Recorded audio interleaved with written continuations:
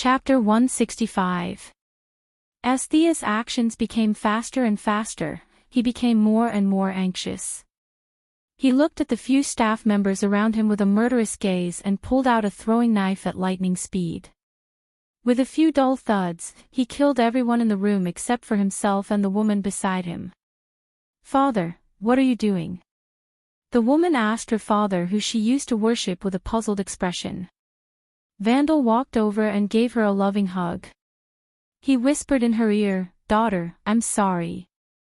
His gaze quickly turned from gentle to ferocious. A dagger with a strange pattern was stabbed into her abdomen and stirred twice. "You? Why?" She fell into a pool of blood with deep confusion. "I didn't want this to happen. This is your fate."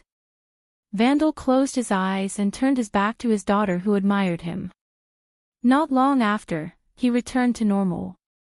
He pulled out an unconscious young man from a compartment in the basement. If the legendary squad were here, they would definitely recognize that this was the Hawk Man who died not long ago, the reincarnated lover of the Hawk Girl. For the legendary squad who traveled through the river of time, only a few months had passed. But for Vandal, it was a solid 100 years. He spent a lot of effort and found this young man 30 years ago, the 207th reincarnation of the Hawk Man.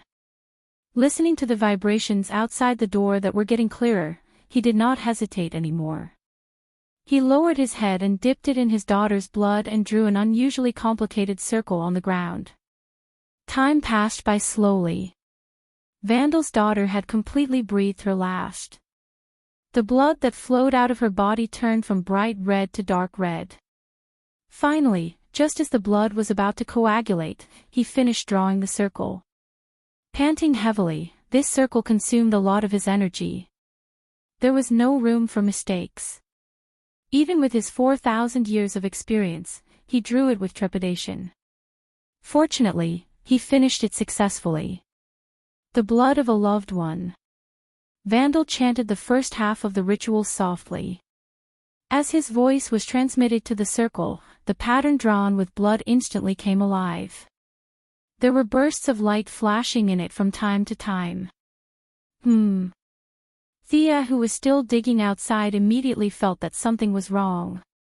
This was too wrong. The air was filled with a restless aura. The birds on the nearby branches had collectively flown away. Should they continue digging or observe the situation? Thea asked for Rip Hunter's opinion. Even though Rip didn't sense anything, the two quickly came to an agreement. A gentleman wouldn't stand under a collapsing wall. "Let's watch from afar." What if the enemy used some kind of suicidal move? How dangerous would that be? At most, he could just travel through time again. It was not a big deal. At this moment, Vandal could not care less about the enemy's escape. His ritual had already entered the second stage. The blood of one's kin and the life of one's enemy are all contributed to the two ends of the scale. Me, High Priest of Horus, Vandal Savage, praise for the gaze of my lord. After a full 10 minutes, just as Vandal felt that the ritual was beginning to absorb his immortal life force, a mysterious power finally projected a near-omnipresent gaze from the depths of the multiverse. This line of sight was very faint and weak, almost between existence and non-existence. It barely sent a signal to Vandal with praise and encouragement. Vandal was about to die from exhaustion. His life force had been greatly drained. If it had been an ordinary person, they would have died long ago. He was cursing in his heart. "I haven't used it once in 4,000 years. It's so difficult to summon you for the first time. Can you do it or not?" But the arrow had already been knocked. He trembled as he completed the last step of the ritual. He reached out a hand and aimed at his left eye. His heart was full of hesitation. There was no small matter when it came to the gods. As long as he sacrificed it, the eye would not grow back even if he was reborn. But his hesitation was immediately felt by the gaze. The message sent became more and more impatient and dissatisfied. Gritting his teeth and stomping his foot, Vandal aimed at his left eye and dug it out. Ah! The excruciating pain almost made him faint. But he still had some rationality left. He threw the bloody left eye into the ritual. I sacrifice my eye. I pray for the guardian of the pharaoh, the symbol of royalty, the eagle god Horus, the eye of all worlds. Destroy these fugitives of time, the destroyers of world order. Vandal's last few words were almost roared out. There was no other way. He was too weak. His face that used to be 40 years old now looked like he was 80 years old. One had to know that he had maintained the appearance of a 40-year-old man for 4,000 years without any change. Now, a ritual had sucked away his nearly limitless life force. In addition, he had lost an eye and a daughter. His sacrifice was really too great. Thea naturally did not know about his sacrifice. Even if she knew, she would not take it seriously. Because at this time, she was already a little shocked. In the sky and on the earth, ancient sounds kept echoing. A faint eagle cry kept circling in everyone's mind. Rip Hunt of the Church of Science also saw that things were getting worse, but he did not know what it meant. He could only ask Thea, who seemed to know a lot. If it was any other question, Thea would not be able to answer. After the fusion, she only gained some knowledge about unicorns. That knowledge was passed down through her bloodline. Not only was there little, but it was also very biased. But Thea could still recognize the current scene. As the representative of the heavenly realm's creatures, even if she had not seen it, she had at least heard of it. Facing Rip Hunt's inquisitive gaze, she gritted her teeth and said with a bit of bitterness, "This is the omen of a god's descent." Walla walla. Rip Hunt could only hear the sound of his worldview shattering. Are you kidding me? It's already the year 2166, we're already using space-based weapons, and you're telling me about a god? Aren't we living in an era of science and technology? Was all the knowledge I learned in school fake? No one would know or care about the screams in his heart. Thea solemnly looked at the sky not far away. The clouds there were already covered by a kind of high-density energy. The air was constantly rubbing against each other, creating large amounts of electric arcs. Just as the energy gathered and finally reached a certain point, a pair of sharp claws suddenly reached out. Although it was very difficult and slow, as if the claws were tearing something, they still managed to tear a large hole in the energy. Miss Thea, should we? Rip Hunt received information from the Wave Rider. The Atom Man had killed the big robot sent by Vandal at the cost of serious injuries. The spaceship was quickly approaching and was preparing to make a strategic turn. Thea was not that anxious. After repeated comparisons, if this god was only at this level, she really did not have to be afraid of him. God sounded nice, but in reality, they were life forms that were much higher than ordinary people, so they were called gods. Comparing life forms, Thea was now a half-human half-world creature. She was definitely inferior to him, but she was not afraid of him. Chapter 166. The pressure of a god had some effect on her, but it wasn't strong. Compared to Rip Hunt, whose lips were trembling and couldn't even speak clearly, Thea's performance was full of the demeanor of a strong person. Captain, go and catch Vandal Savage. He's down there and can't resist anymore. As for this big guy, leave it to me. Thea was amused after she said that. It wasn't because she thought of a joke, but because she felt the excitement in her soul. She smiled with fighting spirit, and her blood was boiling. Finally, there was a worthy opponent. This was a real god. After a good fight, she wouldn't have any regrets even if she returned to the original spacetime. The unicorn felt her monstrous fighting spirit and took the initiative to let go of part of its body control, causing Thea's aura to increase by a lot. Rip Hunt also knew that he couldn't stop her and the unicorn. If you want to fight, then fight. I'll go and catch Vandal first. He ordered the Wave Rider to start breaking the door, and it didn't take long before the door was blown open. He ordered the Atom Man, Sarah, and Captain Frigid to guard the house for the 3 seriously injured. The remaining Firestorm and Heatwave Hawk Girl followed him to catch Grandpa Vandal.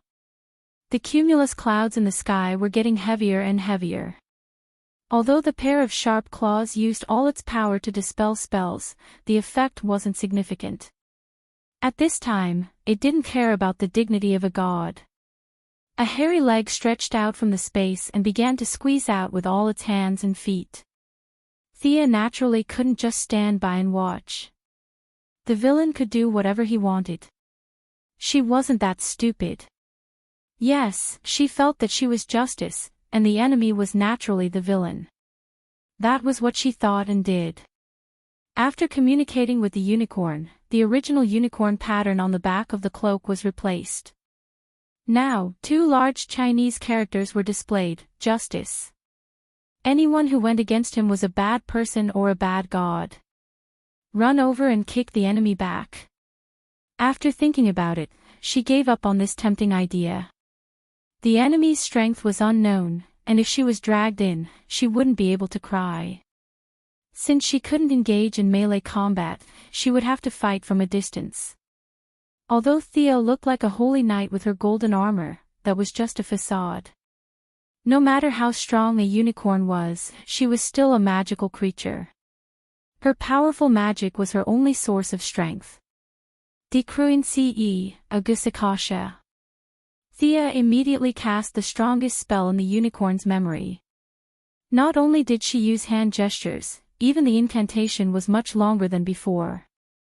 As the mana around her gathered, the entire place fell into absolute silence. She and Horus, who was about to cross over to the other world, were like 2 whirlpools, each of them madly absorbing the mana in the air. Horus was not an ordinary person either. Sensing the danger in his body, he exerted more force toward the opening. A small part of his falcon-like head was already exposed. His right eye shone brightly, showing the vast wisdom of a god. His left eye was filled with hatred and hostility as he stared fiercely at Thea. Although it was just a glance, Thea, whose power level was infinitely high, instantly understood the past. Horus' left eye was once passed down to the world. Later on, it was made into a divine artifact, the Eye of Horus. This divine artifact was personally found by him and offered to the god of the underworld, Osiris, for safekeeping. Now, his right eye was the original eye of his divine body, and his left eye was probably Vandal's offering. Could his right eye also be made into a divine artifact? Thea couldn't be blamed for thinking too much. His eyes seemed to be able to see through everything in the world. It was really tempting. Something that even the god of the underworld was interested in must be of a higher level than things like scepters and magic balls. No matter what the situation was, she must keep his eye. At most, she could just grab it and run away. As for Vandal's eye, she would leave it to him. Thea was afraid that she would have nightmares if she looked at his fierce gaze. After 3 minutes of chanting, the spell was finally ready. Perhaps this world was a technological world, but the casting of spells was extremely jerky.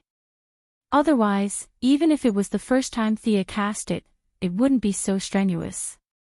Burning cloud. She pointed at the figure of Horus in the distance, and a large cloud of fiery red energy instantly covered the god who was trying to climb out. A large amount of heat and light energy gathered in the cloud, and countless explosions occurred every second. The energy after the explosion would not dissipate, but would gather and explode again in the sealed cloud. In theory, the energy could continuously gather and explode, and the enemy's injury would also increase the destructive power of the energy. Although the cloud seemed airtight to the outside world, Thea could see inside as a spellcaster. She didn't know what this god was thinking. Was it because he was too bored? He was so focused on drilling in this direction that he turned a blind eye to the explosion in front of him. A faint layer of light appeared on his body. Although it was so weak that it seemed like it could be blown out by a gust of wind, it persisted in the continuous explosion. Powerful. Sure enough, the power of spells would be greatly reduced against gods. This was the memory inheritance in Merlin's bloodline. His ancestors had most likely done something similar to what Thea was doing today. This was really a good family style. Since direct damage couldn't penetrate you, then let's try direct damage. As a modern person who had been influenced by modern science, her mind was much more active than the ancients. This time, there was no need for complicated spells. It was a pure contest of energy. Thea gathered all the light energy in her body between her fingers. After repeatedly compressing it, she pointed 2 fingers at Horace, who was still acting as a target. Magic Beam Cannon. Well, Thea felt that this move was very similar to the move of a certain national cartoon Demon King. The principle was similar, so she directly borrowed the name of the move. The spiral energy constantly accelerated the main energy beam. At first, the speed was not fast because the energy was too concentrated, but under the continuous acceleration, it became faster and faster. Thea and Horace were 2 kilometers apart, but this distance, driven by the spiral energy, almost broke the space barrier. Poof! The energy beam opened a small hole in Horace's divine body as thick as an adult's finger. Although this was not a serious injury to Horace, who was 5 or 6 meters tall, he could not accept being injured by a mortal. His eagle-like head roared in an unknown language. His entire body began to expand violently, as if he wanted to use this method to forcefully descend. What the hell, I only took a little bit of blood from him. Did he have to go berserk? Thea was definitely not lying. It was a drop of blood. A drop of golden blood flowed out from his wound. The wound healed very quickly and was repaired in an instant. However, the drop of blood fell to the ground uncontrollably. The blood of a god. Thea was a little tempted when she saw the drop point. Generally, this was the foundation of the protagonist's flight, not to mention that this was her own spoils of war. However, it was a little degrading for her to rush over like a hungry dog. In any case, she was now an opponent of the same level as him. Although the gods might not acknowledge her, she had to despise him on the surface and respect him in her heart. After memorizing the drop point of the blood, Thea did not stop and continued to fire. Poof! Poof! Poof! After 3 consecutive shots, Thea was exhausted. As a target, Horace was even more exhausted. Chapter 167. Thea had no time to pay attention to where the god's blood would land. They must be in the same area. The 2 were fighting in the air, and the Earth's rotation wasn't that fast. Huff! Huff! She gasped for breath. She had consumed a lot of energy, and her mental strength had decreased by at least 15%. After a few concentrated shots, she realized that she couldn't stop this god from entering. She wasn't strong enough to kill a god like killing a dog. She could only show limited attention to this god who wanted to squeeze in. She drew an incantation with her hand and summoned an owl, which pointed to a few spots in the distance. She couldn't let this god's blood go to the passers-by.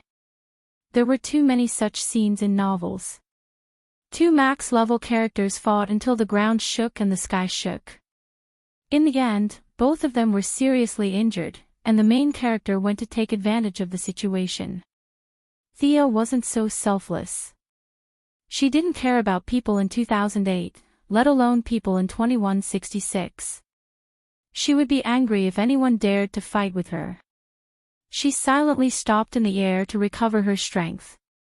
She wanted to fight this god fair and square. Fortunately, Horace was busy and didn't use his mind-reading ability. Otherwise, he would have spat at her face. You opened 4 holes in my body. God's blood was different from human blood. Human blood could spurt out like a fountain, but God's blood could not do the same.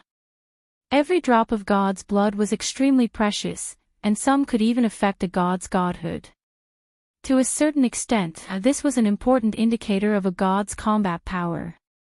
If too much blood was lost, the god's divine position could be knocked off, causing eternal death.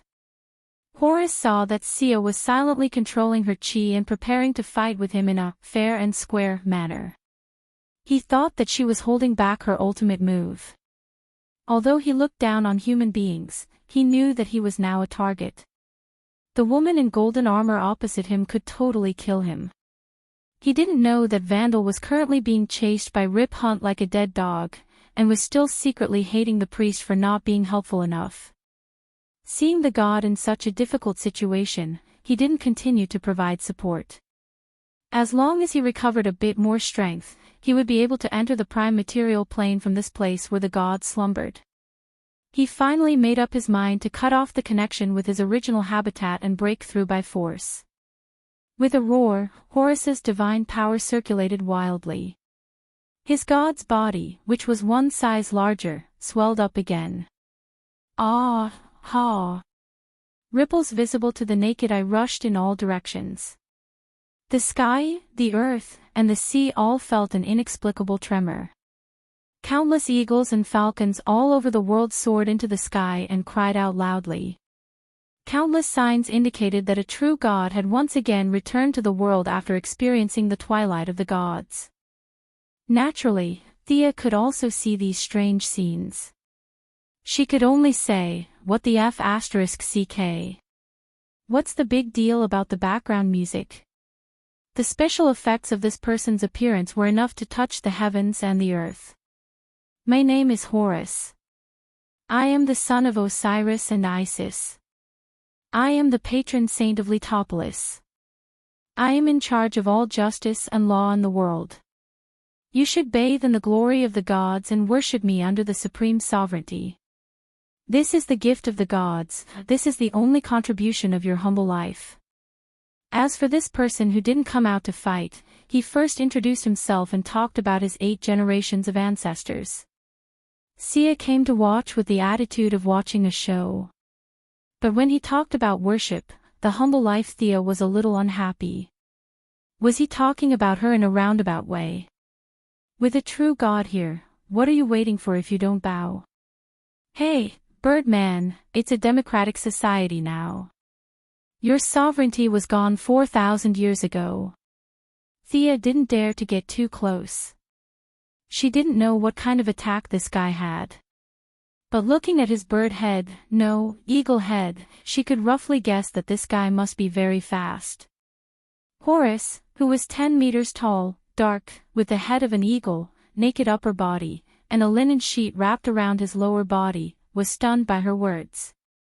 He couldn't help but ask, "Is the 4th dynasty over?" Thea nodded and said in her heart, "God, you are right. Not only the Ming dynasty is gone, but the Qing dynasty is also gone." Horus got his answer and was obviously a little stunned. He looked around. His divine thoughts swept across the land with a radius of tens of thousands of kilometers.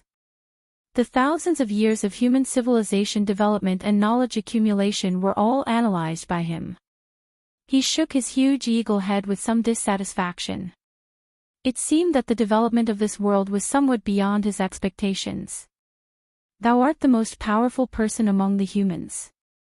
You are qualified to rest under my throne. Kneel down and accept my blessings. This is an honor that you can't imagine. Horus figured out the context of the changes in the world and was a little confused. He couldn't tell whether some changes were good or bad. But what kind of existence was he? He was a god. It could only be the world that adapted to him. It was impossible for him to accept the world. In the face of Thea, a time traveler who could hurt him, although he was a little annoyed, he was ready to recruit people and continue to build the kingdom of heaven on earth. In his impression, humans were unbelievably weak. If he were to condescend to rope them in, the other party would definitely bow down and worship him. As for why Vandal summoned him, he didn't care at all. Gods could order humans, but how could humans command gods? He threw Vandal's wishes to the sky without thinking. Thea was amused by him. What did he mean? The Prime Minister could hold a boat, but this god was better. Did he want to take her in without any grudges? Please, we haven't fought yet. How can I just surrender? Also, where did you learn to speak like you're singing? Thea had goosebumps when he sang. Thea repeatedly checked and didn't feel that this god was very powerful. Except for his appearance and his singing, there didn't seem to be anything special. In terms of energy intensity, Thea was a little higher. This guy looked powerful, but Thea felt that he was seriously injured and was summoned to fight before he recovered. According to the game data, this guy's upper limit of health and magic was extremely high. But now he only had a little bit of health left, and his magic was almost at the bottom.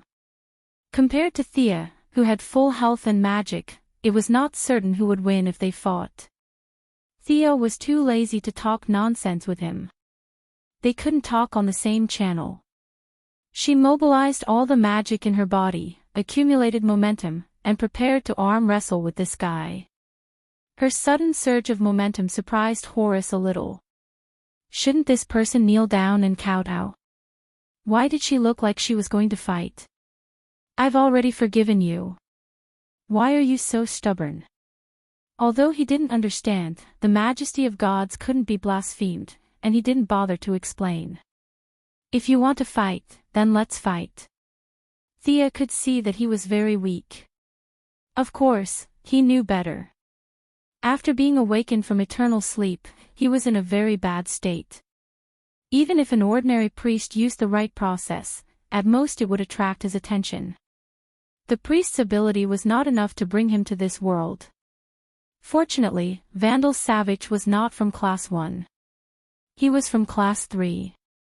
By crazily extracting Vandal's immortal life force, Horace finally entered the world that was once filled with the footprints of the gods after going through many hardships. Chapter 168. Horace had lost too much of his divine power, and many of his abilities that required a lot of daily consumption were not activated. Not knowing that his only remaining priest had lived for 4,000 years and had long been blinded by the bustling world, Vandal, who was walking uneasily, was cursing him in his heart. Hurry up, to think you would have such a day. Rip Hunter kicked Vandal and urged him to quicken his pace. The old captain was in a state of great joy and sorrow today. Initially, Thea's man-made nuclear bomb almost blew up the spaceship, which was a great sorrow. Now, he easily caught the enemy of his life, which was a great joy. Without any scruples, Vandal was now so old that he didn't even need to buy a ticket to board the spaceship. He didn't have any intention of taking care of the old man and dragged him back to the spaceship like a sheep. The spaceship quickly took off. It had no choice but to take off. Horace was 10 meters tall and stood on the ground like an iron tower. Thea was also hovering at the same height, staring at him full of fighting spirit. These two could fight at any time, and the ground was too dangerous. Is this a god? The Atom Man, who had been fighting with the giant robot, had been badly injured. Now that he had just recovered a little strength, he was helped by Kendra to the display screen to watch the news of the arrival of a god. This was not seen in Star City in 2017, and he looked at the tall and majestic Horace with some interest. It was unknown whether it was a coincidence or his gaze was too wretched. Separated by tens of thousands of meters and the spaceship's display screen, Horace's eagle eye quickly glanced at him, and there was a trace of divine power in his eyes. Ray Palmer was a purebred ordinary person. Although he was tall and handsome, it was useless in front of divine power. Even with so many obstacles between them, when the gaze fell on him, he was still instantly seriously injured. Poof! A mouthful of blood spurted out, and his whole body fell straight down. Where are you looking? Although Thea didn't know that her temporary teammate had taken a blow for her, she still seized the opportunity when Horace was momentarily distracted. This guy's divine body was too resistant to magic, and the preparation time of the magic beam cannon was too long. Thea could only do what she was used to doing, and she charged forward with her lightsaber. Fortunately, this wasn't a game. There wouldn't be any situations where warriors couldn't use magic or mages couldn't fight in close combat. Thea didn't have any psychological burden for a mage like herself charging forward to attack. She gripped the 2-meter-long heaven-gathering cloud sword with both hands and stabbed forward. At first, Horus might have been afraid of the majesty of the gods, so he took a few of her attacks with his bare hands. The result of his carelessness was that he was pierced with 2 more holes. Helpless, he could only take out a golden scepter from the void. At the top of the scepter, there was an eagle spreading its wings, ready to fly. Scepter of Horus. Sia's gaze couldn't help but be attracted to the scepter, but when she looked at it carefully, she was a little puzzled. The scepter was more than 8 meters long, and Horus wielded it with such vigor that it was airtight. Was this what Vandal was holding back then? He was 1.8 meters tall and wielded an 8.1 meter stick. The scene seemed a bit fake. Thea believed that artifacts could be big or small, but would Horus make his weapons smaller for humans? She knew the answer just by looking at how arrogant he was. Thea once again used her high-speed movement to aim her sword at Horus' head. Horus clenched the scepter with both hands and swung it in the opposite direction. With a crack, both of them used almost all their strength. The result was that Thea's sword and Horus' scepter shattered at the same time. The lightsaber shattered into pieces, and the scepter also broke in the middle and fell into the ground. Hey, Thea understood. This guy's scepter was the same as her lightsaber. They were both made with his own energy. Without her weapon, she quickly retreated. It would take a few seconds to condense the lightsaber again, but Horus' scepter could be condensed at will. Thea's control of energy was far inferior to these gods who had lived for countless years. Human powerhouse, do you want to see the distance between you and the sky? Do you want to know how shallow you are? Let me show you the authority of the gods. Horus did not rush to attack. His divine power began to spread in all directions. Wherever the divine power passed, high-rise buildings collapsed instantly, and asphalt roads broke. The high-tech city, which was full of modern atmosphere, almost turned into a sea of sand in the blink of an eye. From time to time, sand waves rolled, and some sand waves rushed to a height of 100 meters. Most of the residents in the city had blank eyes, and the modern clothes on their bodies were replaced by linen clothes. A few people who were still conscious looked at this scene in puzzlement, thinking that it was some kind of prank. There are so many stupid mortals. Horus was very dissatisfied with those who still retained their own consciousness. In an instant, he sent out countless messages. Those who were under his control all had their strength increased dramatically. In groups of 3 or 5, they knocked down those who were conscious to the ground. Occasionally, a few people who were in a semi-conscious state were washed by the divine power and lost their own consciousness, but most of the sober ones were beaten to death. What the hell?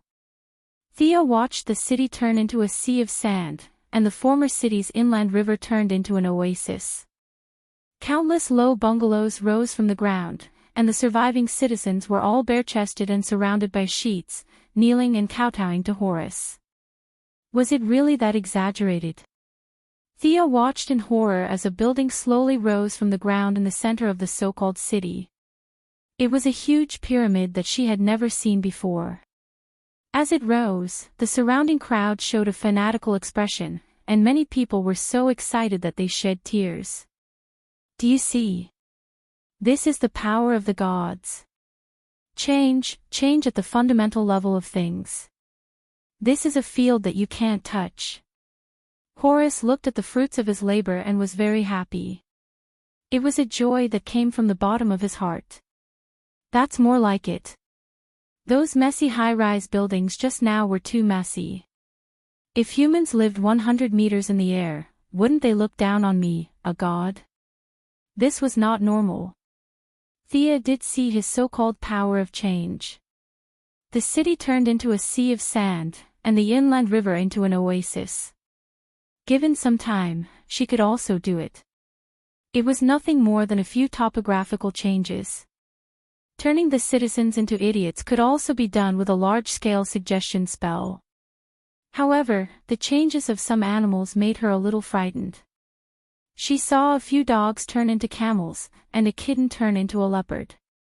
This was not a transformation spell that changed the appearance, but a fundamental change that she couldn't do. Not to mention the pyramid that was still rising. How did it change from invisible to tangible? All these questions made Thea a little confused. She was already preparing to retreat. Whether it was returning to her own timeline or continuing to hang around with the Legend Squad, it was better than fighting this non-human. Using her psychic power, she quickly found Rip Hunt and the others in the sky. She prepared to directly teleport into the spaceship. It was time for a new strategic change. Chapter 169. Miss Thea, these people, we have to save them. Isn't that right, Captain? Before Rip Hunter could say anything, the fat old man with a sense of justice spoke first. As someone who grew up under the banner of freedom and democracy, Martin Stein, who had lived for almost 70 years, couldn't accept the idea of brainwashing normal people into slaves. He was so angry that his lips trembled. After saying that, he turned to Rip Hunter for support. Didn't you say that we were going to save the world when you brought us together? You're not thinking of running away, are you? Rip Hunter, who had a handsome mustache, didn't want to get involved in this at all. He just wanted to get his wife and son onto the ship as soon as possible. What happens to the world after that really didn't matter to him. But now that the fat old man was looking at him expectantly, he couldn't do anything about it. This was the pain of a neutral person pretending to be on the side of justice. Before, Thea was forced onto the Wave Rider by all kinds of morals, and she was feeling the same as him right now. She couldn't think of a reason to refuse. Of course, that's what I mean. Rip Hunter could only pretend to be a fat man. Miss Thea, do you have any ideas? After the fat old man unified the internal opinions, he began to ask Miss Thea, who was the main force fighting the monsters. What could she do? These people had been completely rewritten from the bottom of their hearts. Their original beliefs and ideals had been forcefully erased by divine power. To put it bluntly, even if these people were saved, they would have to rebuild their outlook on life and the world. Thea was still thinking about how to tactfully say that they should retreat. Arthas interrupted her in her mind. Thea, we can't retreat. These humans need our help. The unicorn Chinibu that represented her kind side urged her to continue fighting. Thea was also a little helpless. She was currently in a fused state, without a unified mind, the external body couldn't move at all. Big sister, we can't win, okay? This god really isn't a bluff. Besides, we're not from this world, this guy is not as strong as you think. His divine power is almost exhausted, and there is not much left. Merge with me deeply. I am a divine creature, and I also have a little divine power. Although it is far inferior to his control of the mind, with our magic power, the total amount will be much more than his. Arthas never forgot about the deep fusion between them, and always used this to remind Thea. Unfortunately, Thea, who was a little obsessed with power, fell for this trick. Should he give up his bottom line? On one hand, it was a divine experience, and on the other hand, it was just a bunch of Chinibu. It didn't seem like a difficult choice. Can I cancel the fusion at any time? Thea was afraid that once they merged, they would never be able to separate again.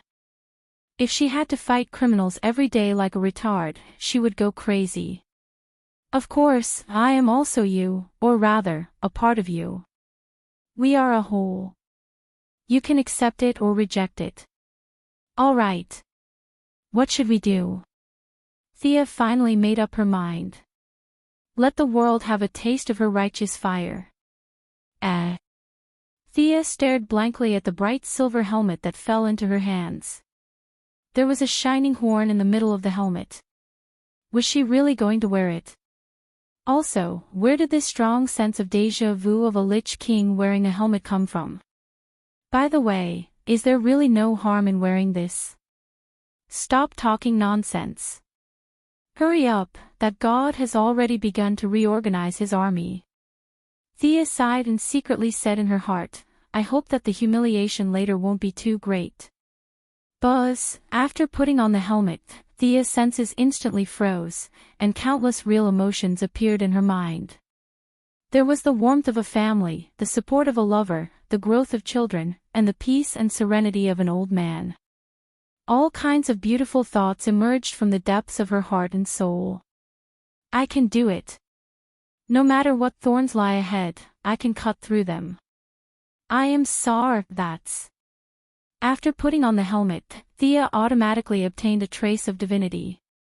Although it was weak and insignificant, sometimes, there was a huge difference between having it and not having it. You evil god, you disregard the will of the people. Today, I will judge you. That's, who was emitting a golden light, stood in the air like the sun and pointed at Horus. Although his voice wasn't loud, everyone within a 10,000-mile radius could hear him clearly. As her temporary companions, the legendary party was naturally within the 10,000-mile radius. They looked at each other in confusion. This is too illogical. How can I hear her when she's so far away? The fat old man, Martin Stein, asked. Although Thea didn't give him a direct answer, he was still very satisfied with her current actions. He thought that this little girl was most likely a person of action who wasn't good with words. What a good person, a righteous friend. Now that Thea's large-scale broadcast had naturally drawn out his scientific research spirit, his mind was constantly searching for various theories in an attempt to use science to explain this supernatural phenomenon. At this time, Sarah Lance, who had basically recovered, also rushed in front of the screen. She felt a little helpless, but more than that, she was puzzled. This Thea was like heaven and earth compared to the one she knew. Looking at her current state, even the Ninja Master and Damien Dark wouldn't be able to withstand a single blow from her. Thea, who was infinitely praised by them, was currently competing with Arthas in the bloodline consciousness space. Shut up, stop talking. Don't run, stop right there. The two chased and fought, and Thea finally regained part of the control. She couldn't avoid the Chinibu, but she could keep quiet. Let's see who's better with our fists. She couldn't make this group of people return to normal, but she could brainwash them again. Using the trace of divinity in her body as a foundation and a large amount of magic power, Thea began to communicate with the memories deep in her blood. It was the legendary final resting place of King Arthur, the Holy Land in Celtic mythology, the central belief of the ancient Druids. The ultimate Elysium in Wales, the legendary island that existed between reality and fantasy, the land of the afterlife and the afterlife, Avalon. Of course, the total amount of divine power needed to pull all the fantasy lands that had drifted to some unknown dimensional corner into this world, let alone her. Even Zeus would have to bring a large number of main gods with him in order to do so. This world that rejected magic and divine power was too stubborn. Even a powerful god like Horus had to spend a lot of effort to squeeze in, and the distance was too far. She couldn't even pull a brick in the fantasy land. But even if she couldn't pull the real thing in, with the help of the bloodline, it was no problem to pull the projection of this fantasy land in. Originally, the attributes of Avalon were also inclined to the fantasy and dream type, and for things like projection, it had an innate advantage over the mountain paradise oak forest and the like. Thea pointed to a lake not far away and began to transform the ley lines. Chapter 170. Avalon was an island of dreams, and it had extremely strict requirements for the real environment. The most important thing was that it could not fall to the ground. Thea could only artificially create a large floating island to receive projections transmitted from a distant time and space. Her transformation of the land veins had caused a lot of noise. Horus was a true god, and his divine power was pitiful. Every little bit had to be carefully calculated and controlled. It was not an exaggeration to say that the transformation process was silent and moisturizing. Thea did not have this ability. She used a lower level of magic, and her control ability was much worse than Horus. In the end, it was like a construction site. Fortunately, her magic was endless. She could make up for the lack of quality with quantity. A large amount of violent magic poured into the earth. Soil flew up and sand filled the sky.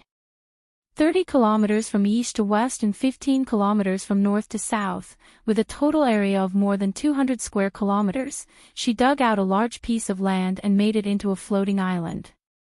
A large amount of lake water and trees fell from the sky, mud and sand fell, and rocks flew everywhere. Thea's work was not small.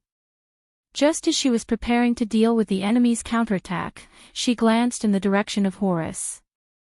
She was a little surprised, but it was reasonable. Horus looked down on human beings. Even if Thea was stronger, she was still an ant in his eyes. How could the pride of a god fight without declaring war? The god did not have any intention of sneaking an attack. He looked at her digging and making an island and nodded thoughtfully. Well, since you are not in a hurry, I don't have to be so hasty. Thea compacted all the land on the outer edge of the floating island. Otherwise, when Avalon came, the huge magic reaction would shake this load-bearing land apart. Everything was ready except for the east wind. Thea kept chanting, and this time the chanting was particularly long. The air was silent, and only her voice could be heard between heaven and earth. Boom! At first, the sound was very small, but as time went on, the frequency of the vibration became higher and higher. Even the pyramid that Horus had built was shaken, and a large amount of sand rolled down from the tower. Many brainwashed former citizens were also frightened by this invisible aura and looked around blankly. Just as Horus's huge eagle eye was carefully looking around. Come back. Avalon, the bronze-colored foggy island, the eternal fantasy land. Sia shouted. At this time, she was crazily outputting her magic power. The azure magic power around her rippled, and the sound of a harp could be heard. There was also the faint cry of a banshee mixed in with it. The originally bare floating island seemed to be shrouded in a layer of foggy air. It was impossible to see what was inside clearly. Only through the gaps in the clouds could one see the scenery inside. There was a forest, a lake, and an illusory palace in the deepest part of the island. The people on the spaceship were completely dumbfounded. No science could explain this phenomenon. The Atom Man, who was seriously injured by the divine eye, was a bit like a cockroach. After receiving some treatment in the medical room, he was concerned about the situation on the front line and was now watching the battle with his injury. Looking at the huge island that Thea had summoned in front of the screen, as a die-hard fan of the Knights of the Round Table, he was completely dumbfounded. Even if he didn't know at first, Thea had shouted it out, and it was the kind of regional broadcast type. Avalon. Ray Palmer whispered, his heart full of the excitement of seeing his idol. Captain and everyone, I need your help to deal with this evil god. Thea's voice was transmitted in the spaceship at the right time. Her words were full of righteousness and kindness. Even Superman was at the same level as her. From any point of view, she was the representative of justice and the savior of human freedom. I'll help, Jackson, let's go. The fat old man, who had been influenced by liberal and democratic ideology, was the first to respond to her call when he heard that they were going to deal with an evil god. He turned to look at his partner. The black guy was actually a little scared. The scene was almost like the end of the world. After all, he was still repairing his car half a year ago. He had only seen such an exciting scene before in his dreams. But looking at the fat old man's determined look, if he refused, he would jump out with a parachute and a rifle. So he could only nod. The two completed the fusion and turned into the superhero Firestorm. Without saying goodbye to Rip Hunt, they flew out of the cabin door. I'll go help too. The Atom Man immediately put on his battle suit. "Ray, your injury." Hawk Girl called him. "It's okay. My battle suit has a life support system. It'll be fine." He hugged Hawk Girl and flew out with Firestorm. As for whether he was doing it for justice or to see his childhood idol, it was up to him to decide. Ray, Hawk Girl chased after him but couldn't catch up. She could only go back to the command room.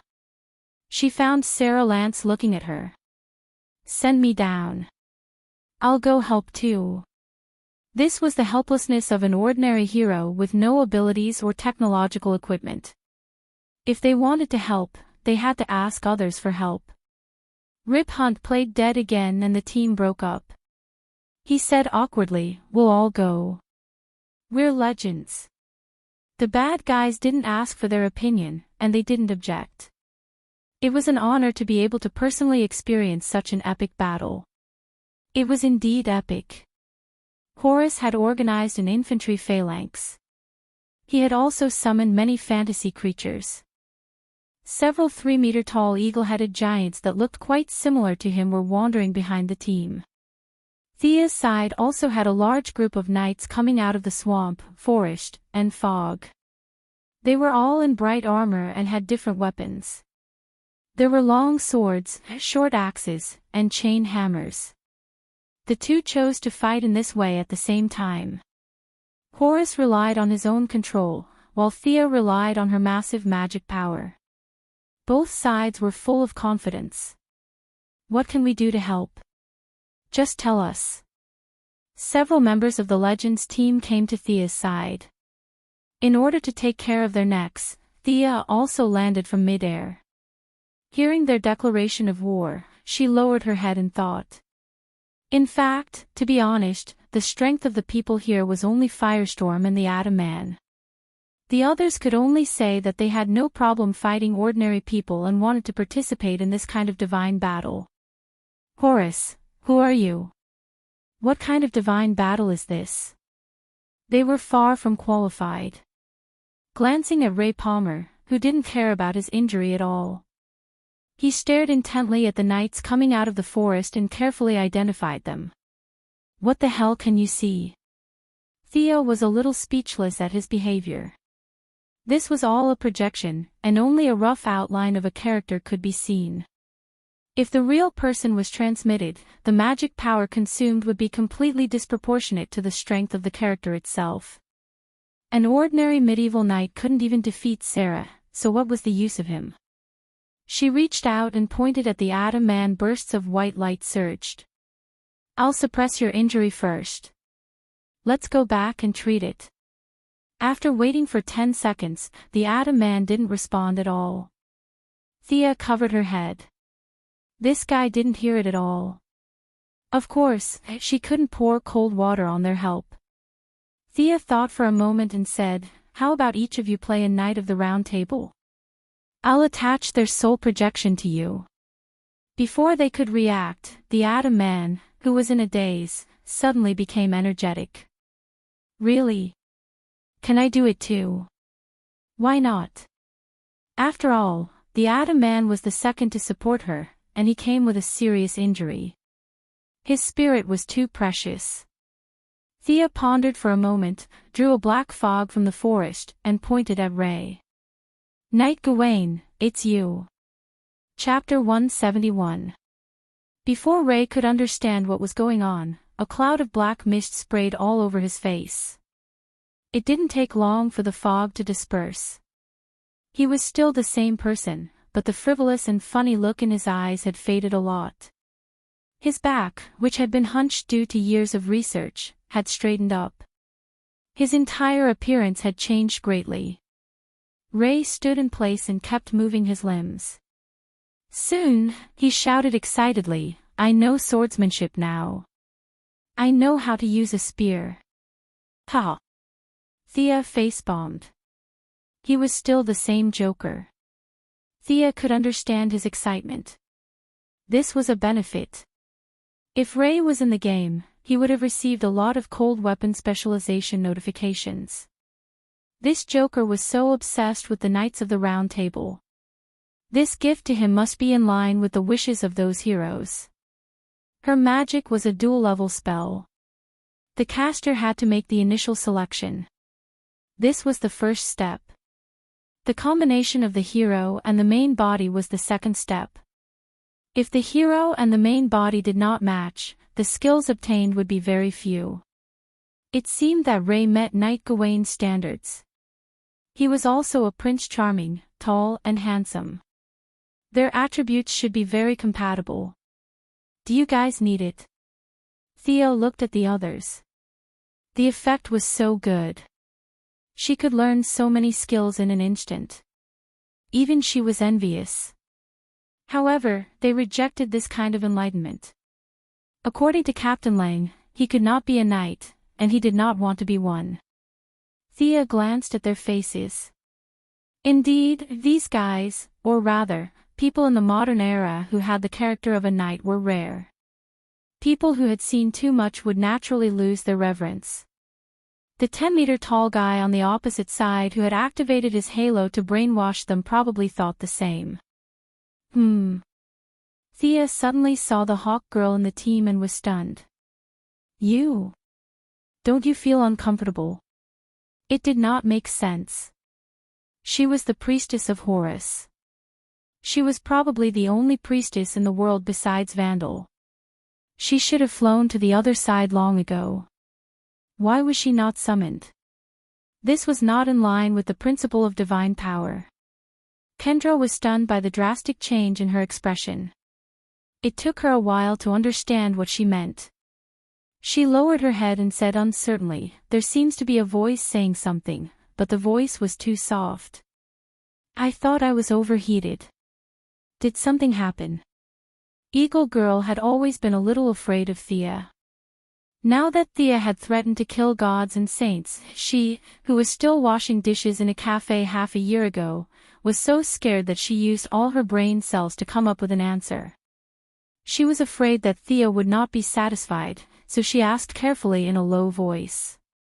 Thea's mind was filled with question marks at first, but when she heard her say that her voice was too low, she instantly understood. Horus still valued this believer very much and summoned her as soon as possible. But unfortunately, she was too weak to hear the orders of the gods. Nothing happened after the first step. Fortune favors fools. Thea sighed. She was weak, yet she managed to escape. Compared to the current situation of Vandal, who had summoned him to the world, it was clear that he was not friendly to his believers. In other words, God's view of good and evil is different from that of humans. He thinks that brainwashing you is for your own good, so why do you resist? I can only enter this world by absorbing some of your life force. Isn't that the only value of your existence?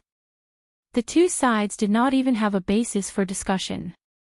It would be strange if they did not fight. Professor, follow me to attack the evil god. Captain, control the weapons on the spaceship to support us. Regardless of whether the other party admitted it or not, they first labeled him as an evil god. Although Thea also knew that this was actually a neutral camp and was still a distance away from evil, this was the consistent strategy of the righteous side. The rest of you, join the war on the ground, everyone. For the freedom and democratic will of mankind, defeat this evil god. May there be eternal peace from today onwards, no more disputes. After Thea finished speaking, she used a large amount of magic to cast a light return on each of the legendary team members.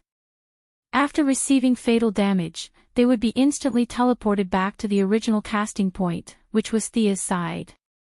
If one looked at it from the sky, they would find that the land was divided into two sides. Horus on the east side was an army formed by the brainwashed citizens. They were dressed in a retro style, bare-chested, and there were all kinds of messy soldiers, such as archers, spearmen, sword-shield soldiers, and several chariots pulled by 2 horses. In contrast, Thea's side was much more orderly. She had enough magic, but limited control. She did not dare to summon King Arthur, who would listen to whom she summoned. The number of knights was far less than the opponent, but the formation was well disciplined.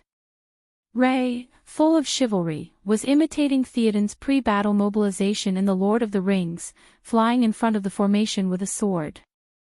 However, Thea did not see his expression as if he was going to fight to the death. This guy was playing, right? Are you ready? Are you ready to accept your inevitable fate of defeat? Horace's voice came from afar. Thank you for giving me time to prepare. I will win. I represent justice. I represent freedom. Humans are not the slaves of the gods.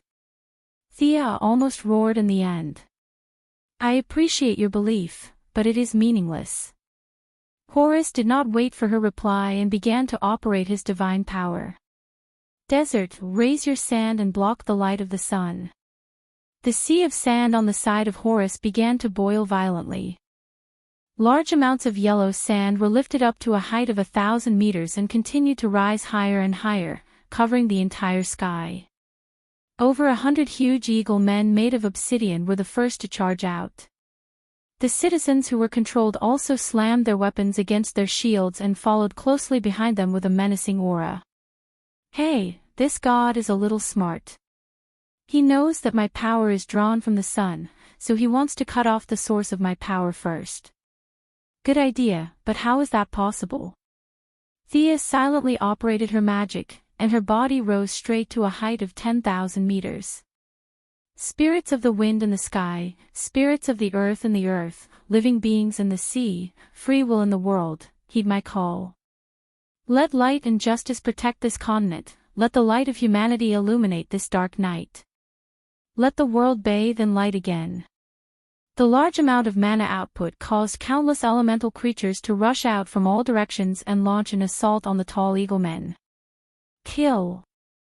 Ray Palmer, who looked like a knight with a metal suit hidden under his knight's armor, led the charge. The rest of the knights also received the signal. They formed their usual wedge formation and rushed into the infantry formation opposite them. The two players did not make any further moves. Their minds were focused on the battlefield below. This was a battle of power, and also a battle of faith. Miss Thea, the casualties are a little high, aren't they? Firestorm flew to her side and whispered. Thea glanced at them. Their strength is not bad. They can fly up 10,000 meters in the air. How can there be no deaths in a war? Only the fat old man would say such childish words. Actually, it was fine even if Thea died. They were all created by magic. She could just summon them again after they died, but the other side could not. Chapter 172. The two of them watched as Ray Palmer dodged the two javelins and smashed the enemy's head with his flail. Professor Stein, don't worry. Look to the side. I need Ray to help me open up the situation. Only then can we use this troop. Firestorm followed her finger and saw some green figures. These are the Banshees of Lake Avalon. They can help these people regain their sanity. Sia had been prepared for the fat old man to come looking for her, so she had already arranged an ambush. As for regaining their sanity, it was pure nonsense. Their original personality had been forcibly erased by divine power. Even Horace would not be able to recover, let alone a mage like her. Thea did not intend to recover. She directly used the Banshee's skill to charm them and brainwash them into having a free and democratic ideology. The fat old man was the top authority in science and technology, but his understanding of magic was based on stories he heard before he was 8 years old. Now that he heard Thea's words, he was relieved. While the two of them were talking, there were already many former citizens who had been brainwashed by Sia to come over. Thea did not have time to write a detailed memory for them. She only left a message that the other side was a slave system, the other side was a democracy, and the other side was stupid and rich. Immediately, many people who had brought their own spears and bows switched sides to Sia's side. The situation gradually became clear. Ray was charging in front to disrupt the enemy's formation, and the weak banshees were desperately tempting and brainwashing at the back. On the other side, the obsidian eagle-headed man was evenly matched with the various elemental creatures. One side was almost immune to magic, and the other side was outnumbered. It was difficult to determine the winner in a short time. Horus looked at the battlefield with detached eyes. No one knew what he was thinking. Human, you underestimate the power of the gods. His eagle eye instantly looked at the great pyramid behind him. A ripple with a strange luster hit the top of the pyramid. With a loud bang, the pyramid, which did not belong to a human building, collapsed instantly. Ha! Thea naturally saw this scene. What was the meaning of this? Did they destroy their own building in the middle of a fight? This way of fighting is very mysterious. Are they trying to numb me? Soon she knew that she was overthinking. The Atom Man, who was charging at the front and shouting loudly, came to Thea's side in a yellow light. Of course, this did not mean that he had become a fast runner. This was the effect of the light return spell on him, which meant that he had been fatally injured. What did you encounter? She could see the tall pyramid from too far away, but now she could only see a layer of black things on the ground. Ray Palmer was a little panicked and gasped. It's beetles, a large swarm of beetles. The biggest one is as big as a calf. Sia looked over suspiciously. Wasn't this guy the eagle god? Was he not in the underworld god? How did he summon the underworld god subordinates? The eagle-headed Anubis could explain, but beetles were not related to his divine title at all. But now there was no time to think about it. The enemy had come. The previous nights were almost completely wiped out. Many of the ones who had been brainwashed by Thea were also drowned by the sea of beetles. Thea could only organize the remaining knights to resist and remove the brainwashed citizens. She was now the representative of justice, so these superficial things had to be done well. Thea continued to cast spells. She could not afford to lose face like this. She was in full condition.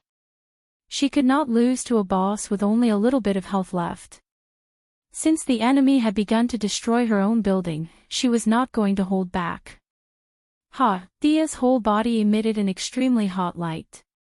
This was the energy in her body that supported the operation of the magic power. She could not care less at this time. She did not hesitate to sprinkle all the hot sunlight on the tall trees in the periphery of the fantasy village. The trees immediately began to grow wildly under her light. The giant trees, which were originally hundreds of meters tall, began to grow rapidly from their roots and branches. Some trees gradually broke free from the shackles of the earth and shakily pulled out their roots. Although slow, their steps were extremely steady as they walked out of the jungle. Fight! Thea ordered the Ents. At the same time, she urgently summoned a group of knights to resist the attack of the sea of beetles. When the Ents took over the eagle-headed Anubis, she let the elemental fairies deal with the beetles. With her continuous mobilization, the situation barely returned to balance. Thea panted heavily. She had consumed so much magic that her forehead was full of sweat. She looked at Horus in the distance. Why can't I see this guy's consumption? He's overdrawing his divine power. Don't worry. Arthas' words did not make Thea feel relieved. Regardless of whether he was overdrawing or not, they could not hold on any longer. If the other party used 1 point of divine power, Sia would have to use 100 points of magic power to resist. She had been building infrastructure and pushing the troops for such a long time. Her magic power, which she thought was endless, was about to run out. The situation in the field could not be said to be good or bad. Although the giant Ents were powerful, the eagle-headed Anubis were not to be trifled with. The two sides fought until the ground shook and the mountains shook. The elemental fairies were still a little tired in the face of the endless sea of beetles. They could only use continuous self-destruction to buy time. The Atom Man returned to the spaceship to seek comfort from the Eagle Girl. It seemed that the narrow escape from death had frightened him. Firestorm had been desperately firing at the beetles in the air, but for the sea of beetles that covered the ground, his damage was almost non-existent. Last hit, if it doesn't succeed, I'll run. Thea felt that she had done her best for the free world of 2166. If she could not win, there was nothing she could do. At worst, she could come back after she had mastered her magic power. After unsummoning all the knights in the field, she finally got some magic power back. After thinking about it, she directly replaced Avalon and all the banshees with a summoning circle, summoning a stronger creature on the original basis. As for what species it would be, Thea had no idea. The balance of the battle was gradually on Thea's side. Avalon slowly disappeared, the strength of all the Ents was greatly reduced, and the elemental fairies also seemed a little weaker because she had drawn a lot of magic power. Seeing the crisis, the Atom Man once again put on his armor. This time, he did not play the night game, but flew into the air and fired at the ground. The Wave Rider was also firing at full power to buy time for her. The firestorm had already triggered a large-scale explosion, eliminating a layer of the sea of insects on the ground. However, the effect was minimal, and it did not stop the beetles for long. Miss Thea, hurry up. Although I don't know what you're doing, we can't hold on any longer. The Atom Man, who was usually joking, was rarely serious. Just a minute. Thea was also puzzled. What was she summoning with so much magic power? Fantasy Town was already a huge drain on magic power, but it was still so difficult to summon it. Chapter 173. With the continuous input of her massive amount of magic power, Avalon, which was originally in a semi-illusory state, slowly withdrew from the main dimension. First, it was the lake outside, then the dense forest inside. After these areas disappeared, they were replaced by 4 thick lower limbs standing on the original floating island. What was this? Looking at the sharp claws and scales, it should be some kind of beast. Thea did not know what she would summon. These spells were like this, they were too random. The summoned creatures obtained through energy exchange did not completely follow the principle of equivalence. Some were stronger than the original creature, and some were far inferior. In Merlin's bloodline memory, there was a great wizard who had summoned a wild plant from the depths of the universe during a life-and-death battle in outer space. He had expended a lot of effort to summon it. At first, he was quite happy because this thing's energy reaction could easily slay gods and demons. However, he died after a while because although this plant was powerful, it could not move. This shortcoming directly killed the great wizard. Thea was somewhat confident. The main dimension had a great attraction to all creatures, so the chances of summoning a strong fighter were very high. The glory of Avalon finally disappeared from this world. Thea did not have time to sigh and focused on her summoned creature. Human little girl. Are you summoning me? The voice came from 100 meters high in the sky. What appeared in front of Thea was a giant dragon with 5 heads. The 5 heads were red, blue, green, black, and silver-white respectively. The scales on the giant dragon's body were changing colors at any time, and there were lights of different attributes flashing on its body at every moment. Yes, Your Highness. May the light of your wisdom always shine on this long night, and may the order of the night break the peace before dawn. She was so polite, but it was not because she suddenly became polite. Thea's heart collapsed a little at this time. This was a great god, one of the lords of a small world in the distant universe. The Dark Dragon Queen Taxis. This dragon was also known as the 10,000 color void dragon. Of course, with Thea's power, even if she used the fantasy village, she still wouldn't be able to summon a main god, not even a main god from a small world. Perhaps it was because of the fantasy village's illusory nature and Thea's power of time that her summoning transcended the river of time and space, summoning a younger version of the 10,000 color void dragon that had yet to become a main god. Fortunately, it was the Queen of Darkness who had yet to become a god. If a main god had descended, it would have been a huge problem. The gods of this world had all been taken away by the twilight of the gods.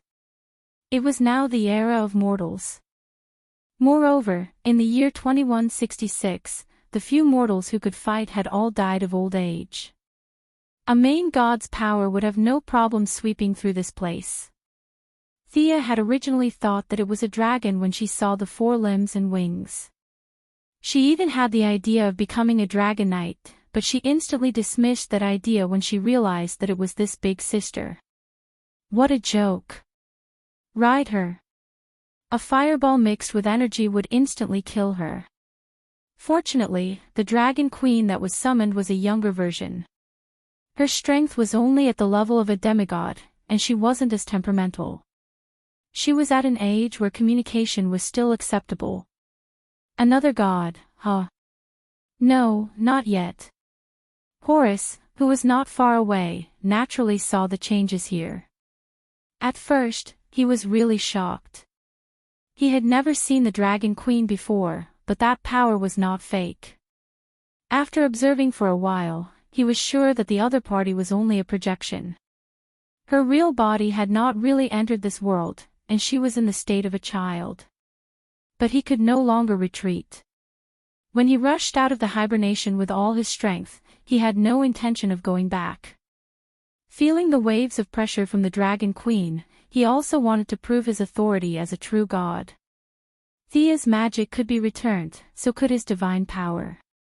Beetles were constantly disappearing into thin air, turning into threads of divine power and converging back into his body.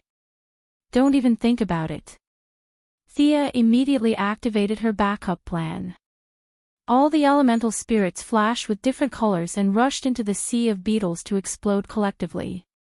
Red, yellow, and blue magic overflowed, blowing up more than half of the originally boundless sea of beetles. Horus's divine power was blocked, and he was a little angry. He looked at Thea angrily and said, "This is not in accordance with the principle of fairness." What he meant was that she had summoned and unsummoned them just now. Did he disturb her? Where is your bottom line? Thea also felt that she was bullying this very chivalrous god. She did not usually think so, but this time, when compared to him, her bottom line was indeed a little low. "Your Majesty Horus, you are a god, and I am a mortal. This is very fair." Although she was a little guilty, she still had to say something. But her tone was already much more polite. Horus, who had a good demeanor, nodded and said, "You are right. I have wronged you." Faced with such an honest god, even with Thea's thick skin, she could only make a facepalm expression. She was really embarrassed to talk nonsense. Let's see who is the real deal. My queen, the one over there is the enemy. Although he could not be ridden, he could still give basic orders. Otherwise, this would not be a summoning spell, but a summoning spell. The myriad sky dragon stared at Horus and said with some disdain, "A bird god? What a joke." After saying that, she spread her wings. Her body, which was thousands of meters long, covered the sky and the sun. The 5 dragon heads spat out energy of different attributes. There were flames, ice, quicksand, and all kinds of deadly light beams. They came crashing down on Horus. Horus looked serious in the face of this fierce attack. He crazily channeled his divine power. His whole body quickly stretched and transformed into a giant eagle that was hundreds of meters long. He dodged all kinds of light beams and clawed at the Dragon Queen with his sharp claws. "How dare you? Who do you think you are fighting?" The Dragon Queen's 5 heads cooperated skillfully. 3 of her heads spat out fireballs, icicles, and sandstorms to resist Horus's sharp claws. The remaining 2 heads each spat out a light and dark energy. She used a very clever method to mix them together. Taking advantage of the moment when Horus swooped down, she shot at his chest. Boom! The earth-shattering explosion sent Horus flying thousands of meters. A big hole was blown in one of his iron wings. Sword-like feathers fell to the ground. Why didn't this guy drop any divine blood? Thea, who could finally do something, had been paying attention to the battle. The Dragon Queen's reputation was not exaggerated. She had the strength of a demigod, but she could suppress a true god. This was a classic example of challenging someone of a higher level. Thea could only admire her. Now that she saw Horus injured but did not see any divine blood, she was a little confused. She asked the sleeping unicorn in the space. He should be out of divine blood. He only has a little power left to maintain his transformation. This god is going to fall. Arthas's tone was a little sad. In order to come to this world, Horus cut off the connection with the god's resting place. If he died here, he would really die. Thea did not care about this problem. She summoned the owl and pointed at the place where the feathers fell. Go and pick them up. Maybe they can be used as arrows in the future. These fell from a god's body. Chapter 174. Thea ignored Arthas' look of disdain. This guy doesn't know anything. Arrows made from these things are still very powerful. After all, when we return to the original time and space, we still have to rely on our old skills to survive. The Dragon Queen Taxi's attacks became more and more rapid. The mixture of fire and ice, the mixture of light and quicksand, from the initial mixture of 2 elements to 3, and then 4. Her understanding of the mixture of magic and magic had surpassed all known mages. This killing method that Thea couldn't name repeatedly inflicted heavy damage on Horus.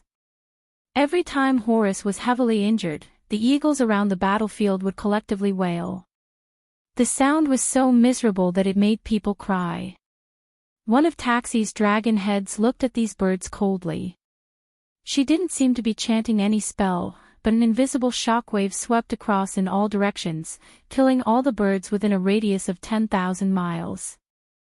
They fell from the sky like dumplings. Even the owl summoned by Thea was implicated. Just as she wanted to summon it again, Taxi's cold voice came. Those are my spoils. The voice was indifferent, but it was not to be refused. Thea was depressed. What does this mean? Does this mean that you plan to pack up and take away the last god? This kind of evil nature is too difficult to communicate with. Thea had no choice but to endure it. This was like casting a movie. The director and producer had the final say when choosing the actors, but when the cast was selected and you couldn't suppress the lead actor, then the lead actor had the final say in the cast. Thea was now the poor director who had to choose a big name as the lead actor. Since she had no right to speak, she would just watch her performance. The Dragon Queen's future divine position was neither light nor darkness, and it was not an element. What she liked was the broad field of chaos, time, war, and so on. The one that was summoned was far from the stage of igniting the divine fire. Although the attack was fierce and Horus was forced to retreat, she really couldn't take down this existence that had been a god for countless years. With a loud bang, Horus mustered all his remaining strength and sent the mountain-like taxis flying with a single wing. He landed on the ground and transformed into his human form. Kneeling on one knee, he silently chanted an unknown language. Thea, who had a tiny bit of divinity, could understand it. This was the divine language, known as the supreme language between heaven and earth. It could communicate with countless planes, space, and time. Great Father God, Osiris, please abide by the ancient agreement and give me the power to protect the order. The voice was bitter but firm. Horus, my son, according to our agreement, I will give you power. However, the eye that you have placed with me will no longer belong to you. Are you sure? The entire world was completely oblivious to this voice, but a few divinities could hear it. The fearless Dragon Queen could not help but take a step back. Thea was confused. Who was this? Osiris. one of the 9 main gods of ancient Egypt, the handsome and cool god of the underworld. The current god of death, Anubis, was his eldest son. Horus was the second son of his family. How did this guy come out? Although Taxis was also known as the main god, that was in her future, not now. In fact, even if she was, her future would not be as good as this god of the underworld. Her world was too small, and Osiris was the god of the main plane. One was the future village chief of a foreign village, and the other was a retired senior official in charge of human resources. It was clear who was stronger and who was weaker. Fortunately, the retired old cadre had no intention of coming in. After confirming Horus's will, he disappeared as if he had never been there. With his departure, the earth seemed to come alive. In the violent shaking of the earth's crust, a large amount of yellow energy gushed out from the depths of the earth and rushed into Horus's body. Many of the energies were extremely heterogeneous. This god did not reject them at all. He did not care that such absorption would destroy his foundation. Quickly attack him, he is absorbing power from the underworld. Taxis was relying on the fact that she was a woman, or a female dragon. She shouted at Thea and did not care about her face at all. She spat at Horus, who was still absorbing energy. This kind of enemy was taboo to watch when they were in the stage of gathering energy. Thea naturally did not intend to let him go. She gathered energy between her fingers again and pointed at Horus, who was surrounded by the yellow energy shield. Paw! Paw! The bright golden beams of light struck Horus's defensive barrier, causing it to flicker, as though it would shatter at the very next moment. Thea sighed. This defense was very strong and solid. It was just an illusion that it would be broken immediately. As long as it was not broken directly, it could be restored in the next second. Divine power was very pure. If it could succeed, then so be it. Unlike magic power, which required a lot of nature changes, concealment, and conversion, divine power did not have these things at all. It was simple, direct, and domineering. This was the fundamental difference between the two. Thea returned without success, but it did not mean that Taxis also had no success. She could not defeat retired cadres, but it was not a problem to deal with a second-generation official who did not inherit the family business and resigned to go to sea. She had completely fused the 5 elements in her body together, and the energy was extremely unstable. Thea was frightened, for fear that it would explode in the next second. But the Dragon Queen was really magnanimous. She was not anxious and did not panic.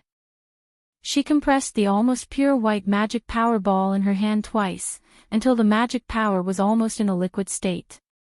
Only then did she stop and threw it at Horus, who was half kneeling in the distance. The two came into close contact at an extremely fast speed, and the instantaneous explosion of power raised the surrounding thousands of miles to the ground. Not to mention the pyramid that Horus had pulled up, even the infrastructure projects that Thea had done were all turned into dust. The Wave Rider was also blown thousands of miles away.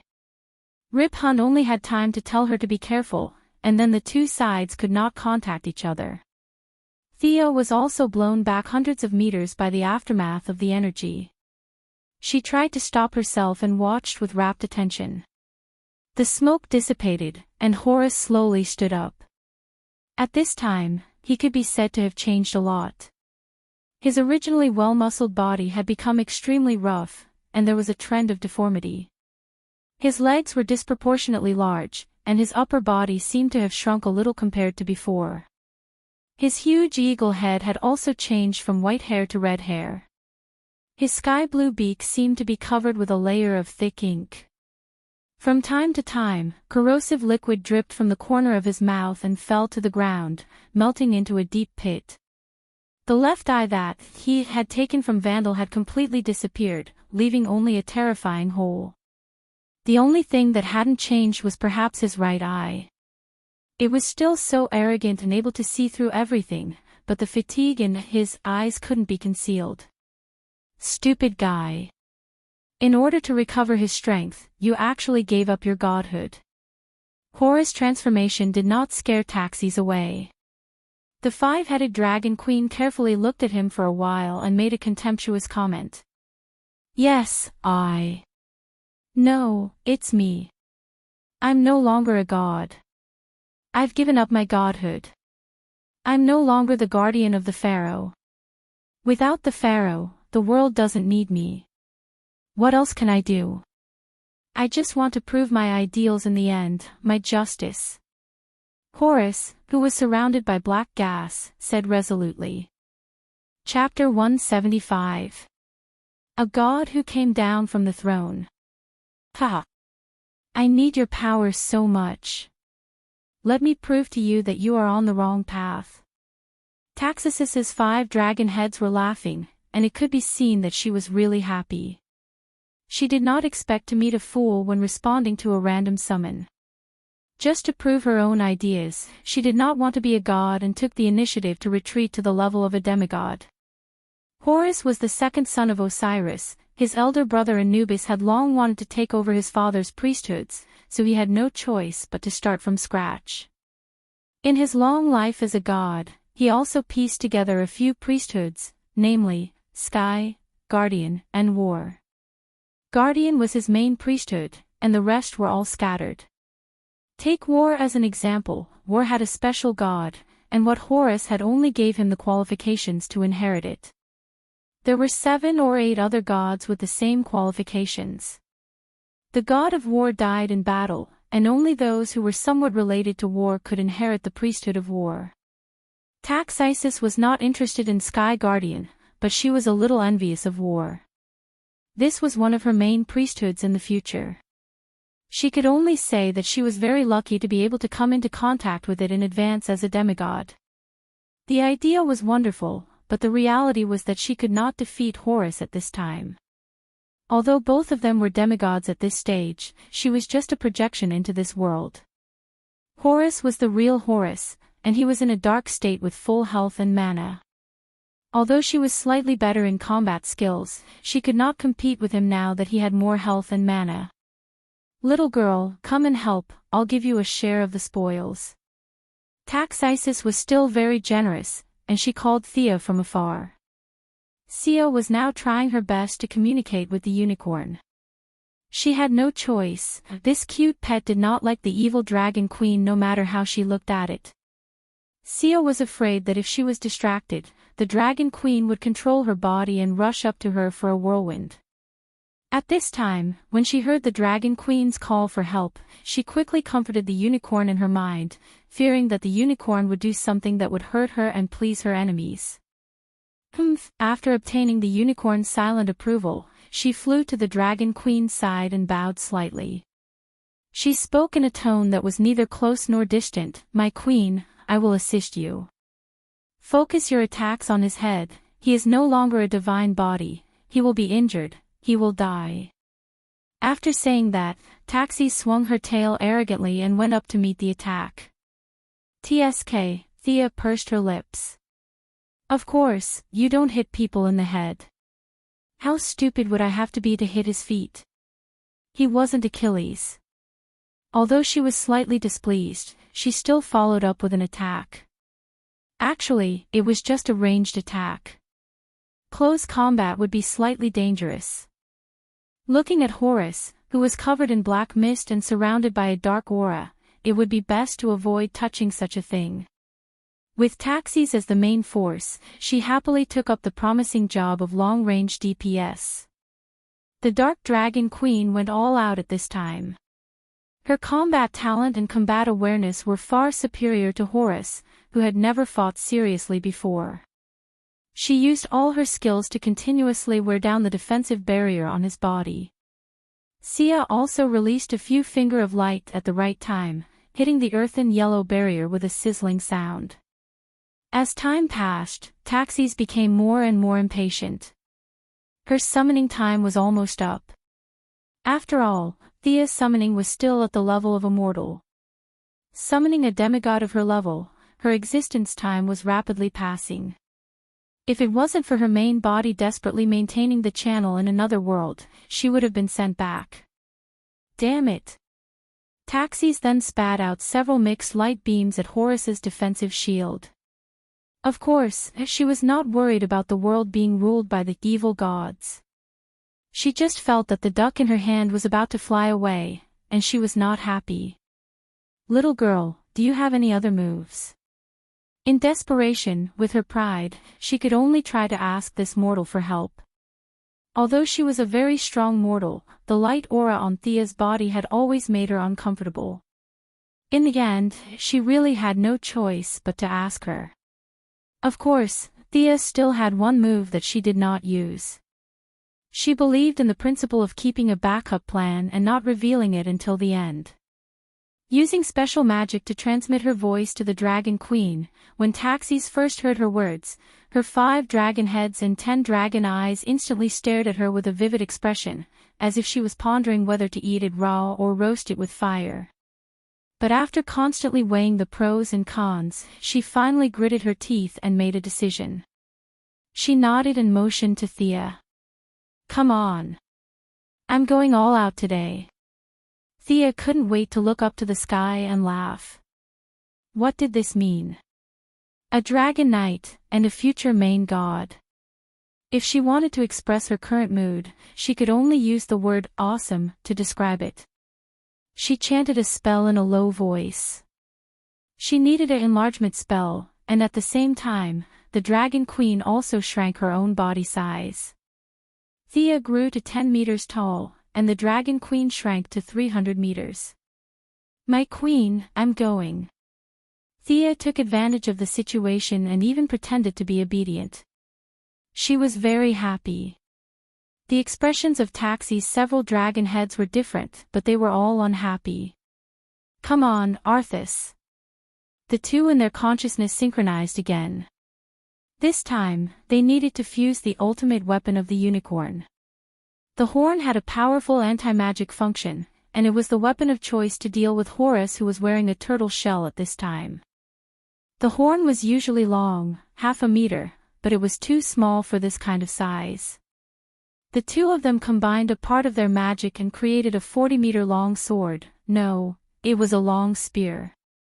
Thea flew onto Taxi's back and put the dragon spear between her red and white dragon heads.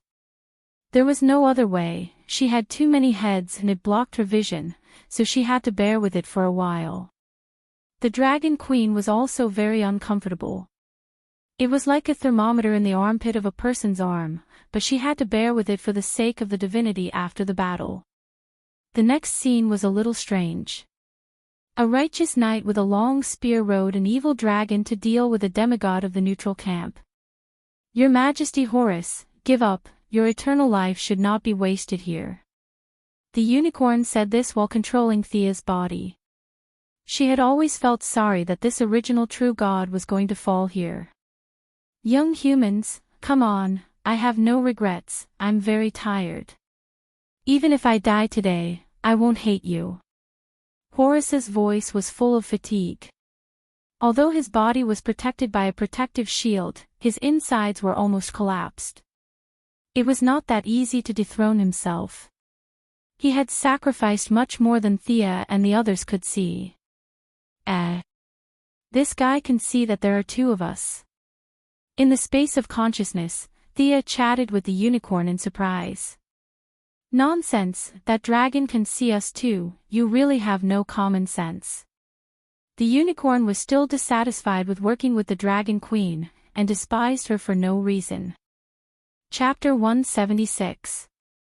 Thea didn't want to ask all kinds of questions, it would make her seem ignorant and shallow, but she really had no choice. These magicians were all elusive. The swamp monster did mention Madame of Xanadu, but where did this person live?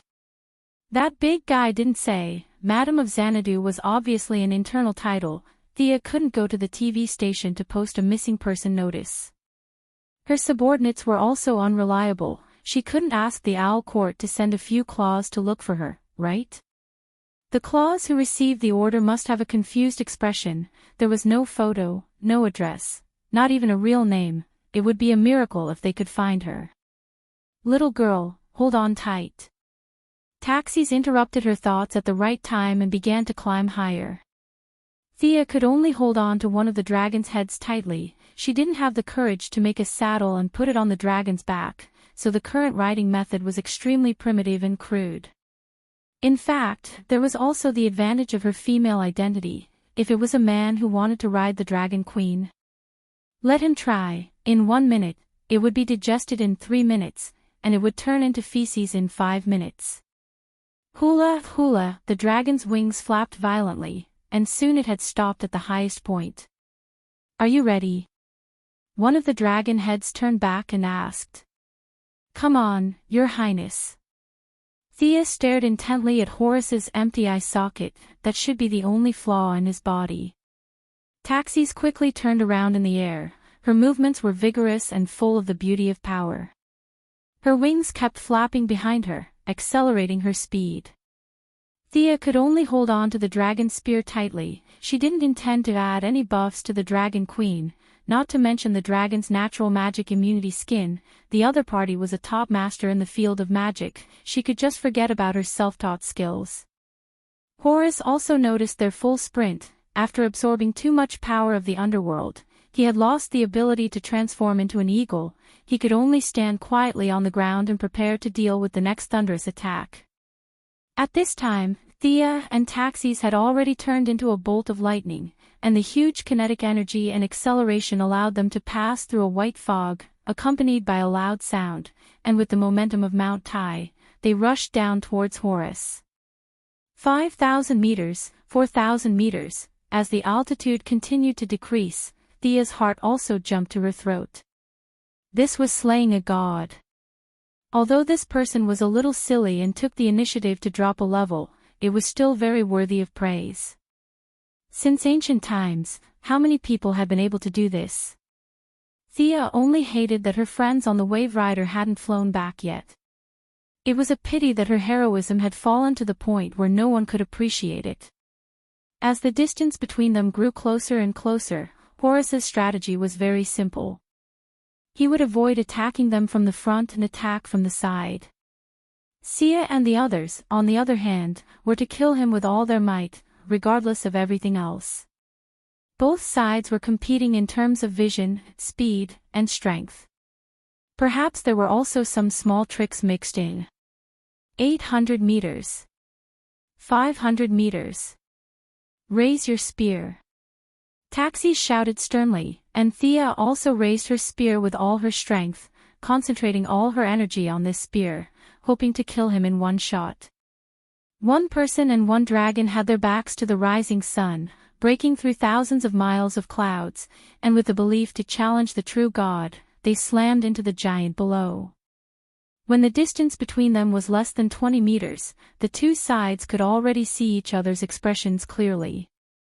Thea was determined and full of vitality, while Horace, on the other hand, was lethargic, with reluctance and relief in his eyes. We have the upper hand in terms of momentum. Thea was overjoyed. She raised the spear in her hand and aimed at Horace's head from afar. The spear's movement seemed as fast as lightning, but in Horace's eyes, this speed was just a so-so. If he was still in the true god state, he would directly grab the spear and decide whether to fight or kill the enemy, but now that his realm had fallen greatly, he couldn't take such a risk. He aimed at Thea's shoulder and arm, and the moment she raised her spear, he determined where the opponent's attack would land. Horace had already seen that there was something wrong with her spear. It was as white as jade with a spiral pattern, and the spear tip flashed with an inexplicable aura. He felt that even if he was still in the divine rank, he would still be injured. At this time, he was even more unwilling to take it head-on. The moment the spear tip touched the protective shield, he hurriedly dodged to the right. He dodged. Horace was overjoyed. Unbeknownst to him, Thea was also shouting in her mind, "We fell into a trap." Back when they were in the sky, they had already communicated with each other. Although Horace's power level had dropped, he still had his experience. Since they were so blatantly trying to pierce a hole in his body, Horace was no fool. He would definitely be able to guess that they had an anti-magic weapon in their hands. This required them to play a little trick. Fortunately, whether it was a person or a dragon, they were both women who were born with the talent for acting. Thea's acting skills came from her mother, Moira. Although Taxis had little experience, she had lived for a long time, so she could be considered a model of self-taught. The two cooperated very well for the first time.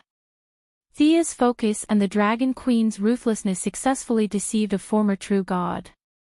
The spear that they had been holding properly was actually a fake. It was simulated by the Dragon Queen with her own exquisite magic. But to be afraid of being seen through, she added a large amount of time magic from Thea's original body to the tip of the spear. Anyone who used time would know about it, even the gods would stay away from it. Horus felt that it was not wrong to calculate that it would be a threat to him. After Horus tilted his head to avoid the fake spear, Thea immediately let go and shrunk her body to return to normal. She picked up the real 2-meter-long spear that she had been hiding behind her and suddenly jumped down from the dragon's back. With the help of the powerful inertia and speed, under Horus's horrified gaze, she gathered all the strength in her body and fiercely stabbed at his left eye socket. The sharp tip of the spear encountered some resistance at the outermost layer, but as the tip of the spear flashed with silver-white spiral ripples, the golden shield was visibly shriveled. A large amount of divine power was separated from the shield by the unicorn's horn and returned to the most primitive magic crystals, dissipating into the air. The initial resistance was great, but as the tip of the spear continued to penetrate, the sense of delay became smaller and smaller. Thea finally broke through the golden shield, and the tip of the spear finally arrived in front of Horus with her strength. At this time, Thea had completely abandoned her defense and held the spear with both hands. Time seemed to have lost its meaning at this moment. The 13 eyes of the 3 people, dragons, were all watching her movements. The sound was neither crisp nor loud, but Thea knew that she had done it. She had killed a demigod with divinity with her own hands. Although this achievement could not be replicated, she was proud enough to add the title of God Slayer to herself. Horus, who was stabbed by the sharp dragon spear from his left eye socket to the back of his head, screamed and fell to the ground. His body was like a mountain, crashing to the ground. Chapter 177. Countless flashing balls of light flew out of his body. Divinity. Taxis was waiting for this moment. Her 5 heads, 2 front claws and tail began to plunder frantically. What elegance, calmness, and delicate movements had all disappeared. The Dragon Queen was like an auntie at a discount stall, grabbing this in her hand. The azure divinity is not bad, take it. That, the dark black divinity of the underworld, slightly worse, but it is also fated with me. Retired old cadres dare to come to our village to find me. I will kill him. Others may be afraid, but I am not afraid, I will take it. After her frantic plundering, she took away nearly 50% of the scattered divinity, most of which could be directly absorbed by her. The remaining 30% dissipated into the air, and only 10% was absorbed by Thea. Or rather, it was absorbed by the unicorn in her body. Why is this thing ignoring me? What kind of personality does Thea have? How can she not take the benefits that are right in front of her, regardless of whether it is suitable or not? She will take it first. But no matter how hard she tried to grab it, the balls of light flew away around her without stopping, not even bothering with her. This made her extremely unhappy. Isn't this discrimination? Is there anyone who is reasonable? When a few balls of light automatically entered her body, she was very happy, and countless thoughts emerged in an instant, such as igniting the divine fire, taking charge of the divine position, and walking to the position of the supreme god. But she was not happy for more than 2 seconds. Seeing the balls of light circling around the unicorn, she knew that she was thinking too much. The unicorn turned a blind eye to her frustration, and happily absorbed the essence of the balls of light. Looking at the Dragon Queen and the unicorn in her body that was in a cultivation state, Thea curled her lips. Both of you are ignoring me. I am going to open the corpse. Do you think that I wear red every day is fake? I will let you see my lucky hands. But after walking around Horace's body, she found that she was a little helpless. This guy was too poor, his upper body was naked, and there was only a linen cloth covering his lower body. It did not look like he had any equipment. What? Take away the linen cloth. Thea felt that she did not have such a heavy taste. Furthermore, Horace's transformation was quite serious. His entire body was somewhat deformed. Sighing, I'll take my share first. Casting a magician's hand, an invisible giant hand grabbed at Horace's right eye, but it didn't move at all. It didn't move at all. She felt a little awkward. She had wanted to act gentler and less impatient, but this fellow's body was really sturdy.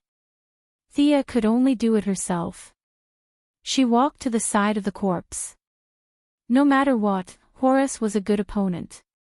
Thea mourned for him for a second. She still had to take what she needed to take.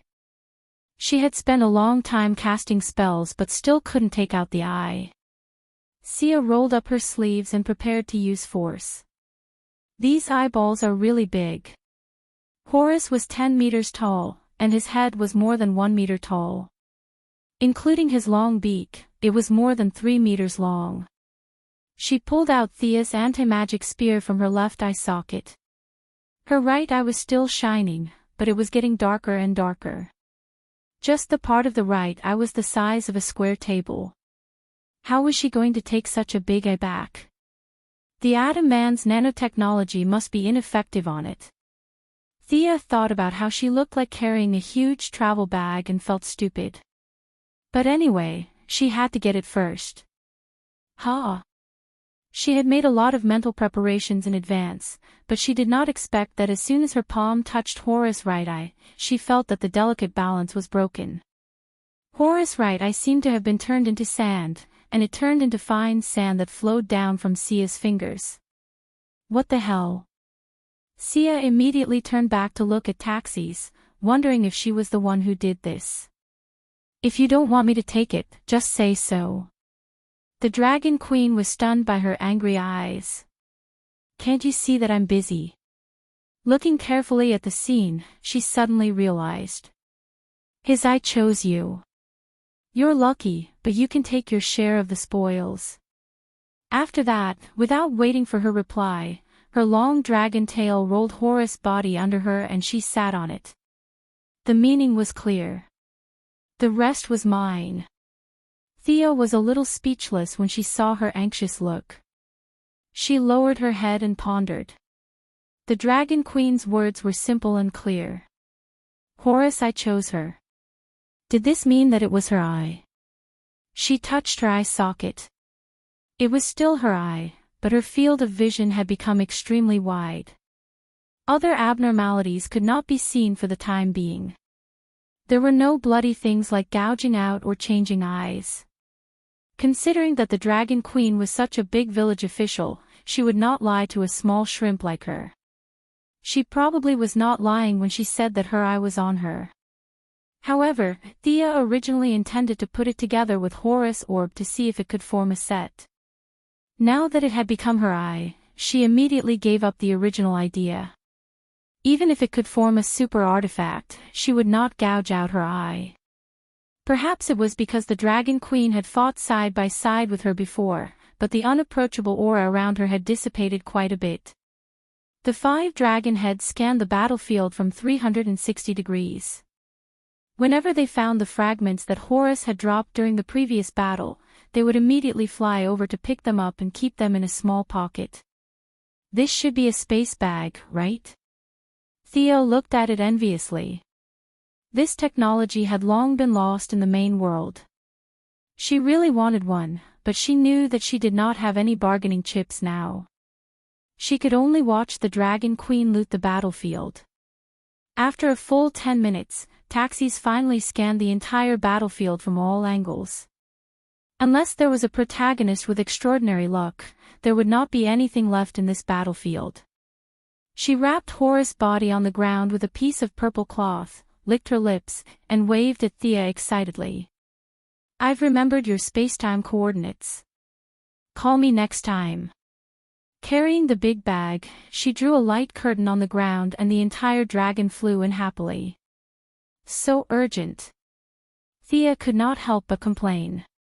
Will this dragon eat Horus when she returns? In her mind, the cartoon version of the five-headed dragon sat upright with a scarf around its neck, knife and fork in its hand, and a braised eagle on the table in front of it. As for calling you next time, Thea chuckled. Who would dare to call you when the battlefield was so clean? Fortunately, she was basically a bystander in the later stage. She only contributed the last blow and got the best eye and the 4 drops of God's blood. When she pulled out the gun just now, the tip of the gun also had 2 drops, making a total of 6 drops. This was God's blood. Whether it was for personal use or as a gift, it was high-end and classy. Thea asked the unicorn. The blood was also useful to her, but it was not suitable for her to absorb too much. 3 drops were enough. Thea considered taking the remaining 3 drops back for Old Ma. Maybe he could also successfully awaken his bloodline. Thinking about Malcolm, who knew magic, seemed to be quite interesting. As for Moira, she would have to see the effect of the god's blood. If the human body became 30 years younger after absorbing it, she would not dare to give it to her mother directly. The eyes of the people in the United States were poisonous. There were so many evil scientists. If Moira, a public figure, had an earth-shattering change, she would be sliced up in minutes. Chapter 178. Malcolm, on the other hand, did not have such concerns. First of all, he lived in seclusion. Even if there were any abnormalities, with his intelligence and superb skills, there would not be many mad scientists who could slice him up. The 2 closest relatives were easy to deal with, but who should she give the remaining drop of blood to? Thinking of Tommy and Oliver, Thea was a little hesitant. She could only take 1 step at a time. Taking off her helmet, Thea heaved a sigh of relief. Finally, she had retreated from the deep integration. Suppressing the unicorn all the time was not a comfortable thing.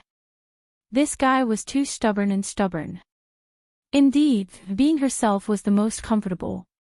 The Wave Rider finally flew back half an hour after the battle ended. They got off the ship and were a little dumbfounded by the wasteland in front of them.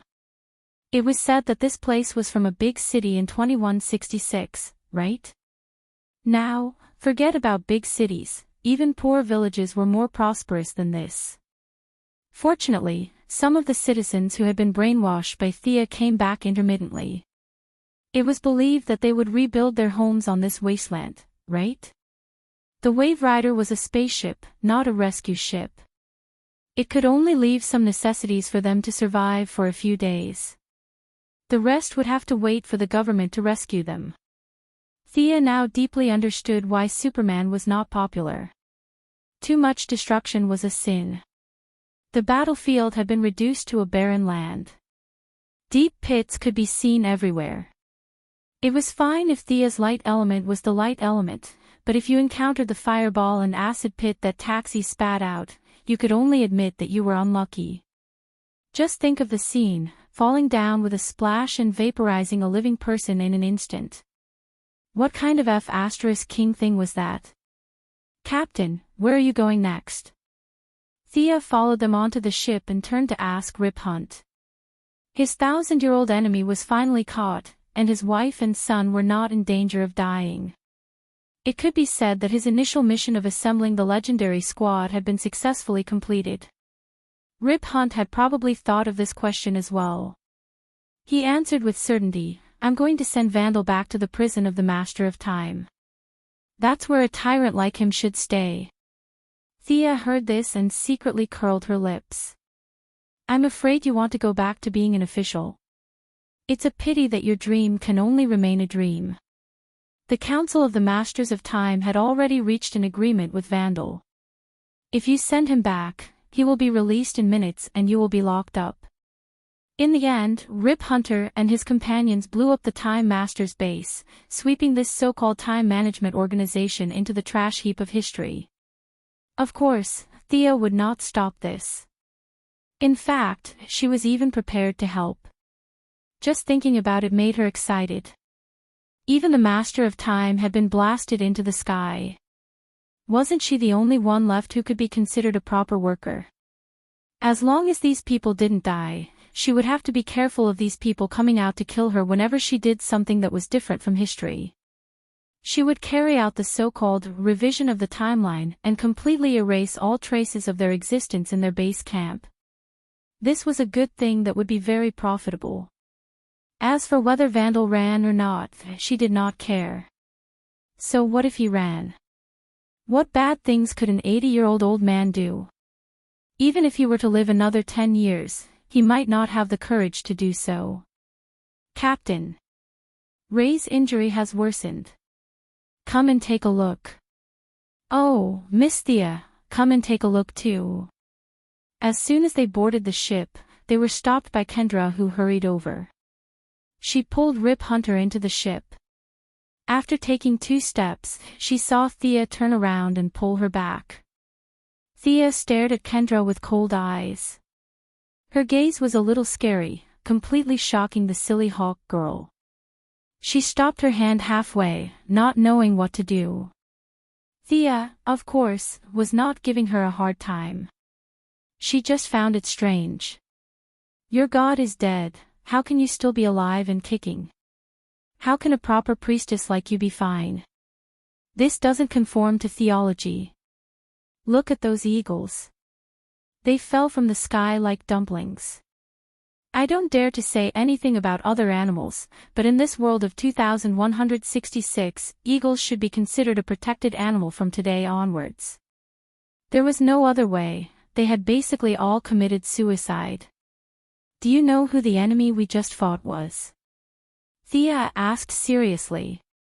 Kendra, the hawk girl, was an honest person. She didn't hesitate at all and shook her head. Sigh, Sia covered her face. Great God Horus, no wonder you lost an eye back then. Your eyesight is as bad as the South Pole. Of the 2 priestesses you chose, one was ambitious and the other was timid. Let's not talk about the ambitious one.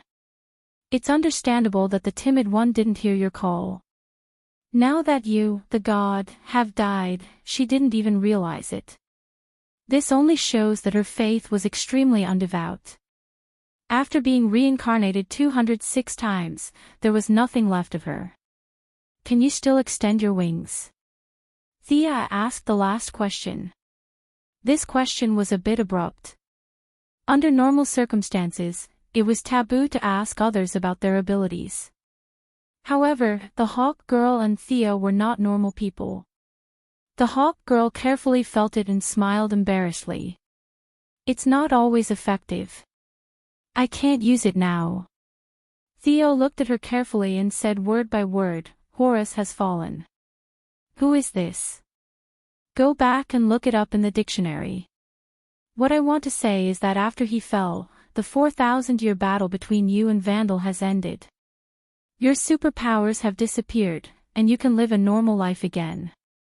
You mean that Vandal's immortality has disappeared as well? Rip Hunter, who had been a listener all this time, didn't care much about the hawk girl's experience. However, he cared a lot about his old rival. That's right. Although I don't know what they encountered to cause this cycle of reincarnation, one of the powers that caused the reincarnation has disappeared. Now that they're dead, there's no doubt about it. Ha! Rip Hunt was just about to laugh out loud, but when he thought about the hawk girl beside him, he forced himself to hold back. After all, she had already lost her supernatural ability and immortality, and he was laughing beside her. Did he still want to be her friend? To be honest, the hawk girl was a bit depressed. She wasn't worried that Theo would lie to her, but she felt that fate was too strange. Half a year ago, she was still washing dishes. Then, she was told that she could be a superhero and that she had to fight her 4,000-year-old rival. Now that half a year had passed, she finally accepted this fact in her heart. Then, she was told that the enemy was dead and she had nothing to do with it. She should go home and live a good life. If she was willing to do the job of washing dishes, she could still hire her. This kind of exhalation was indeed a test of a person's mental endurance. Fortunately, she was a timid person by nature. She didn't have much ambition, so she didn't care if she didn't have superpowers. Thea could somewhat guess the change in her state of mind.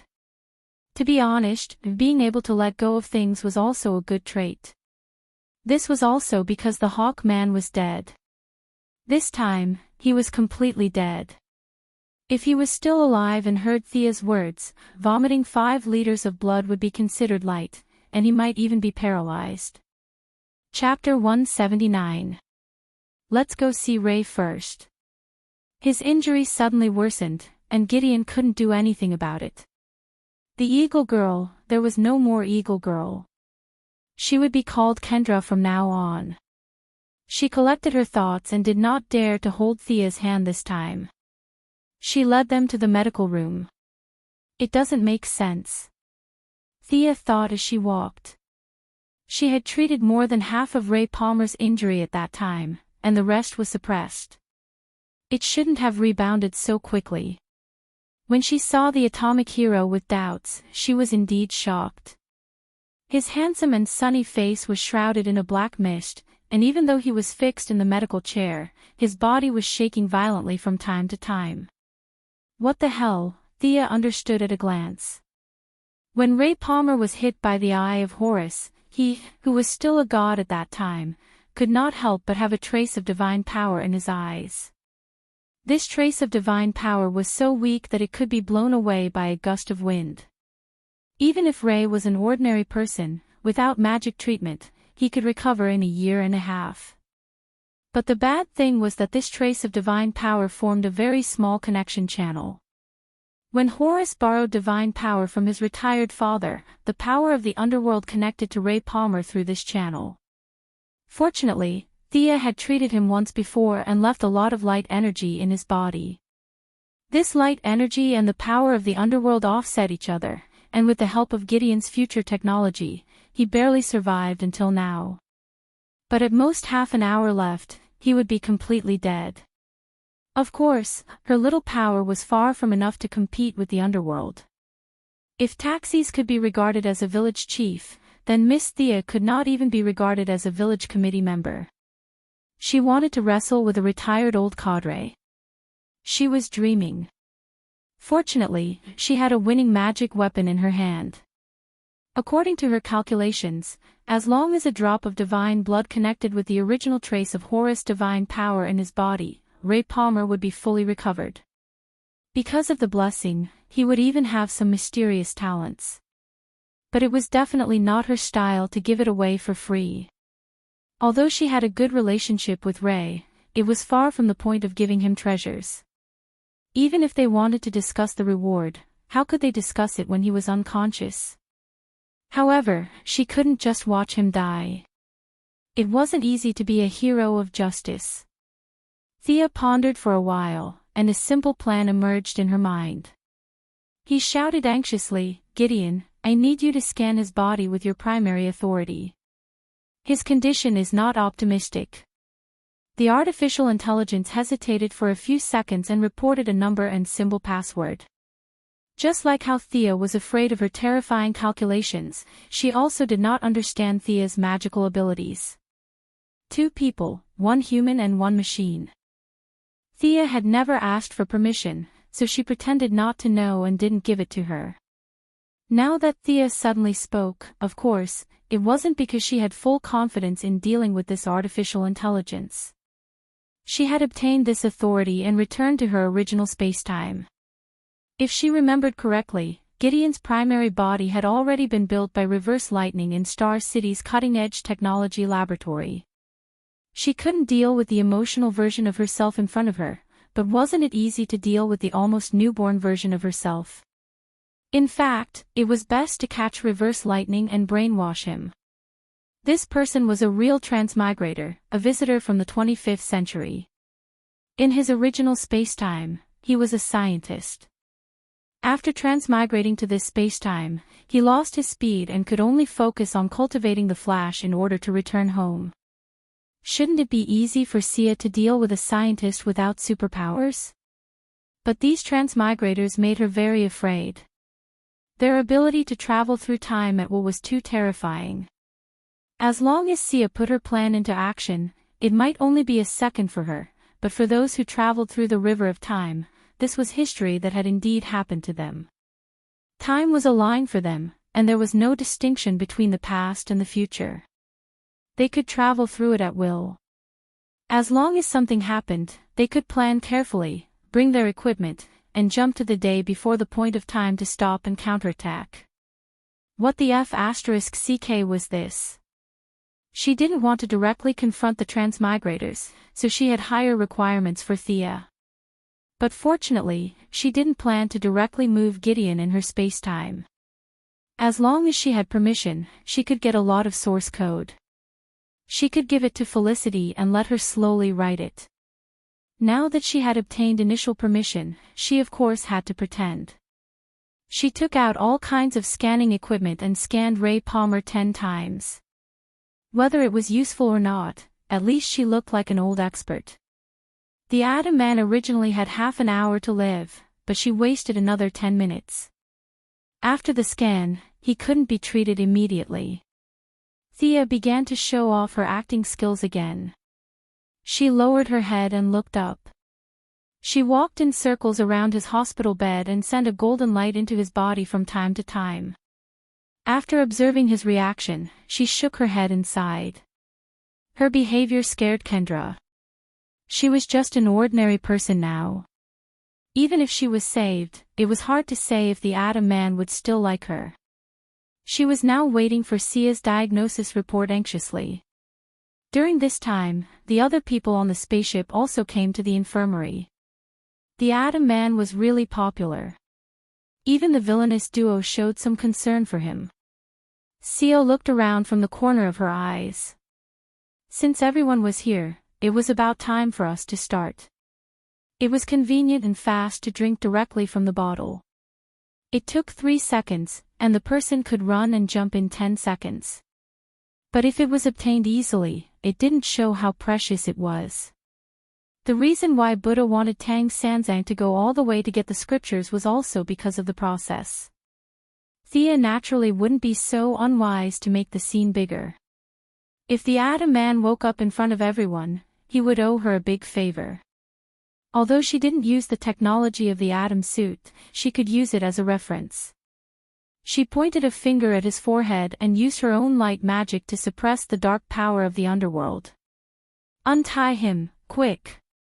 Thea ordered several onlookers anxiously. They hurriedly untied the Atom Man, who was tied up like a dead pig, and laid him flat on the ground according to Thea's instructions. Then, under Rip Hunt's gloomy expression, she began to draw formations. Seeing her drawing formations all over such a high-tech ship, the old captain almost indulged her. I can't stop you, so just draw whatever you want. The effect of the magic circle this time must be real. Thea didn't want to leave any loopholes. Gideon's database was as vast as the sea, and his computing speed couldn't be measured by quantitative units. It was really hard to say whether she could solve the mystery of magic by relying on technological means. Thea prepared a regeneration spell. The name sounded like a common spell, but it was actually very effective. Even if the body was cut in half, as long as the person didn't die at that time, the body could slowly recover. At the same time, this magic circle could also be used by Captain Lang next time. Of course, the premise was that he could afford it. His freeze gun claimed to be able to freeze the Flash, and the temperature was close to absolute zero. This was very good and very valuable for research. Chapter 180. Under Rip Hunter's resentful eyes, Thea put Ray Palmer in the middle of the magic circle and began a new round of casting. The familiar action and the familiar bright light once again lit up the spaceship full of technological feeling. Although it looked bright, it was actually not very useful. The dark magic was constantly destroying the body, and Thea's resurrection was desperately repairing it. In the end, the victim would be the unlucky one. Of course, Ray had already fainted, which was good news for him. After wasting another 5 minutes, Thea wiped the sweat from her forehead. Maintaining the output of magic was also a technical job. Her magic was still increasing, but her control was still poor. She was afraid that she would use too much power and kill the Atom Man. After all, he was a very funny guy, and it would be a pity if he died. Finally, it was the last step. Divine blood. With a pained expression, Sia took out a metal box from her backpack. It was tightly wrapped with 3 layers inside and 3 layers outside. It was airtight. Of course, she would not take it all out. Americans also knew that the rarer something was, the more valuable it was. She took out a dark blue bottle with a drop of golden blood in it. This was one of the first few drops. The blood that came out of the eye socket in the last shocking blow was much darker than this drop. She planned to keep it for her own use. This drop had less energy, which was just right for the Atom Man. Holding the bottle up to the window, Thea pretended to be melancholy. From time to time, she shook her head, nodded, gritted her teeth and frowned. She thought to herself that there should be a supporting actor in this group. She should not let herself maintain this expression for too long. Kendra still had a lot of feelings for the Atom Man. Watching Thea's performance, she thought that she was in a big trouble. She asked, "Miss Thea, what's that in your hand?" "Alas, I've exhausted all my means. Maybe I can only try with this." Thea's expression was full of helplessness and reluctance, but there was also a trace of determination. "What's this?" Because of the fusion, the chubby old man was very sensitive to high-energy reactions. He had already noticed that the thing in Thea's hand had amazing energy. God's blood. Thea didn't explain further, because there was no need to. It was better to let their imaginations run wild. Hiss. Several of them let out an unintelligible sound at the same time. When they arrived at the scene, the Dragon Queen had already taken away all the spoils of war. Not even a strand of hair was left behind. In their minds, it was Thea's cosmic explosion that drove the god away. After that, the god went back to wherever he came from. They never thought that he could leave behind something as high-end as blood. "We should take it." The first thing that came to Fat Old Man's mind was to take it for testing, mixing it with water, diluting it, and making a few tons of it. In the future, the entire human race would drink a bag of it every morning and night. By then, it would not be a dream for humans to go to Mars and rush out of the solar system. At the same time, he had already thought of how to persuade Thea to contribute. Something like dedication, freedom and democracy, and sacrificing one's family for the greater good. But at the thought that this drop of blood could save Ray Palmer's life, he instantly hesitated. Should he save him first or keep it for analysis to help all of humanity? This made the fat old man, who had always lacked decisiveness, break out in cold sweat. Several heroes on the side of justice had the same thought as him. They could not help but think about what they would do if they encountered such a situation. Thea looked at their expressions out of the corner of her eye. It was about time. If she waited any longer, Atom Hero would be dead. Gathering a small amount of magic on her little finger, she gently made a cut on his artery and stuck the blood on the wound. The drop of blood seemed to be attracted by something and entered his body along the artery. For people on the side of magic, this kind of blood absorption required a lot of preparatory work before it could be fully effective. But now there was not enough time. Atom Hero was a proper representative of science and technology. He would not believe you if you told him about the 4 elements. Fortunately, there was a trace of the divine power of the Eye of Horus in his body, which could guide the absorption. As for drinking it directly, it was even more nonsense. It was not a drink. The absorption capacity of the human stomach was far from enough to absorb such a large amount of energy. Entering the blood circulation was the best choice of all the bad choices. When this drop of divine blood entered the body, the reaction was extremely fast.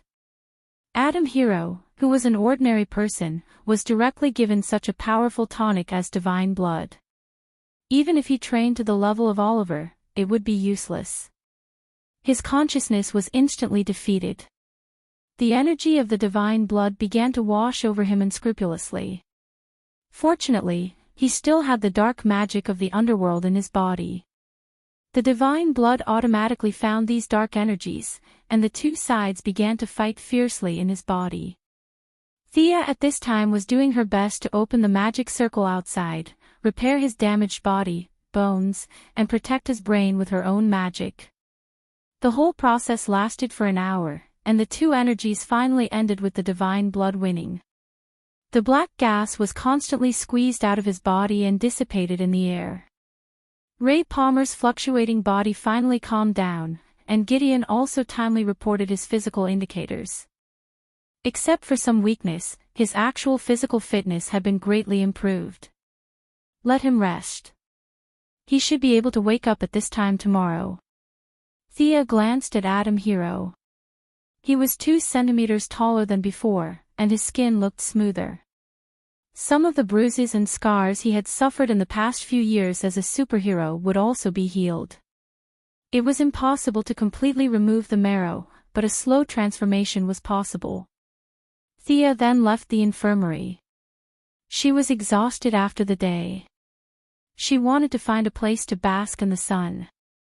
Even if she would be beaten back to her original form when she went back, it was really comfortable to bask in the sun. That kind of pleasure on the cellular level could not be replaced by anything else. The rest of them all looked at the dead Adam man with envy and jealousy. This guy was indeed lucky. That was divine blood. Maybe Adam Hero would awaken his superpower in a few days, and beat Superman and Batman. They sighed and left one after another. When Captain Lang left, he glanced at Adam Hero lying there and silently made a decision in his heart. Sia didn't care about their strange looks anymore. She found a reclining chair on the spaceship and slept outside for a day and a night. She enjoyed the sunlight during the day and the moonlight during the night. Nothing was delayed. The people on the Wave Rider did not understand what kind of training method she was using, so they could only keep a limited amount of attention. Thea was not the kind of person who slept all day. Occasionally, she would enter the blood space to communicate with the unicorn. To be honest, her light spells were terrible, and her foundation was a mess. The unicorn was also a creature of the warrior class, and her understanding of magic was also in a state of half-baked. If it were not for taxis as the main force, it would be a miracle that the two of them together could kill a god. She did not know how old Ma and the Court of Owls were doing. As long as there was a basic spell book, Thea's strength would take a new leap. Chapter 181. While closing her eyes to rest, she was also summarizing her gains this time. Her combat experience and power level were too high, and she really didn't feel that it would be of much help to the future. She could only say that she had seen some things from a vantage point. As for how deep her understanding was, it was really overestimating her. After all, she herself was rapidly improving, and her foundation was not stable. Those profound energy applications were still far away from her. The acquisition of the divine blood was a small gain. Through the personal experiment of the Adam Man, she realized that this thing really couldn't be absorbed casually. Not to mention giving it to Malcolm and Moira, she needed to consider carefully if she wanted to absorb it herself. The Adam Man was really a lucky general. Although his luck was not the best, he was still somewhat of a cockroach. The transformation process of the divine blood was far more violent than Thea expected. Fortunately, the dark magic of the underworld and the divine blood had a violent confrontation, which to a certain extent mitigated the violent outbreak of the divine blood. In the end, it was calm. Although the power of the divine blood was weakened by 70 to 80%, the Atom Man's life was saved, and his body was strengthened a lot. This was the result of the combination of his cockroach life and good luck. Thea could replicate this process, but the energy consumption was too great. It was a bit of a waste of God's gift. Everything needed to be planned in the long run. The last remaining gain was the Eye of Horus. This eye was different from a certain manga where it could be used after being removed. It was not a physical addition, but more like an enhancement of the original organ function.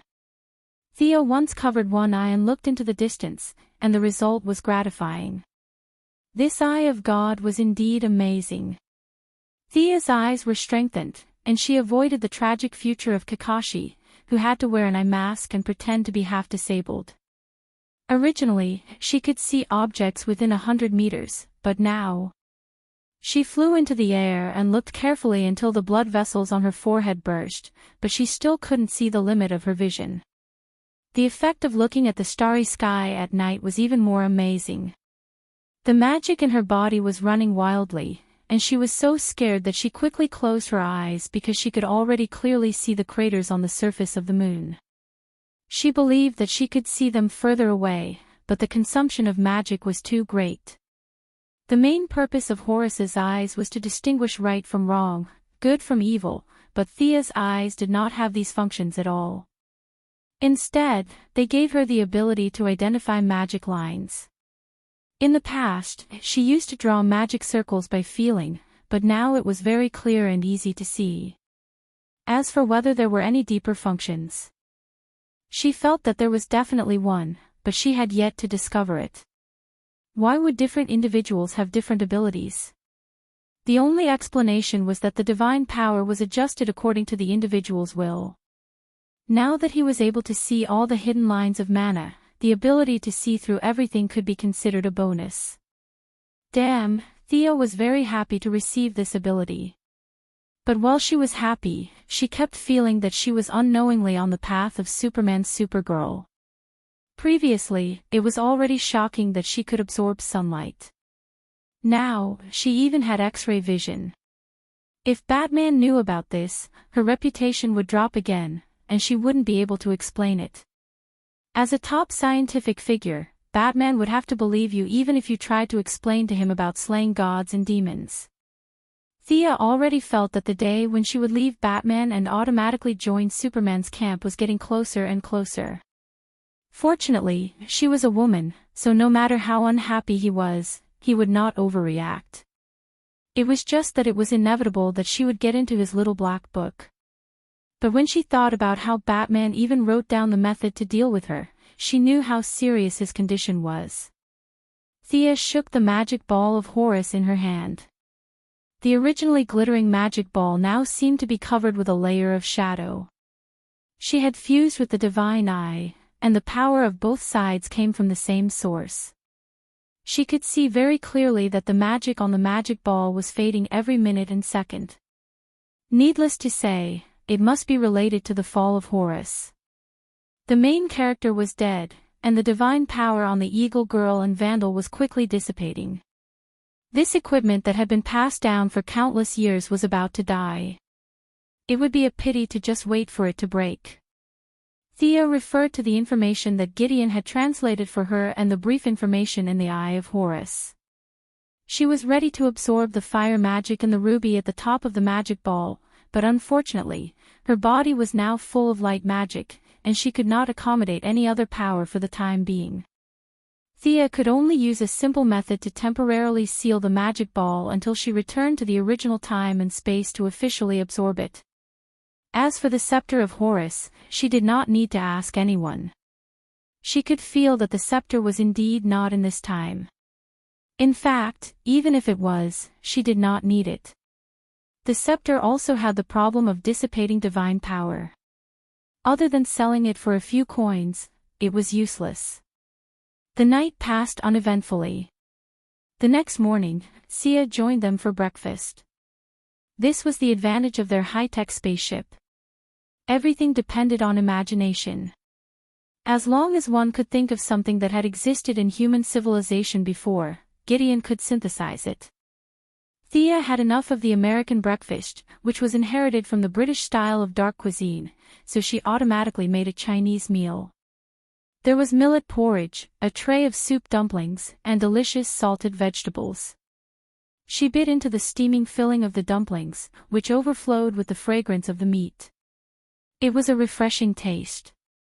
As a killer who had been all over the world, Sarah Lance, who could barely speak a few words of Chinese, immediately threw away her breakfast and replaced it with a breakfast of the same standard.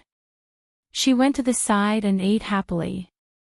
The remaining few people had different expressions. Some were too embarrassed to change, and some were too naive to suit their tastes. Thea did not say much to them. After breakfast, she wiped her hands and prepared to continue to sunbathe. Thea, thank you. When she walked to the door, she saw Ray Palmer holding Kendra's hand and standing outside the door. Ray bowed to thank her. Thea certainly could not grab him by the collar and yell at him to give her the benefits.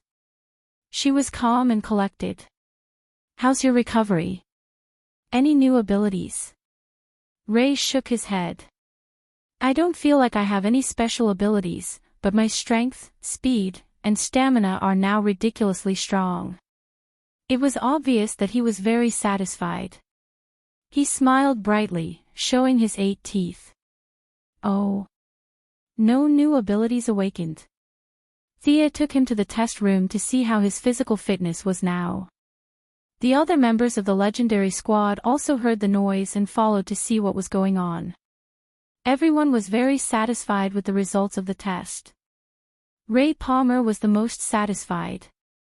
He was originally tall and handsome, but in fact, he was an empty shell. Years of scientific research had hollowed out his body. Not to mention Sia, who was considered a grandmaster of combat, even an ordinary person was stronger than him in terms of pure strength.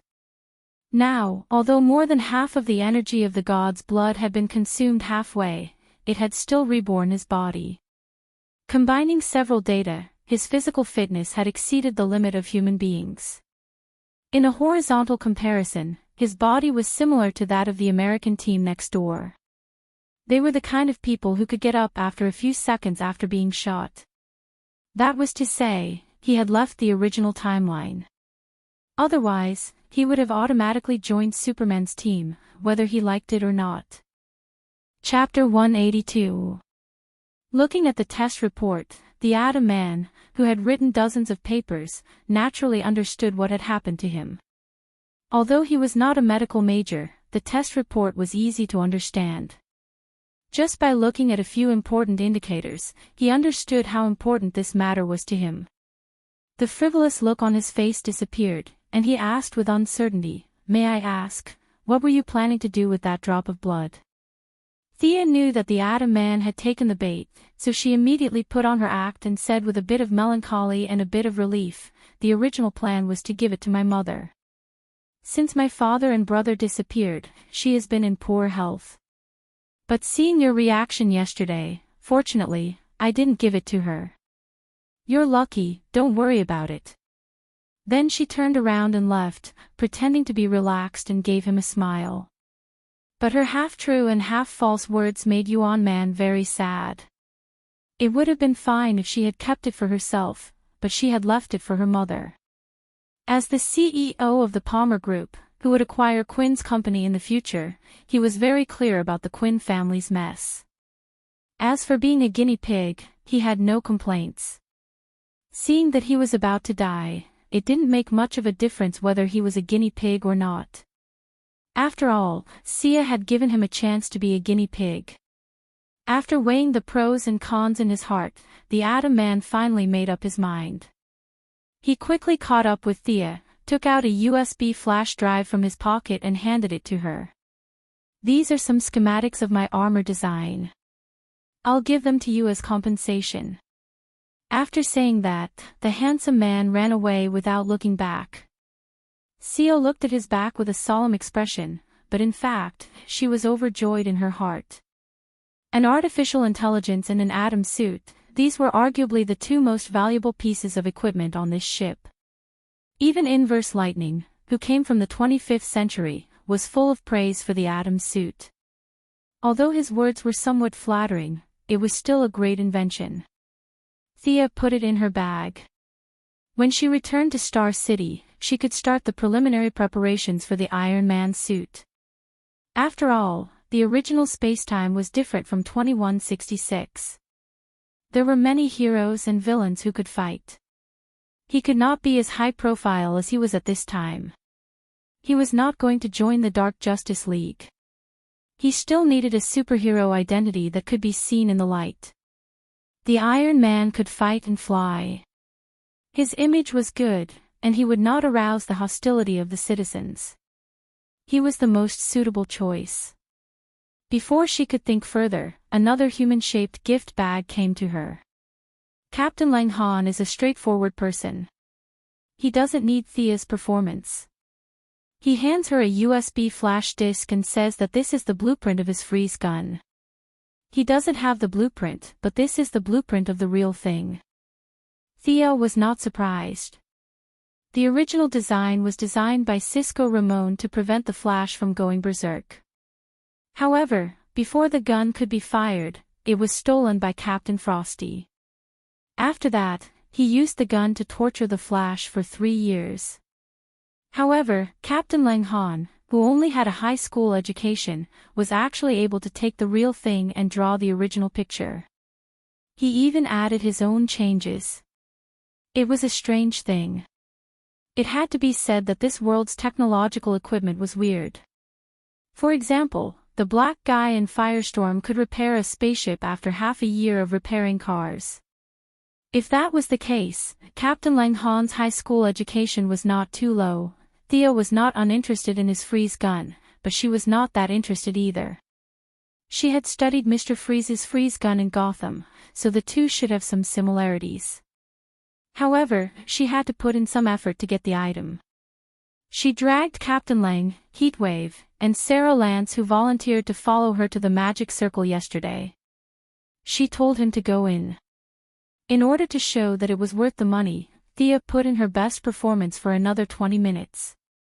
Sizing up Captain Frigid, who was about to be cooked, Zhang Heng felt that the effect was not bad. He deliberately used the Eye of Horus to scan his genetic chain. His genes did not undergo a huge mutation, but there were some new appendages on the normal genetic chain. These should be the special genes that provided his abilities. How is it? You should be able to feel it yourself. Captain Lang Han was different from Firestorm. He was created by the combination of two people. Usually, the two of them did not have any superpowers, so there was no reference value. The person in front of her could be considered the first superpower user that Thea met. She could not help but ask a few more questions out of curiosity. Captain Lang Han pondered and said, "There seems to be a change, but I don't know the details." After saying that, he stretched out his left hand and made a gesture of releasing an icicle. Unfortunately, nothing happened. He could not help but feel a little embarrassed. Thea crossed her arms and thought for a while. Maybe it's because the genes have just fused. You need to rest more and eat more to replenish your energy. After saying that, she looked at Sarah. For the next 2 days, don't do that kind of exercise to avoid unnecessary trouble.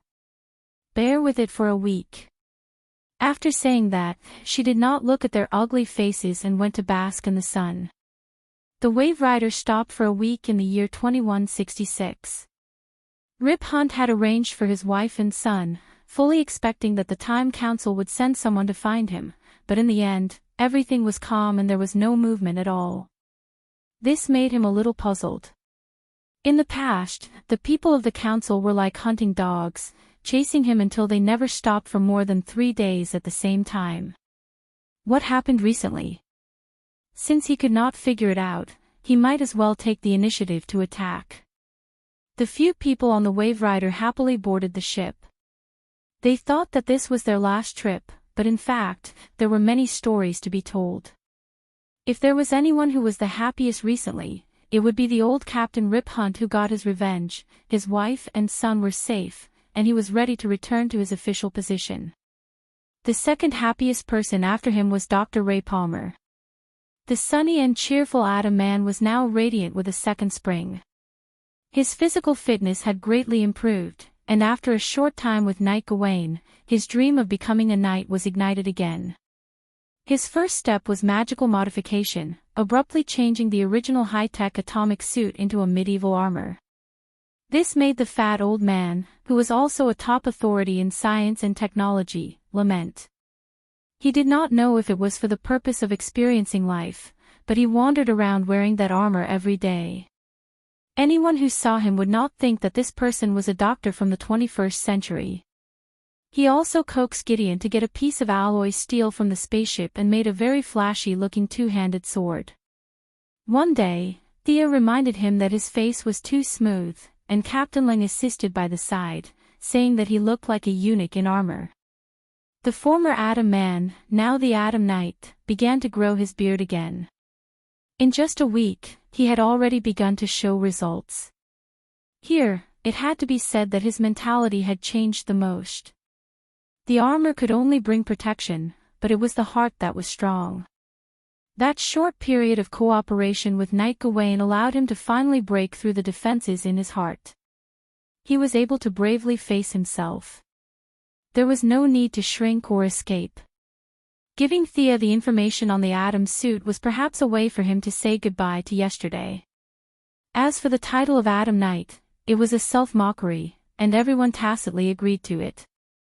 Chapter 183. After setting the coordinates, the Wave Rider carried the excited group back to the Time Master Council's main base outside of the timeline, a place they called the Vanishing Point. Rip Hunt was full of anticipation as he dragged Vandal to meet his former employer, the Time Master Council. Before he left, he injected Vandal with some sort of medicine that would make him look younger. After all, Vandal now looked like an 80-year-old man. Capturing such an old man wasn't anything to brag about. Making him look younger would also show off his achievements as Captain Rip. Thea was secretly amused. It was hard to estimate how many misjudgments Rip's smart aleck actions would cause. The Time Master Council hid outside of the timeline and gave out orders every day. From the name, it seemed to be a high-class organization, but in fact, this organization was just bragging when they claimed to be the Time Master. There were quite a few people in the organization, and there were several hundred people with the title, Time Master, in front of their names. Rip used to have this title as well. They usually didn't leave the front lines and just sat in a circular hall with a staircase. There were several hundred people sitting on the 3 floors inside and outside, and they usually had nothing to do but brag. There were several time ships under the Time Master Council. This was the elite level. Thea couldn't remember the exact number, but she felt that there were no more than 10 of them, and the Wave Rider used to be one of them. Below them were the miscellaneous soldiers. There were a dozen or so soldiers with laser guns.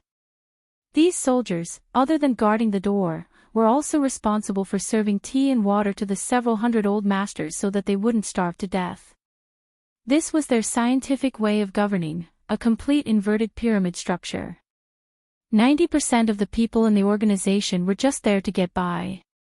Thea knew that soon, the Time Master Council who was in cahoots with Vandal would release him and arrest Rip Hunt. Then the dozen or so soldiers would attack the Wave Rider and arrest the rest of the team. If she wanted them to blow up the Time Master Council, this would have to happen. But since Miss Thea was on the ship right now, she could destroy the dozen or so soldiers with a single breath, and the subsequent events wouldn't be able to develop. Might as well hide. Thea greeted the people on the boat and said that she was going out for a walk. In this godforsaken place called the Vanishing Point, time was in a state of absolute stagnation. Thea could not absorb any sunlight or moonlight. Fortunately, the power of the Time Walker in her body could absorb the power of time here. Although it was weak and Thea did not know what to do with it, it would be a waste not to take advantage of it. She walked out of the spaceship slowly. Now that her magic power had reached an extremely high level, she didn't need to cast any spells. Her body automatically became invisible, and she walked into this strange base under everyone's gaze. The color is so bad. It's better to blow up this place. After circling the place twice, she had already strolled around the place. The color of the place was extremely boring. It was either white or gray. However, it was her nature to like brighter colors. No matter how she looked at it, it was not pleasing to the eye. Thea searched around for a long time but still couldn't find the computer that claimed to be able to calculate the past and future. This computer had a very magical name called the Eye of Arcane Nuclei, but it was actually a product of science and technology. Just as she was wondering if she should find a leader to brainwash and ask about the computer, suddenly a few people walked over from afar. Rip Hunt. Who was that repulsive old man walking in front of him? Who cares who he is? From the looks of it, he was a typical villain showing off. Not only would he not kill the protagonist, he would also show off his pride, then wait for the hero to counterattack. It seemed that the plot had begun. Thea followed with large strides. These people were all ordinary people, so she didn't have to worry about being discovered. This was the unscientific aspect of magic. After following these people around for a while, they finally stopped in front of a large door. The repulsive old man gestured to the two guards and led Rip Hunt inside. What is this place? Rip looked around and found that he'd never been to this room before, so he couldn't help but ask. The Hall of Supremacy, the hall where we observe the Eye of Arcane Nuclei, a window to observe the past, present, and future, the old man spoke with a confident expression. Hearing this, Thea almost laughed out loud. A bunch of normal people talking about the past, present, and future without shame, this was a topic that even a god wouldn't talk about. Who do you think you are? The old man called Deruth blabbered on and on until Rip Hunt's face turned ashen. Satisfied, he had the guards escort him back to his cell, preparing to pull him out to show off the next time he was in a bad mood. Just as he was grinning sinisterly, Thea withdrew from her invisible state. Under his shocked gaze, she used a single hint technique and he lost consciousness. It took her 3 days to deal with the two leaders of the Owl Court, but now she was able to instantly control this level 1 guy with 0 magic resistance. This was a world of difference. Thea couldn't help but sigh in amazement. What an intoxicating power. But before she could even sigh, Thea was afraid that Rip's companions would become much stronger and rush out to save him, so she quickly began to read the old man's memories. Thea discovered some unexpected information. In the old man's memories, the Eye of Arcane Nuclei wasn't built by them, but rather was given to them by some unknown entity.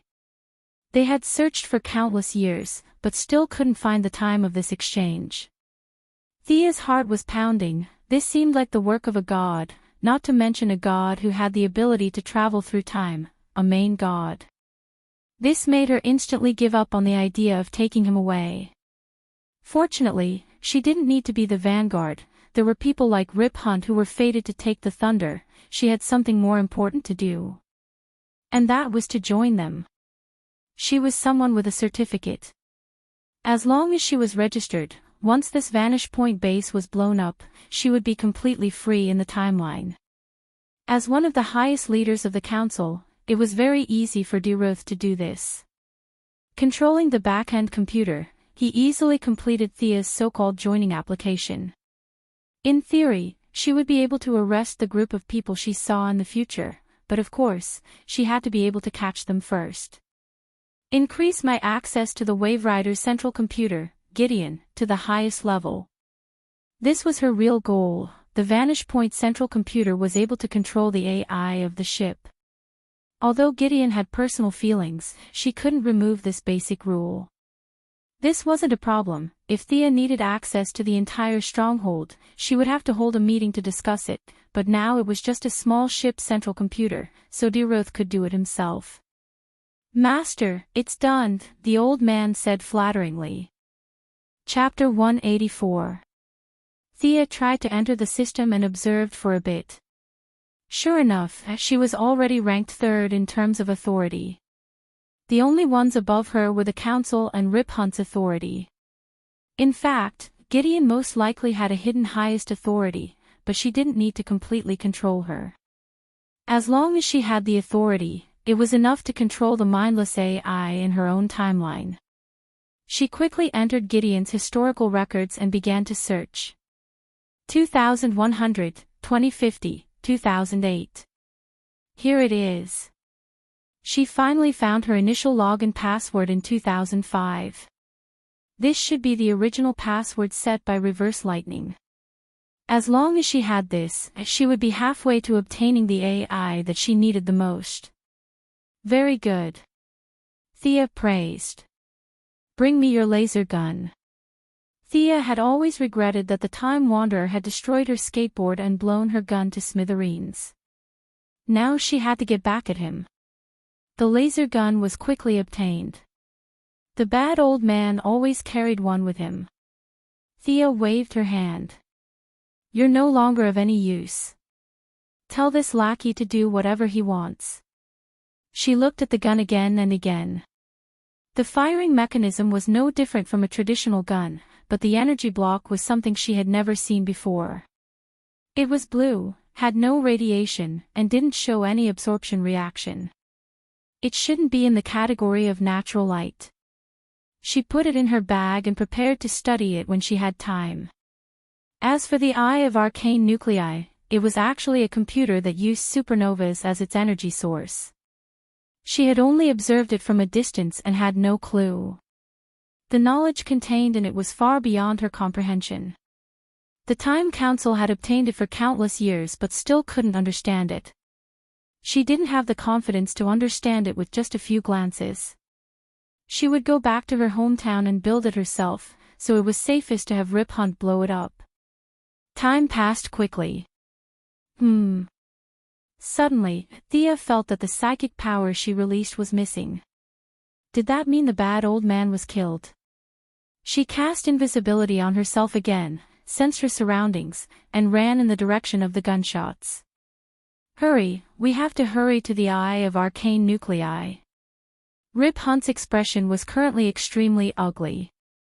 He didn't think that all of this had been planned by the board of directors. Now, he only wanted revenge and wanted to blow this damned place up into the sky. The legendary team also followed. Among them, the Atom Man and Captain Frosty were particularly conspicuous. Both of them had been strengthened by Thea. One was equivalent to a weakened version of Iron Man's team, and the other was somewhat similar to Bobby the Iceman. Under their powerful offensive and fierce bombardment, they rushed into the underground engine room of the Eye of Arcane Core. The strengthening effect is not bad. Thea followed silently.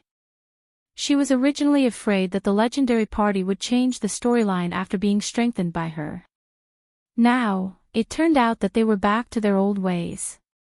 It will take me a few minutes to figure out how this thing makes him self-destruct, Atom Man observed and said confidently. Hurry up, we'll buy you some time. Rip took a few people to block the door. Outside the door, soldiers with laser weapons had already rushed in. Thea saw this scene and found it hard to imagine. This thing looked like it had all kinds of sensors and all kinds of wire signal sources. This design was countless years ahead of the development of our technology. You can really figure it out in a few minutes. There should be a limit to your genius, right? But what made her speechless was that Atom Man really found the key point after fiddling with it for a long time. You guys hold on a little longer. I have found the polarity matrix. As long as it is reversed, this place will explode in 2 minutes. How powerful is the explosion? Heatwave from the giant head asked. Atom Man pondered for a few seconds. On a scale of 1 to 10, it is 10 to the 100th power. Thea saw this scene and wanted to laugh. Heatwave was still trying to figure out what 10 to the 100th power was. Although the legendary team tried their best to stop them, the army of the council, which was actually a dozen guards, still came in with laser weapons. Only then did Thea realize that these soldiers were surprisingly strong, on the same level as the Time Walkers she dealt with before. This was interesting. The leaders at the top were all weak, but the soldiers at the bottom were all invulnerable. It was a miracle that no one rebelled in this way. Oh! Adam Man exclaimed, which attracted the attention of several people at the same time. What happened? Rip asked as he fired at the soldiers. There seems to be an anti-tampering device here. I have to press it, or it will explode immediately. Ray Palmer sounded a little frustrated, but he still tried to press the switch. You guys go. As the heroes of justice, how could the remaining few people allow him to sacrifice himself in front of them? This scene was even more lively than the original plot. The fat old man withdrew from the Firestorm clone. I am the oldest. You guys are still young. Let me do this job. Let me do it. Let me do it. In the original movie, Captain Lang was willing to sacrifice himself to save everyone for Heatwave. However, with so many heroes at the scene, it was not his turn to be the villain who robbed the ATM. Therefore, he and Heatwave could only watch obediently. Rip Hunter, the neutral guy who pretended to be a righteous person, also shouted a few times, but he did not intend to sacrifice himself. He had saved his wife and son, and you want him to die. You might as well load the file and start over. Sigh, too bad there were too many people here, and the plot changed. Sarah was supposed to give Captain Lang a kiss before he died, but now he could not see it. Thea deactivated her invisibility spell and walked out of the dark. Hi. Hello everyone. Miss Thea. Several people greeted her in a mess. Remember, legends never give up. Thea's expression was very serious, but she was actually very happy. These words sounded very powerful coming from her mouth. She walked to Adam Man. I'll do it. There was a burst of exclamations. No. Miss Thea, let me do it. Sia pursed her lips. You guys are just shouting there, you didn't even move your feet. Besides, you guys didn't even let me finish my sentence before shouting blindly. Let me, take a look. Ignoring everyone's jaws that had dropped to the ground, she started to look at it. It was actually a very simple device. There was a detonation switch that had to be pressed at all times. As long as there was no pressure on the switch, it would go up and trigger an explosion when it reached a certain point. As long as there is pressure. Thea turned to ask Adam Man, who was sweating but exuding a sense of mission. Yes. Adam Man still had some expectations for her. Although such a sacrifice would be noble and fulfilling, it would be best if she didn't have to die. Thea instantly cast Magician's Hand. When I say 3, 2, 1, let go, 3, 2, 1. The two cooperated well. As soon as Adam Man let go, she pressed on with Magician's Hand. Theo looked carefully for a few seconds and found that there was no problem. She did not talk nonsense with them and told them to hurry up and leave. When they got on the spaceship, everyone was relieved. Thea received another wave of gratitude. When the spaceship flew far away, she got a signal from Rip and deactivated the spell. She had just seen a dark blue explosion from the council base on the display screen when she felt an unknown but incomparably powerful pulling force fiercely dragging her. It happened so suddenly that she had no time to defend herself. In a flash, she was pulled into an unknown space by the huge force. Chapter 185. Wow! Thea only felt that she was being pulled by this great force and instantly broke through the speed of sound, the speed of light, and a lot of other speed units that she could think of. She was surrounded by a light blue halo, and she could only see fragments of countless figures. There were old people, children, burned villages, and tens of thousands of people cheering when rockets were launched into the sky.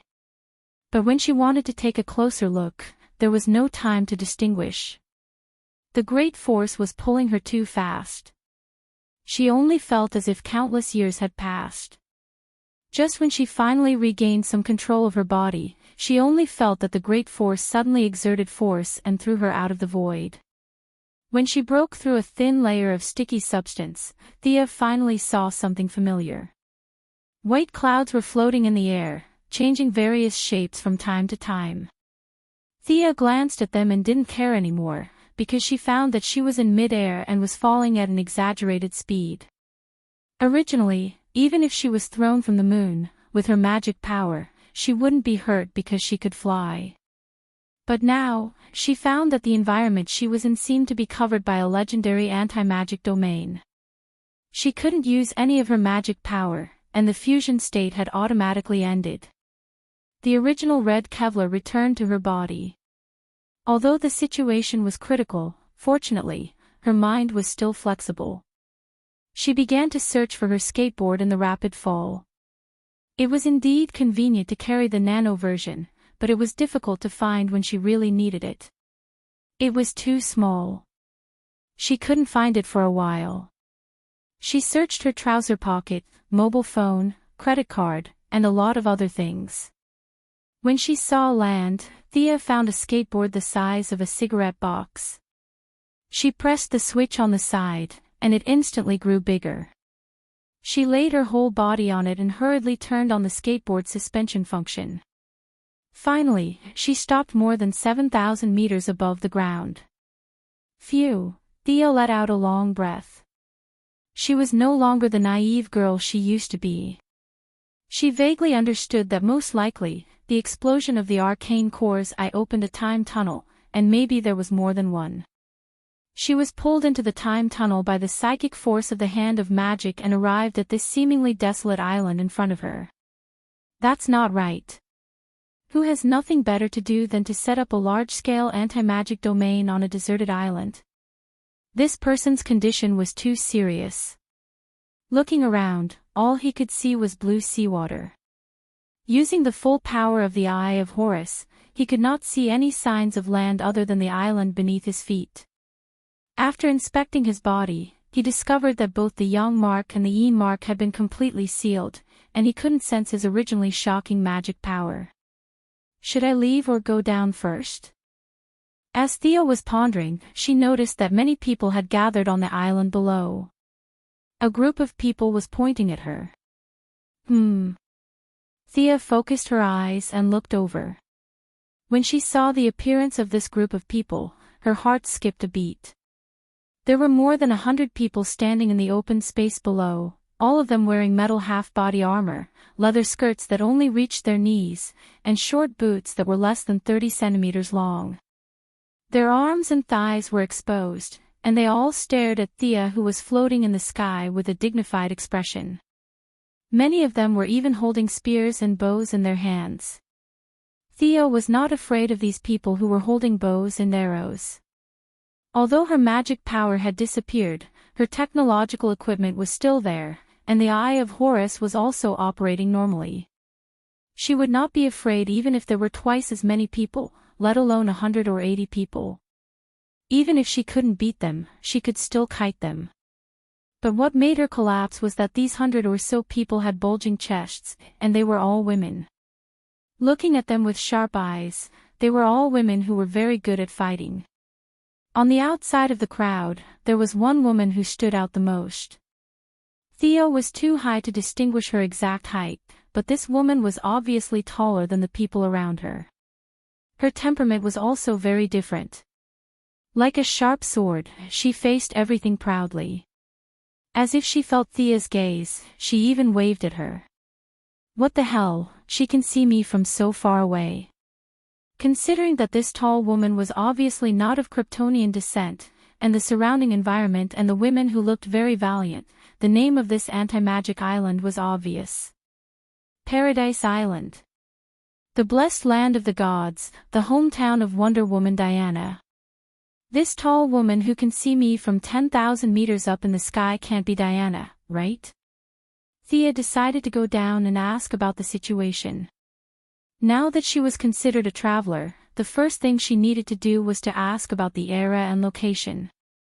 She could roughly guess the location, but she couldn't guess the era. Superman might be able to calculate the era of the Earth by looking at the lifespan of the sun, but she didn't have that ability. Driving the brand new skateboard, Thea slowly descended to a height of 1 meter from the ground. Facing the female warriors who were on high alert, she took off her hood, revealing her beautiful face. She raised her hands to show that she meant no harm. In fact, she didn't let her guard down, and the skateboard under her feet could be raised at any time. "Where are you from? Are you a foreigner?" The one who spoke was a middle-aged woman. Her clothes were more luxurious than the people around her. She wore an ancient Greek-style golden eagle helmet on her head and a brown cloak behind her. At first, Thea didn't understand the first 2 sentences. She then changed 3 languages until she switched to English. Thea finally understood and confirmed her guess. Otherwise, which old woman on a deserted island could speak 4 or 5 different languages? Thea was experienced in dealing with this kind of middle-aged woman. Although her actual lifespan was very long, she was always very talkative and eager to be valued. For Thea, who had been fooling Moira for many years, it was easy to deal with her as long as she knew what she was thinking. She bowed slightly, looking neither humble nor polite. "Your Majesty, I'm from the United States." The old woman was very pleased with her respect, but she still had some doubts in her tone. "Why do I feel like you fell from the sky?" "Ha! They saw me fall from the sky." This was a big loophole. Fortunately, Thea didn't panic in the face of danger.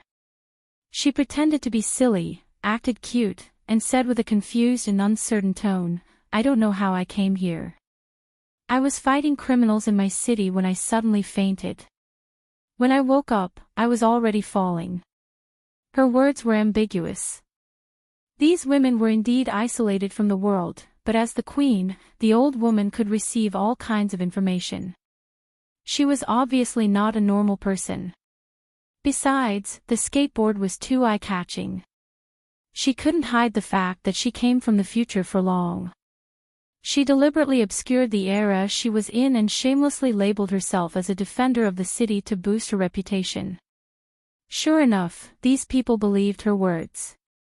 Moreover, she was a woman.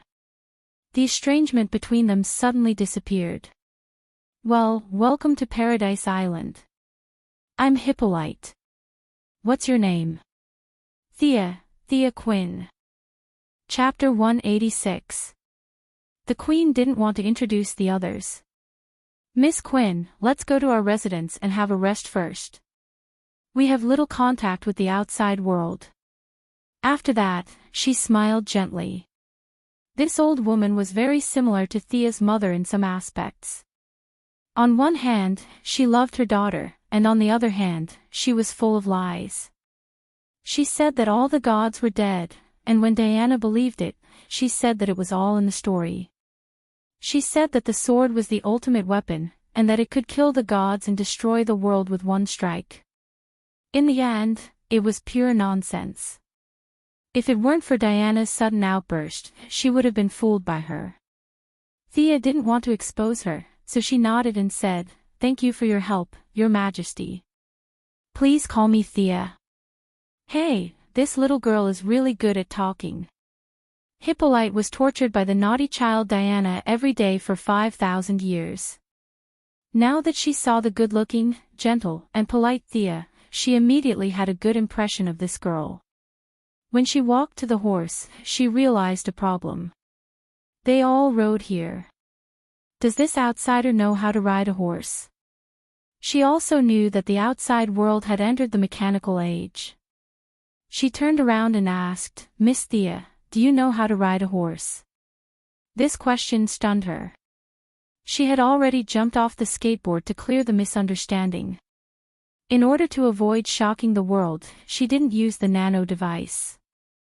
Instead, she held it in her hand and followed them on foot. When she heard Hippolyte's question, she was also stunned. She carefully thought about it. Many years ago, when old Robert took her and Oliver on vacation, she learned how to ride a horse. But after so many years, she didn't dare to say that she knew how to ride a horse. Thinking in her heart, she didn't stop walking. Now her physical fitness was far better than the little girl back then, so it was no problem for her to learn now. But when she walked to a brown horse designated by Hippolyte, she grabbed the reins and jumped on the horse neatly. The horse sent her a very friendly signal. She didn't even need to use the reins to control the direction. With just a thought, she could accelerate and decelerate the horse. This is... Thinking about it again and again, maybe it's because unicorns are their ancestors? Was that why he was so friendly to him? The moment Arthas entered the island, the airspace was sealed. She could not contact Arthas as well. After thinking for a while, she decided that there was no harm in doing so anyway. Thus, she followed the female warriors of Paradise Island into their residential area. Out of the corner of her eye, she glanced at the tall girl who seemed to be Wonder Woman. Their eyes met in the air.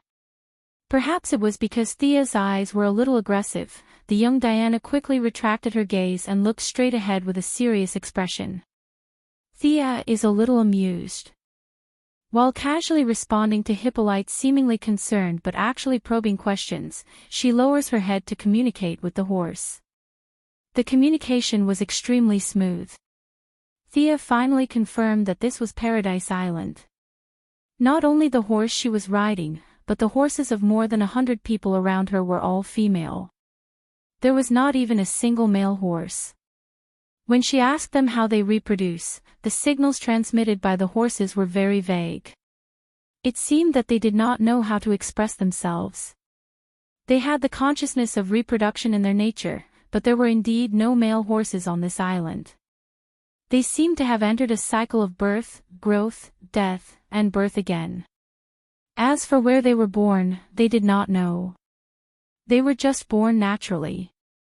Thea was a little speechless. Ninja Master, did you see that? You are not even as good as a horse. What are they? They were repeatedly reborn, just like the eagle girl who was just sent back to wash the dishes. The eagle girl reincarnated 206 times in 400 years, and the horse's life was short, probably 500 times. How free are these gods?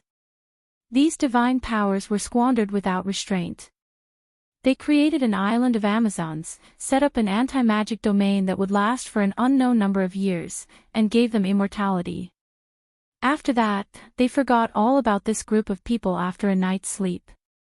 No wonder these gods died. Usually, they wasted their divine power blindly, but when they fought, they found that they did not have enough divine power. They were really a group of examples of seeking death. Miss Thea, have you thought about the next step of the trip?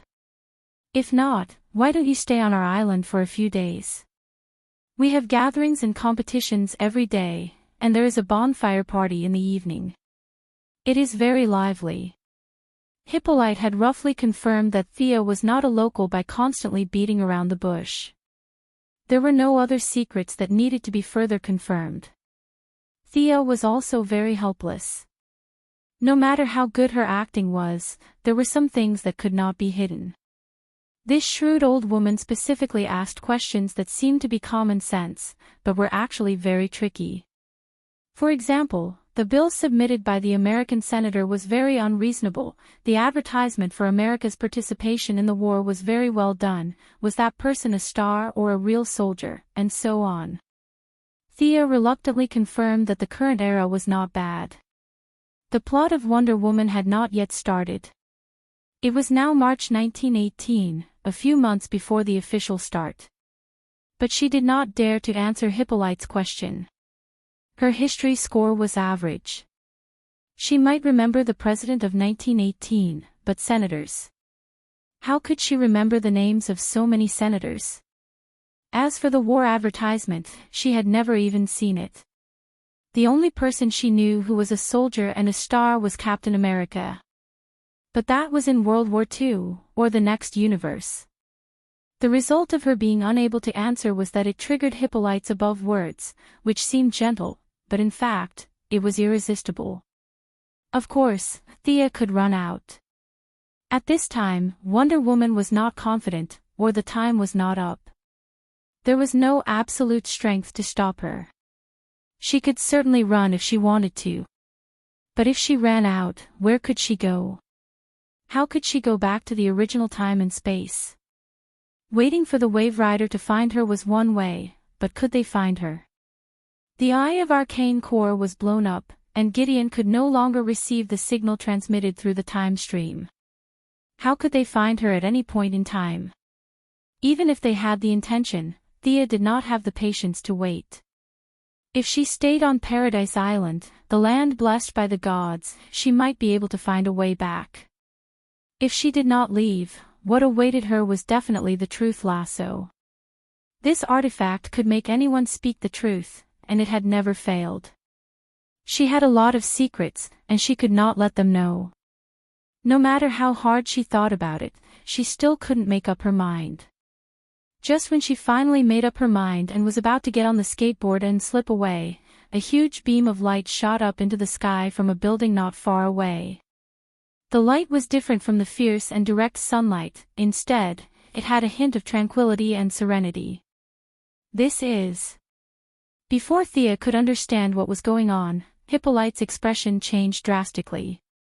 She did not care about her, nor did she bring her entourage with her. She whipped her horse and galloped towards the beam of light. Chapter 187. A group of female warriors exclaimed, "Is that the direction of the temple? Are the gods going to descend again? Don't be ridiculous, it's most likely an oracle." The female warriors, who were still aggressive just a moment ago, changed as soon as Hippolyte left. A group of women began to discuss all kinds of things. The most imaginative one even said that the gods had nothing better to do and wanted to send another naughty child to the queen. Thea ignored the female warriors who had turned into ducks in a second and rode her horse to the naughty child Diana's side. She stretched out her hand and said, "Thea Quinn." The tall girl was a little stunned. She seemed to be wondering why Thea was talking to her. Fortunately, she reacted quickly and held Thea's hand. "Diana, I don't have a surname." Ha! It was indeed her, the only female among the elders of the Justice League. She finally met her in person today. Speaking of which, this was the third time that Thea had met the leader of the Justice League. However, compared to the confused Superman and the devastated Batman, the current Diana seemed very young and inexperienced. Her tone was full of uncertainty. She was still far from the heroine who would take charge of the Justice League in the future. "Do you know what's going on over there?" Thea asked. It was not strange for her to ask now. There were more than 100 people around them discussing. One more person would not make a difference. There was no need to avoid it. The honest Diana did not know that she had nothing to say. She thought seriously for a few seconds before shaking her head and said, "I don't know." But looking at Mother's expression, it should be something urgent. Thea felt more and more unkind now. The people she dealt with every day were gods or demigods like Horus and Diana. It was too challenging her personality. She cleared her throat and said, "Over there is your temple. Which gods do you serve?" This time, Diana answered very decisively. She started to talk about Zeus and gestured as she spoke. When she talked about the great achievements of a certain god, the worship on her face from the bottom of her heart made Thea feel a little stunned. So beautiful. The sun shone on the side of her face. Her eyelashes were extremely long, and her facial features revealed a kind of classical Greek beauty. The lines of her face were different from the gentleness of later generations. Instead, they were somewhat tough, but not disgusting. On the contrary, this kind of strong facial contour reflected her firm character. At this time, she still had long braids. She didn't have the big waves that she would later have, but the freshness of her hair was still intoxicating. Her gaze was like the ocean, calm and deep, as if there was a story behind it. However, if you angered her, you would have to face raging waves. This woman was simply perfect. Thea had seen her fair share of beauties. Be it Madame Shiva's aloofness, Catwoman's elegance, or even Felicity's quick-wittedness, all of them paled in comparison. Her looks were a notch above the rest, but that wasn't the main point. Instead, it was the never-ending fighting spirit and uncompromising conviction in her body that elevated her temperament to an almost extreme level. This was the most promising aspect of her as a heroine. At that time, Hercules said, What are you looking at?" Diana was still talking about the story made up by her mother. When she saw Thea staring at her with bright eyes, she couldn't help but stop. Thea knew that she was a little too focused. She was a real demigod, and her gaze was too long. It surprised her, so she quickly changed the topic. "Ah, I'm looking at your eyes. Your eyes can see very far, right?" "Ah." Diana was a little speechless. She was not stupid. She knew that she shouldn't reveal her secret to Thea, who she had just met. However, she was not as straightforward as Thea, who could make up lies like drinking water. While she was thinking about how to explain, Hippolyte came back on horseback, panting. She was a little confused when she saw the two of them together, but she still said to Diana, "I'll interrupt you for a moment, my dear." Then she turned to Thea and said, "Can you talk with me?"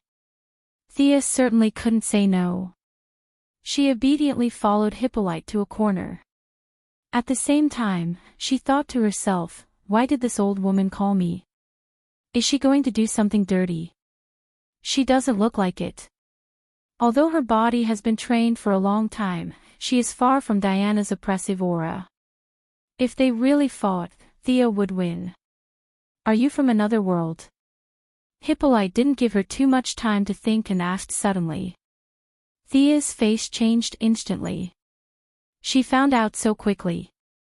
It was not wrong for her to say that she was from another world, but the word world was too vague. Time, space, and even higher latitudes could be called another world. How much did she know?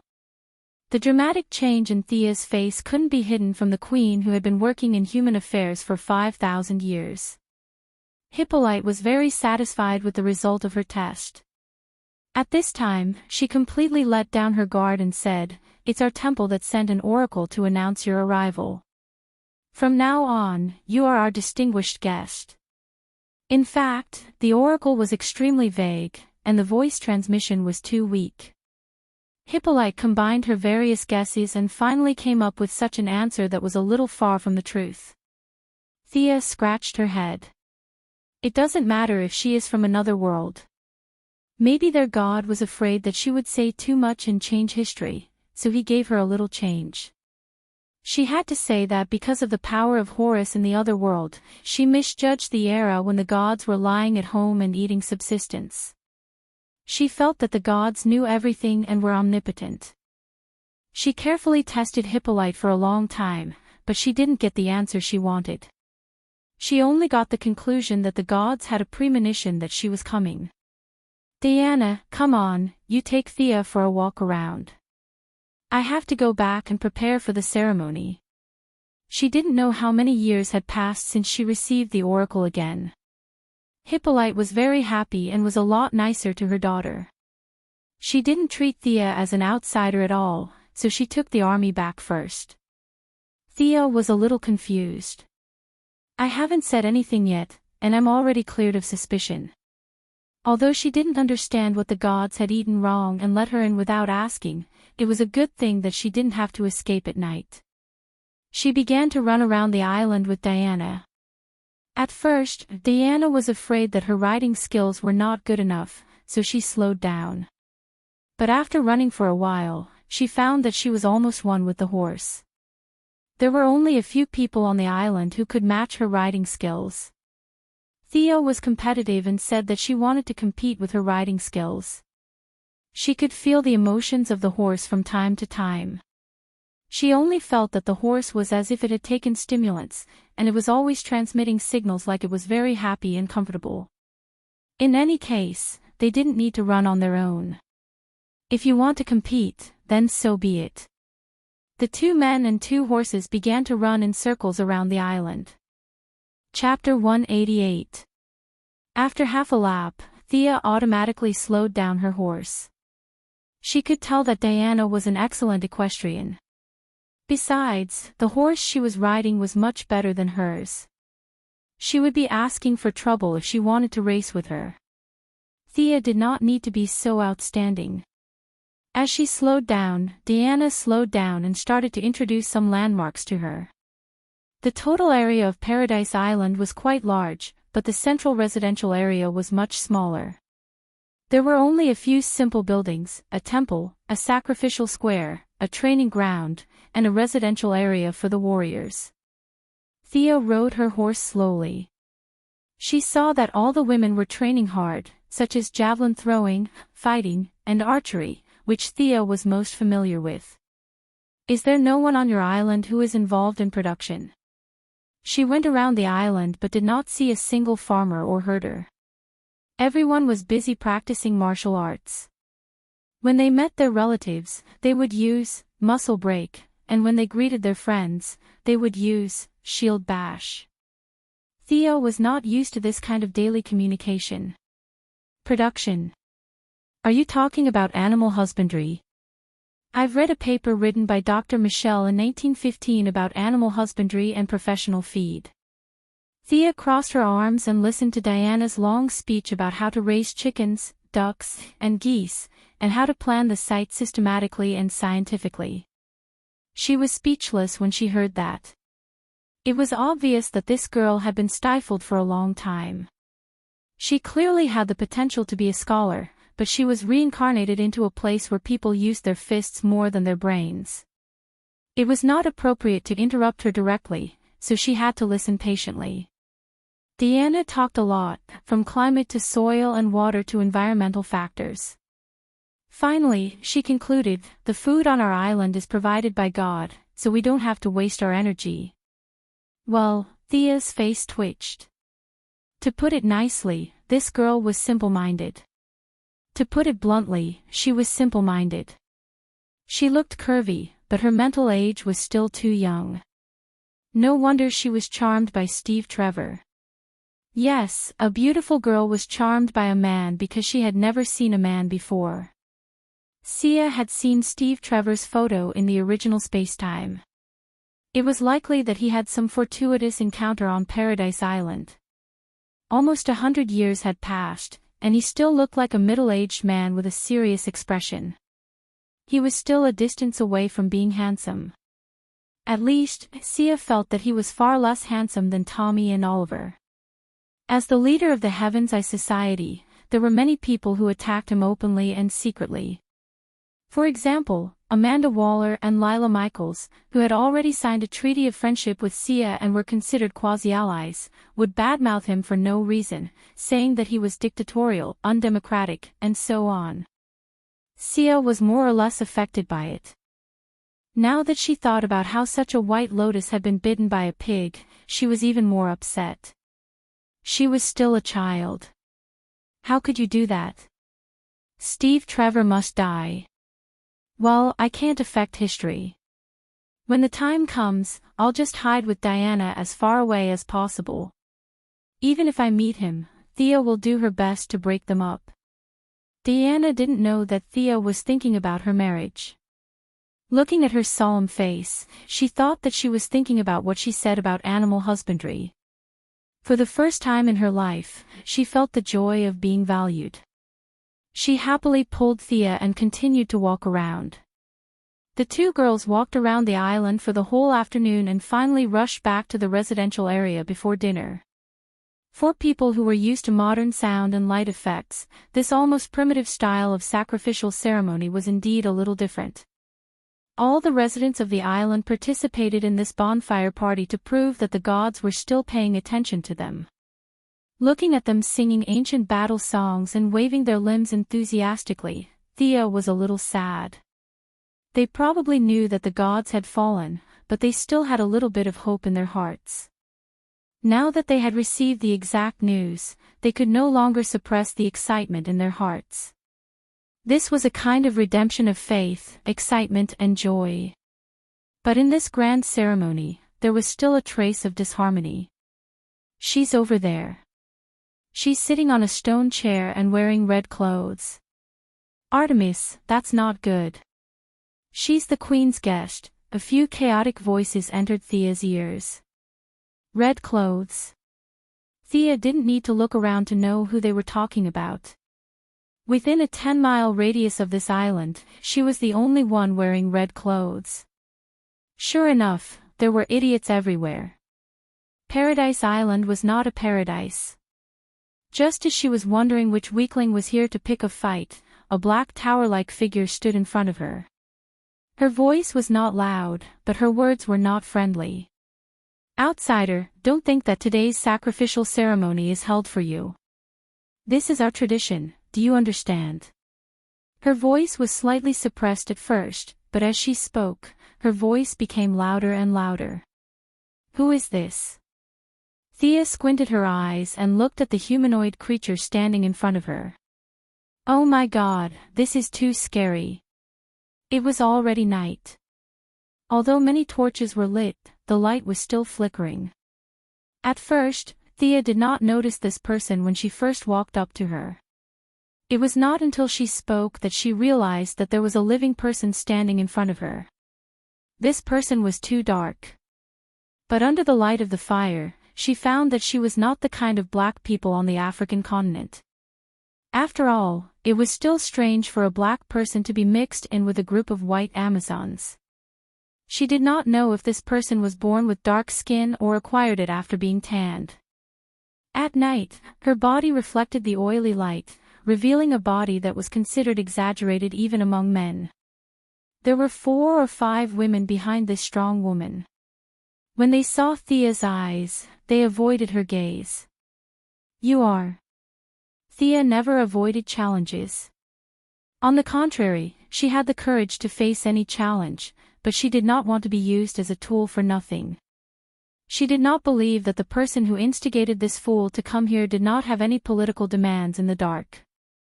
It was nothing more than the grievances accumulated over the 5,000 years of Hippolyte's rule. Now that they had found an outlet, they wanted to defeat her and attack the political prestige of the queen. Alas, Thea sighed. Sure enough, humans were the most complicated animals. Whether they were born naturally or made of mud, they all had this bad habit. The strong woman clenched her left hand into a fist and slapped her almost muscular chest.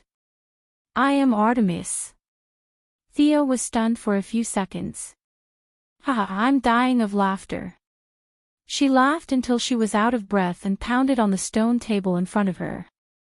She wasn't trying to provoke him. She really couldn't hold it in. Artemis was the legendary goddess of the hunt and the moon. Although she wasn't as beautiful as Aphrodite, the goddess of love, she was still one of the most beautiful women in the Greek pantheon. In the afternoon, Diana had told her that they had a tradition of giving the name of a god to someone in their tribe as a recognition, but Thea really did not expect that the name of the beautiful goddess of the night would be given to this charcoal head. Chapter 189.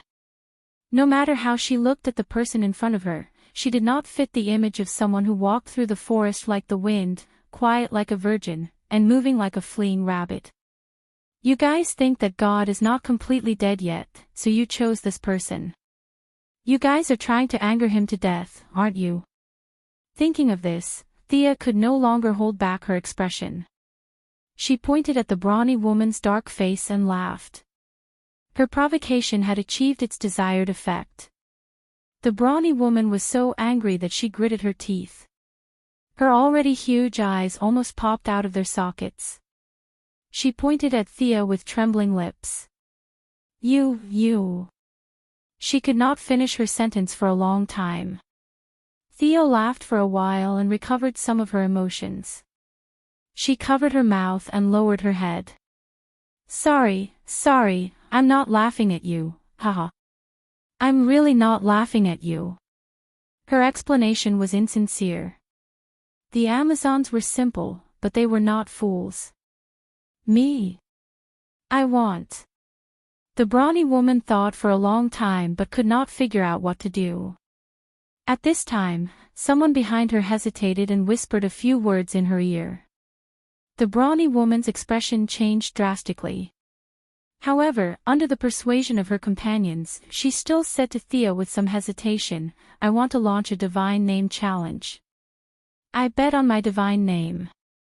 According to the rules, you must accept the challenge, outsider." "Artemis, what are you doing? Thea is not one of us. She is not bound by the rules of the tribe."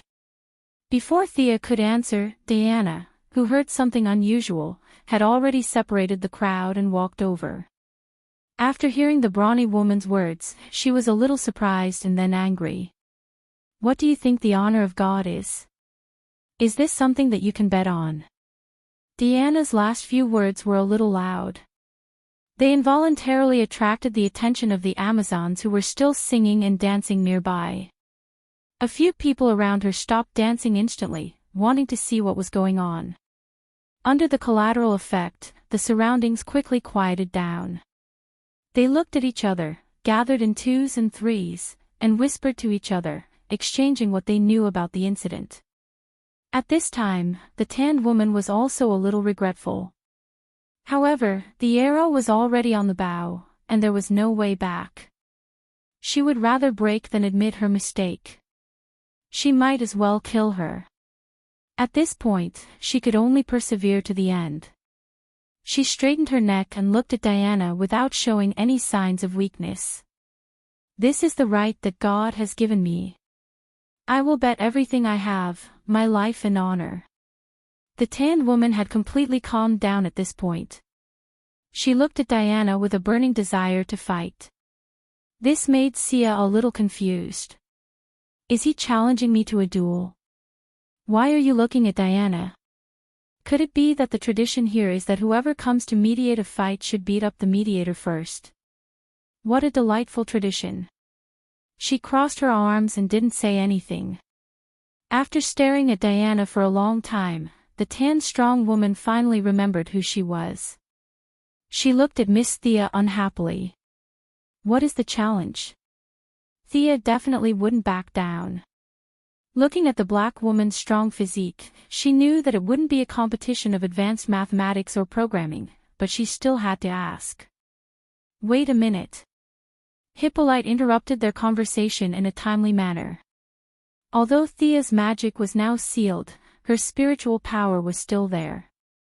She had long discovered that the queen was hiding in the distance and watching them.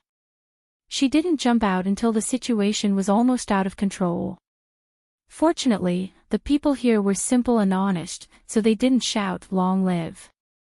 Sia also followed the crowd and bowed slightly as a greeting. "Artemis, do you know what you are doing?" Hippolyte looked anxious, just like a good queen who loved her people like her own children. For Sia, who followed Moira every day, this expression was too familiar. It was the kind of expression that gazed at you with care, but in fact, she was cursing you in her heart. "Why didn't you just die?" But the simple Amazon people liked this.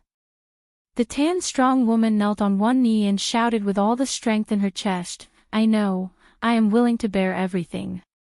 If I fail, I will leave my home and go to the outside world to wait for death." Her words were resolute and unwavering, which made Thea, who was originally watching the fun, a little moved. Hippolyte's eyes showed a hint of joy, but she quickly put on the expression of a loving mother and hugged the tanned strong woman who was kneeling. "Why are you doing this? Are they instigating you?" She looked at the people behind her and secretly remembered their names. The queen with excellent political skills needed to pull out the radish and bring out the mud. She didn't care about a brainless black woman. But the tanned strong woman was not as cunning as her. She had already forgotten that she was instigated to make trouble. She insisted that it was her idea, and no one instigated her. "Well, then I can only bless you, my child. May the lightning of the Heavenly Father always illuminate your road ahead." Hippolyte showed off her acting skills and gained a lot of support. She then turned to ask Thea. "As a respected guest, it seems rude of me to say this, but are you willing to accept her challenge? If you win, you will get the divine name of the moon god. At that time, you will be our sister, and we will be inseparable. I'm willing. Thea couldn't back down. As for what would happen if she lost, she didn't think about it.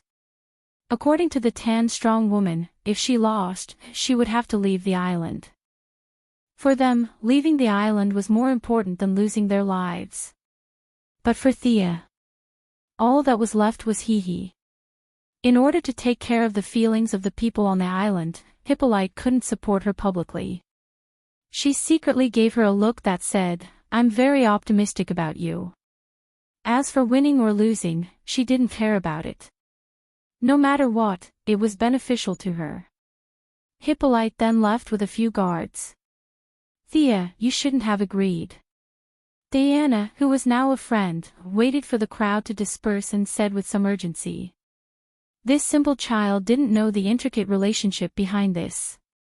She just saw the upcoming duel. Speaking of the duel, Thea remembered. Damn it! These people didn't tell her how she was going to challenge them. Fortunately, there was someone in front of her who understood. That tan strong woman just now. Thea pointed at the tan strong woman who had already walked away. What is she going to challenge? Diana's small mouth opened slightly. She was a little surprised. You don't know. You accepted the challenge without knowing. Thea looked at her speechlessly. How would I know? No one told me. Is it in the arena over there? When Thea came, she saw the circular arena full of ancient Roman style. She didn't know if it was originally there or built later, but it looked very imposing. No, you are going to accept the divine name of the moon god. The time and the method of the duel are not set. These are all things that the elders of the moon god's priestly group need to ask for the oracle. Diana carefully explained to her. What are the elders of the priestly group? Everyone here looked the same, and she couldn't use the eye of Horus to observe them. She really couldn't remember if she had seen these old women before. Chapter 190. Since Diana didn't know either, Thea decided to put the matter aside. As for the oracle, who are you kidding? Why did you find such a dark and strong guy with the name of the goddess of the night above his head? Is this a god's approval? Most of the competitions were arranged by a few old guys according to the conditions that were favorable to them. You guys can just bully the goddess who can't move and use the name of the gods to fool her. Sia had an expression as if she had already seen through it. She pulled Diana, who was still thinking about the challenges, back to the temporary residence.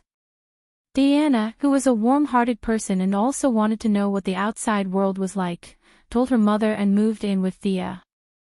Thea was organizing her equipment. She didn't have many things with her, and only a few items with magic attributes could be put into the tattoo space.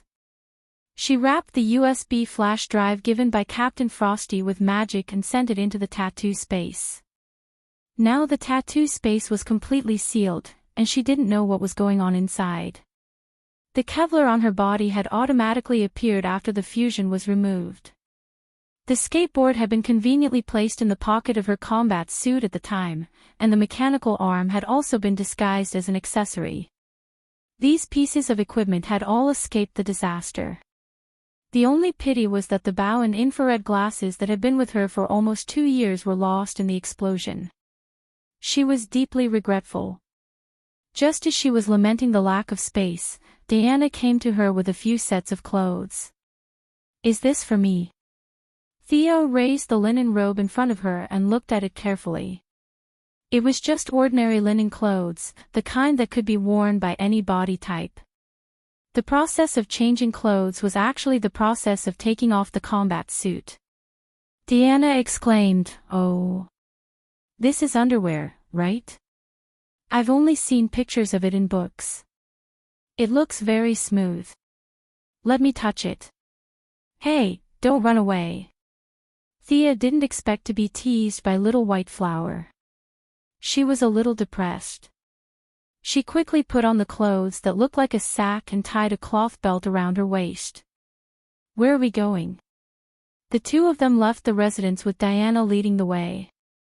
The two of them slowly walked through the neighborhood. When they arrived at the entrance of a cave, Thea could not help but ask. If she didn't know that this woman was the future Wonder Woman, she would have thought that she was going to do something shady. What was she doing in a cave at night instead of sleeping? The bathing pool was given to us by the gods. Don't you outsiders take a bath? I heard that the Black Death is everywhere. Before Diana could continue her tirade, Thea quickly interrupted her. Stop, stop. There's no more Black Death outside, and we also bathe regularly. Thea could see through her. This girl's curiosity about the outside world was so strong that it was about to explode. The more curious she was, the more her mother would not allow her to go out. She could only desperately read those messy books, and this vicious cycle made her even more curious. She sighed. Her destiny was definitely outside, and this small island could not bind her. Her mother must have realized this as well, which was why she allowed her to fool around with her. Not long after they entered the cave, they saw a pool of clear water. However, it looked a little green against the stone walls of the cave. Diana was dressed very simply, or rather, the entire Amazon tribe was dressed very simply. She took off her half-body armor, tugged on her skirt, and swung her shoes. There was nothing else. Her beauty was indeed amazing. The gods' blessings made her body reach the peak of human beauty. Despite Thea's many adventures, she was still not as beautiful as Diana. Her body was even more tragic, so it was better not to mention it. Seeing that an ancient person like her was so honest, as an open-minded person from the 21st century, there was nothing to be shy about. Thea took off her clothes that were like a sack, undid her underwear, and tested the water temperature. It was not as cold as she had imagined. Instead, it had the fragrance of plants and the slight warmth of a hot spring. Not bad, you Amazons really know how to enjoy life, Thea said as she unconsciously turned to look at Diana. However, she almost fell into the pool. At this moment, the honest beauty was holding her underwear and gently touching it. She seemed to feel that it was not bad and even brought it to her nose to sniff it. Just as she was about to taste it with her tongue, Thea snatched it away. Diana, this is very personal. It's rude of you to touch it like this. Oh, I'm sorry, but you smell really good. Are all outsiders like you? Diana immediately admitted her mistake, but she still asked curiously. The two beauties were standing and chatting so honestly, and they were even talking about a very serious topic. This scene was not harmonious at all. Thea quickly pulled her into the pool until her body was completely submerged in the water. She felt inexplicably relieved. As for her so-called good smell, although it was a little shameful, Thea had already noticed it. Her good relatives had not visited for a while. Whether she admitted it or not, as she absorbed more and more light, she was getting further and further away from being a pure earthling. In the end, she was not sure whether she would become a divine creature or a new species. I'm a hero. How can everyone be like me? Thea was very proud of this. If all the people on Earth were at her level, the world would have been in chaos. Who knew whether the Kryptonians or the Earthlings would invade each other? Hey, what are you doing? Thea was about to take advantage of the fact that she did not know anything to boast, but before she could finish, she felt that she was very close to her. Thea looked serious, and her nose twitched slightly. You are indeed not an ordinary person. Your smell is far beyond what is recorded in the books. Are you also a child of God? Diana was getting more and more curious about this guy who had fallen from the sky. She and the girls on the island had lived for thousands of years, but except for a few people, she did not have a good relationship with the rest of them. Of course, it was partly because of Hippolyte's protection, but also because she did not fit in with the group. She had tried to improve her relationship with them, but the smell of those people made her naturally unable to get close to them. For a long time, she even thought that she was an alien living alone in the world, a pitiful worm that no one understood and sympathized with. Now that she had met Miss Thea, who was originally not in the timeline, she seemed to have found her own kind in an instant. And Thea's sunshine and tranquility unconsciously attracted her. This was not an attraction in temperament or appearance, but it was a kind of touch in the deepest part of her soul. In fact, she did not understand it, but it was a mutual attraction of divinity. A child of God. Thea was a little surprised. If Malcolm heard this, he would be happy to be called a god by a demigod. Unfortunately, this was just a beautiful misunderstanding. Thea turned slightly to let her see her unicorn tattoo. This is my bloodline mark. My ability comes from this. Chapter 191. It's true that I've never seen such power before, but it feels very comfortable. Diana unconsciously reached out to touch Thea's shoulder. She didn't know if it was because it felt particularly good, but her fingers were full of artistic aura. They didn't become thick because of holding swords for a long time. A few of her fingers were neither fat nor thin, and when she touched Thea's smooth back, it made her feel strange. Ah, that. Her Majesty is your mother. What about your father? Thea was trembling from the touch. In order to divert Diana's attention, she asked the obvious. Sure enough, Diana's thoughts were diverted. She was a little depressed. She reached out and fiddled with the water in the pool. My mother said that my father is Zeus, the king of the gods, but I've never seen him. He probably doesn't care about me. Thea couldn't agree with this point. Doesn't care about you. He can give you such great power, directly raise you to the maximum level, and give you a full set of epic equipment. Compared to her, she was a beggar. This kind of god's second generation was even more enviable than Superman. Superman's father had left his son a cape that looked cool but was actually a hindrance. The equipment that Boss Zeus had given Diana included attack, defense, escape, and control equipment. It could be said that all of them were practical. He was definitely her biological father. Your father must love you. Thea didn't dare to say more. What about your parents? They must be very good to you. Your aura is so bright, they must be a good couple. Diana obviously didn't want to talk about her situation, and changed the topic to Thea. My parents? They are very good to me. Yes, they were good to her. Of course, if you ignored Malcolm's cold-blooded killing and Moira's lies, then they must be good people. Diana was very curious about the structure of families in the outside world. She asked in a very open voice, were you born naturally through the union of your parents? Thea's face turned green. What do you mean? Could it be that I was picked up? This girl is too bad with words. She could only reluctantly answer, it's like that outside. Did you see them when they were having intercourse? What is it like? Oh my God. Zeus, save me. Thea was about to break down. How could I see it? No matter how open Europe and the United States were, there was still a limit. Thea could only shake her head with an ugly expression.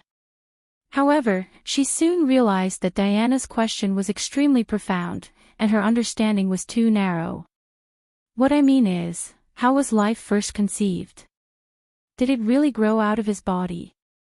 What was it like when you were first born from your mother's womb? She touched her smooth belly with a look of disbelief on her face. Thea really doesn't know how to answer her more and more off-topic questions. Nowadays, except for those who travel through time, who has seen the scene of their own birth. Fortunately, she was quite knowledgeable.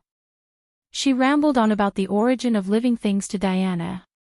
If someone were to eavesdrop on them, they would definitely think that two expectant mothers were discussing the problem of giving birth. In fact, they were light years away from that stage. The two sat in the pool very honestly and talked about the process of the birth of life.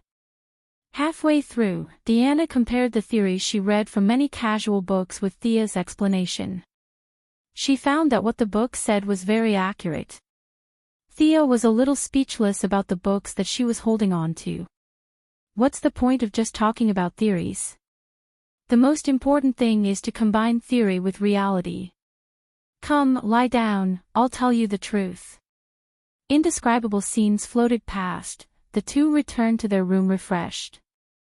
Thea was like a caring sister who kept answering Diana's various questions. Fortunately, the original Thea was quite good at her studies. The fusion transmigrator also read more books. She could barely cope with Diana's questions from the sky to the sea. Later on, Thea's head became heavier and heavier, and she fell asleep in the midst of the endless questions. Thea, get up, do you people from the outside world all sleep like you? Diana woke up early and found that she was still asleep. She did not disturb her. According to the tribal practice, she went out to practice martial arts and went through a lot of trouble. After breakfast, she came back and found that Thea was still sleeping. The quality of sleep was too good. We shouted loudly outside, didn't you hear us? Thea sat up in a daze. She did not feel that there was a problem. How many young people did not like to sleep? Besides, her physique was the type that would grow naturally even if she did not exercise. There was no need for her to train in the hottest days of summer or winter. Before she finished yawning, an old woman in a robe walked out from behind Diana. Miss Thea, good morning. It seems that you had a good rest. This morning, we will hold the first competition of Artemis in the square. You must maintain your strength. After that, the old woman patted her on the shoulder as if she was concerned. She left the hut with a smile on her face. Diana was also a little confused about the old woman who came and left in a hurry. She did not wait for Thea to wake up and ran away after saying a few words. She said it too simply. She didn't tell you what the competition was. This is against the rules. Thea waved her hand. This old woman was obviously an opponent of Hippolyte. She was just skirting the boundaries of the process. Did she mention the process? She said it. But she did not say everything. At most, she would say that she was not meticulous in her work. There was no big problem. But her purpose was very vicious. She was determined to teach Thea a lesson and finally destroy the reputation of Diana's mother. Thea was quite familiar with this kind of method. This kind of workplace method of making things difficult for others was a bit unpresentable. However, although she was familiar with it, she was definitely unhappy. She thought to herself, old woman, I'll remember your face. Just you wait. In a few months, when the Germans come, I will not save you even if you die in front of me. After putting on her clothes, she pulled Diana, who was still angry. Let's go. Take me to breakfast first. When they arrived at the cafeteria, Thea was a little uneasy. This group of people was too explicit. They did not even leave breakfast for her. They used the excuse of exercising too much in the morning and finished it all. If you want to eat, come early tomorrow. We are militarized. That's it. You can do whatever you want. Fortunately, Thea was not an ordinary person. She did not feel hungry even if she did not eat for 10 days or half a month. Her daily consumption was various kinds of light in her body. Now, her absorption ability was banned, but her body was still there. Thea missed the breakfast on the Wave Rider very much. No matter how unpleasant Gideon was to her, he did not say that she should starve. Sure enough, the worst thing these days was people. Whether they were born naturally or made of mud, they were all bad. No wonder those artificial intelligences wanted to destroy the world after awakening. People were so bad that even machines could not stand it. If you don't want to eat, then don't eat. Thea angrily followed Diana to the square. Chapter 192. This was the second time Sia had come to their tribal square. Unlike the grand celebration last night, the square was filled with a solemn and dignified atmosphere. It was about the size of 4 football fields, and the ground was paved with green bricks. When walking on it, one wouldn't feel uneven at all, as if it was flat ground. Needless to say, this must be the work of the gods who had nothing better to do. The people here regarded fighting as glory and labor as a disgrace. They would not even pick up the fallen soy sauce. This road was definitely not built by them. At least, Thea did not see any excavators or other engineering equipment here. With their productivity and values, how could they build such a flat road without the intervention of divine power? There was no rostrum at the scene, and no one was playing the athlete's march. There were only 2 participants. Thea saw a strong woman standing straight as soon as she entered the square. The woman was about 1.8 meters tall and was the second tallest woman after Diana. Her muscles were like cast iron. Her eyes were closed, and her nose was slightly trembling. It was obvious that she was very nervous now. Thea did not care. She did not care about the name of the gods at all. Seeing Hippolyte standing in the middle, she went forward to greet her out of courtesy. "Your Majesty. How was your rest? Diana did not disturb you, did she?" At this time, Hippolyte was full of smiles. She took her hand and chatted with her for a while. Then she turned her head and introduced her to her. "This is my sister, Diana's teacher, Antiope." "Oh. Wonder Woman's teacher." Theo looked at the capable middle-aged woman and bowed slightly. "I've heard a lot about you." Antiope frowned. "Miss Thea, do you know martial arts?" It could not be helped. After the awakening of her sorcerer bloodline, Sia was too deceptive. Her muscles were not obvious, and people would only think that she was working out. Compared to the women on Paradise Island who had bulging muscles, there was a huge visual difference. Theo was a little embarrassed to answer her question. When she was wandering around with Diana, she had seen the female warriors on the island practicing martial arts. Of course, they did not hide it from her. Their martial arts were very skillful and simple. Perhaps it was because of their immortality, their individual foundations were very solid. Whether it was archery, combat, or various combinations of swords and shields, they used them very well. However, their fighting style was too ancient. Modern society had been developing for thousands of years, and countless elites had added their own understanding to their fighting style. Although their lifespan was not as long as the female warriors of Paradise Island, their fighting knowledge had been passed down from generation to generation. The accumulation of knowledge was terrifying. On the contrary, the Amazonian female warriors had become more and more conservative because of their infinite lifespan. If the fighting level of the outside world had improved by 4,000 years, they had only improved by 200 years. Theo was very confident in defeating them. If she didn't use any strengthening spells, she could defeat 5 to 7 female warriors with her bare hands. This was under the condition that their physical fitness was higher than that of human beings. If she activated all her technological equipment to recover her magic power, then they would all die. Now, in the face of Antiope's question, they directly answered that they were all a bunch of weaklings.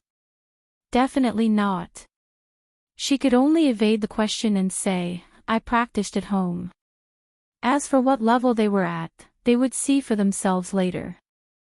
Hippolyte introduced her to the 3 middle-aged women in robes on the other side. One of them nodded to Thea with a serious face and ignored her. The other 2 were much more enthusiastic, and one of them was the woman who informed her about the competition in the morning. With Hippolyte's introduction, Thea knew that the 3 of them were priests of the temple. However, their miracles were rare now. The 3 priests were responsible for the daily worship of the 12 main gods of Olympus. Hearing this, Thea almost laughed again. "You are too impious. If there is no miracle, you will reduce the number of priests." You will arrange for the clergy to have secondary jobs. Needless to say, it must be Diana's mother who did this. She changed the priests into warriors under her direct leadership. It would be strange if the remaining priests were of the same mind as her. Thea was really not interested in participating in this kind of traditional struggle between theocracy and royalty. This kind of thing could be seen everywhere in Europe's thousands of years of history. It was not rare. Thea chatted with a few leaders who seemed to be the leaders of the country, but in fact, the population under their jurisdiction was not even comparable to a village. She stood alone and rested. She originally wanted to find a place to sit, but when she saw several village leaders standing under the hot sun, she could only swallow her words. As a quasi-military management, the people of Amazon gathered very quickly. Thea stood for less than 5 minutes, and a large number of female warriors had walked into the venue. They stood in rows and rows, ready to be quiet spectators. Everyone is here. Thea was curious. How many people were there? It was too inefficient to count them one by one. She secretly opened the Eye of Horus, glanced at them, and instantly understood. 1,550 people. The people on the field just felt a chill and did not notice anything strange, but Diana stared at her eyes in surprise. What did she feel just now? Divine power. Although it was completely different from her divine power, the nature was definitely not wrong. That was the real divine power. Was this girl named Thea the child of God? Diana was a little confused. Hippolyte waited for everyone to arrive and loudly announced the start of the Divine Name Challenge. In fact, there was a bit of a logical problem with calling it a challenge. Thea was muddle-headed and was challenged, but the other party put everything on the line, and several village leaders acquiesced to the name of the challenge. There should have been a segment to introduce the two sides, nothing more than who this person was, what achievements she had, why she came to challenge, and so on. But now Thea was not one of them, and they did not know what advanced deeds Thea had done. Who knew if what she said was true or false? They could not use the truth lasso to extort a confession before the competition, right? That would be too disrespectful to the gods. They thought about it and decided to skip this step. Hippolyte motioned for everyone to be quiet and roughly told them about the past of Artemis.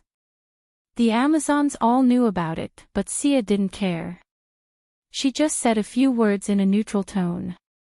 Then several priests pushed each other, and finally the cunning old woman that Thea saw in the morning walked out of the crowd and shouted, "Artemis is the goddess of the hunt, and her oracle tells us that the first game is javelin throwing." "Wow!" everyone exclaimed. It could not be helped.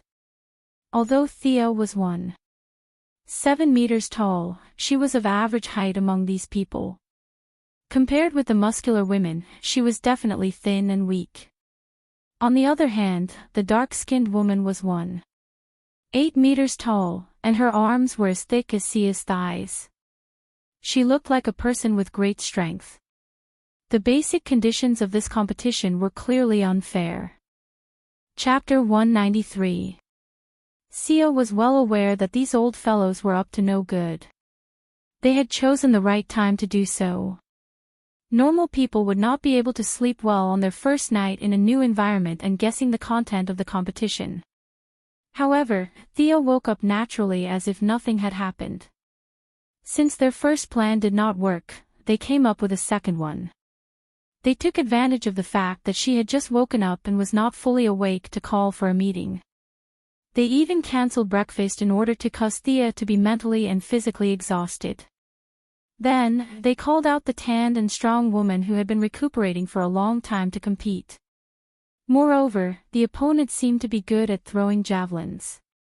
Looking at Thea's small arms and legs, and the opponent's tall and strong figure, there was almost no suspense in this competition. The worst priest looked at Thea with a smile. Although he looked kind, he was thinking about how to lead the topic to Thea when this outsider begged for mercy and quit. This bastard. Thea smiled and looked at the people around her who were pointing at her. She thought to herself, if this old thing was an employee of the Quinn Group, he would definitely arrange for her to go to Siberia to experience life. "Hey, can you?" Diana asked quietly when she saw Thea's indifferent expression. It was no wonder that she was worried. The anti-magic territory on this island was too strong. Thea was directly sealed. As a demigod, Diana was stronger, but more than half of her divine power was also sealed. She grew up in a high anti-magic territory and did not realize how strong she was before she left the island.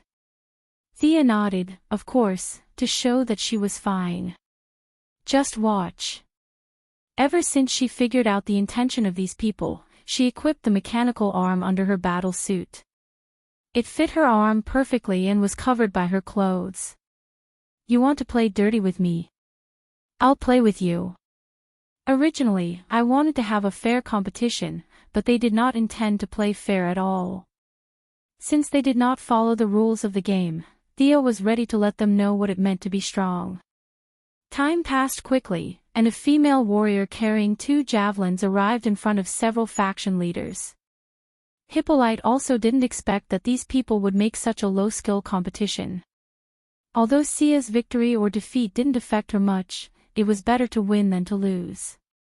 She picked up 2 javelins and looked at them. Not bad, they didn't tamper with them. When Thea and the dark-skinned woman stepped forward to take the javelin, she whispered to Thea, "Don't feel pressured. It doesn't matter if we win or lose." Thea responded with a bright smile. "Am I cheating?" He still couldn't win. Not to mention this He Dazhuang, even if Diana personally went up against him, with such a strong anti-magic domain, she might not be as strong as him. The crowd automatically opened up a gap. Their meaning was very simple. You just have to throw it at a place where there is no one. Who's first? Thea saw that He Dazhuang was angry and didn't speak, so she could only ask. She couldn't throw it at the same time, right? The other party shamelessly insisted that she threw the javelin in the distance. If Thea didn't want to explain, she would have to throw it again.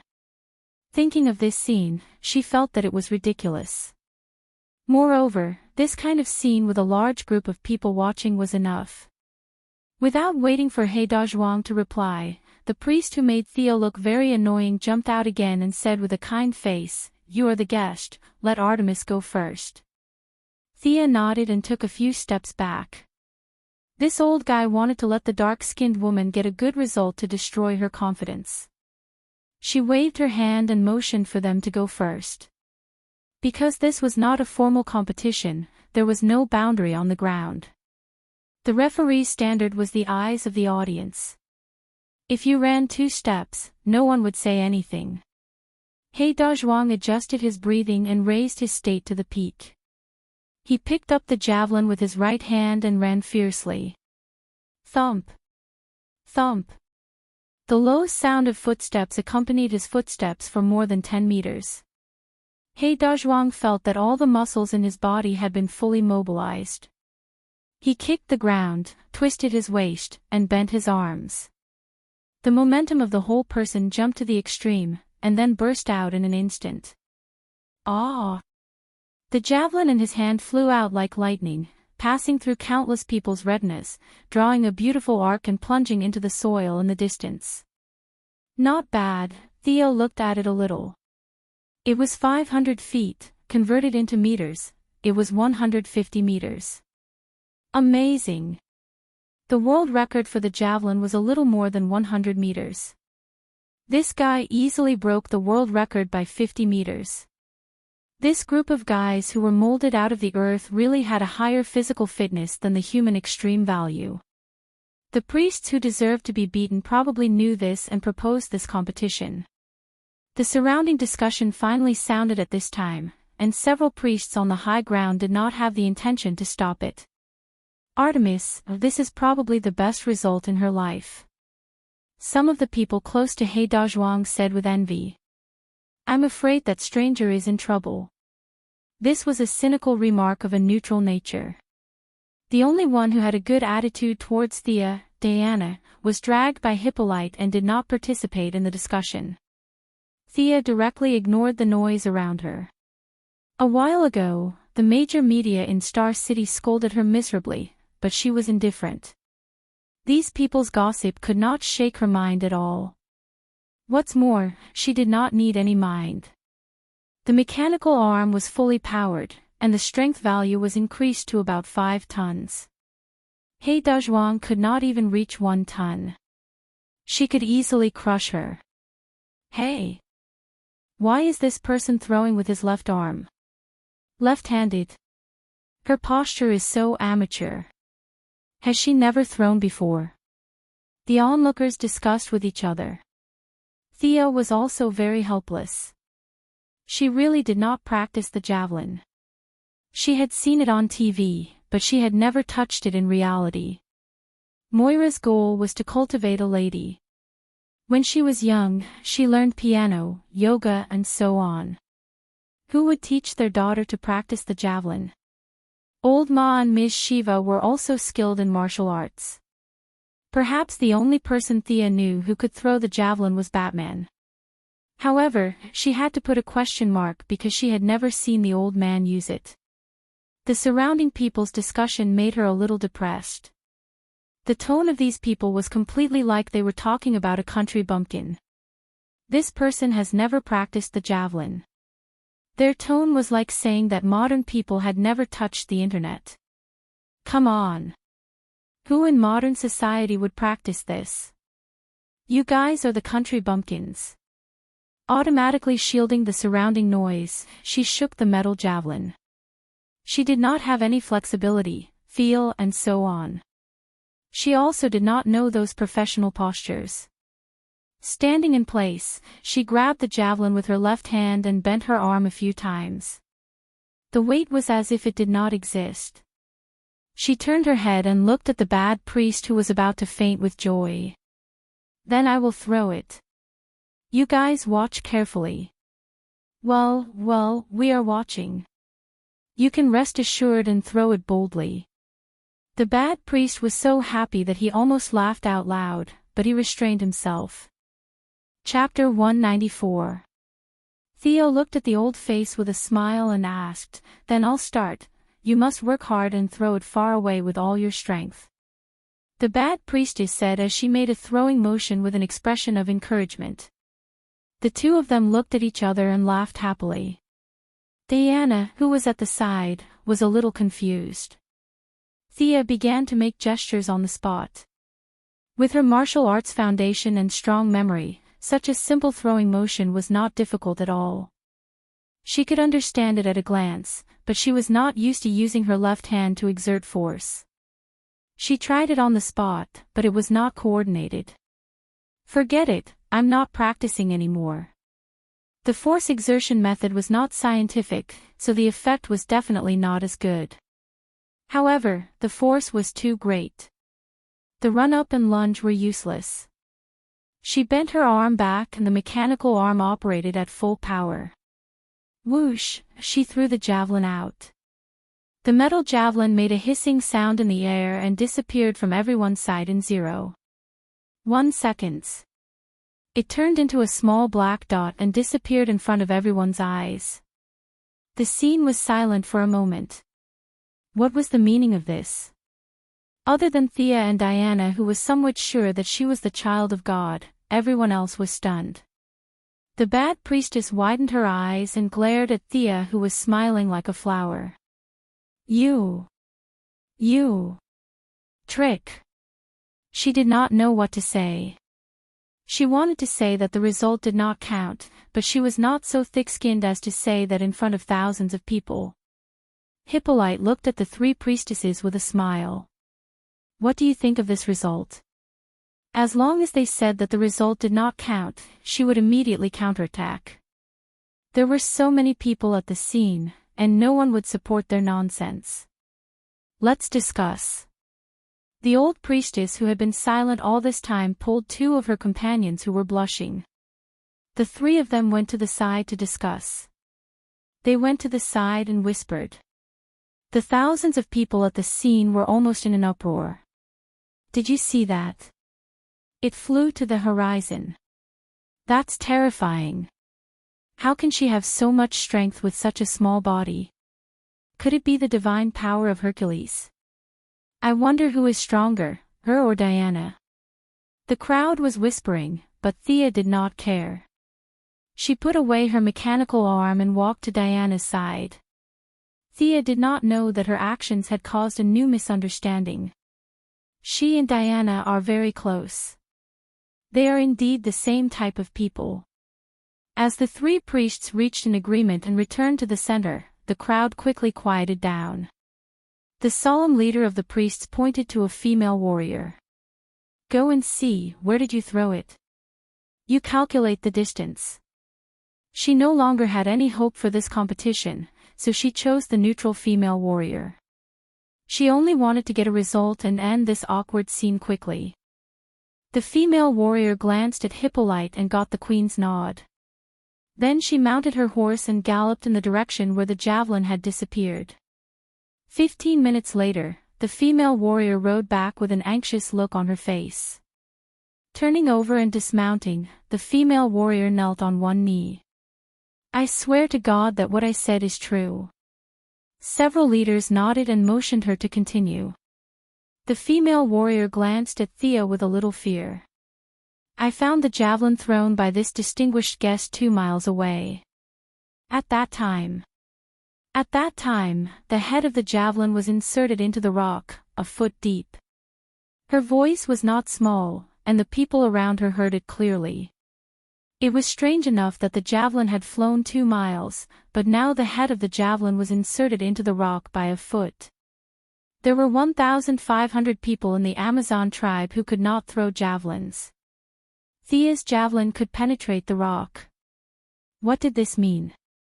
This showed that the remaining force was not exhausted. If there was no rock, maybe it could fly a few hundred meters. Everyone looked at Thea as if they were looking at a monster. Is this a human? Are all the people outside so terrible? It turned out that the Father did not let us go out to protect the human race, but to protect us. At this time, Hippolyte spoke, Priests, can you announce the result of the first round of the competition? The queen was far from being as pious as she appeared to be.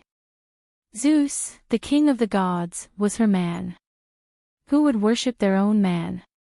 Not to mention a man who had an affair. Distance creates beauty and faith. She treated the king of gods like this, and her attitude towards the other gods was almost equal. Therefore, when Thea first came, the oracle had an impact on her, but it was not big. At that time, she did not care about the face of the priests of the temple and directly interpreted the oracle, which was the fuse of today's incident. The priests hoped to reduce Thea's right to speak by attacking her. As long as they defeated Thea, they could say that Hippolyte's interpretation of the oracle was wrong, and they could regain some of their right to speak. Unfortunately, now it was all destroyed by Miss Thea.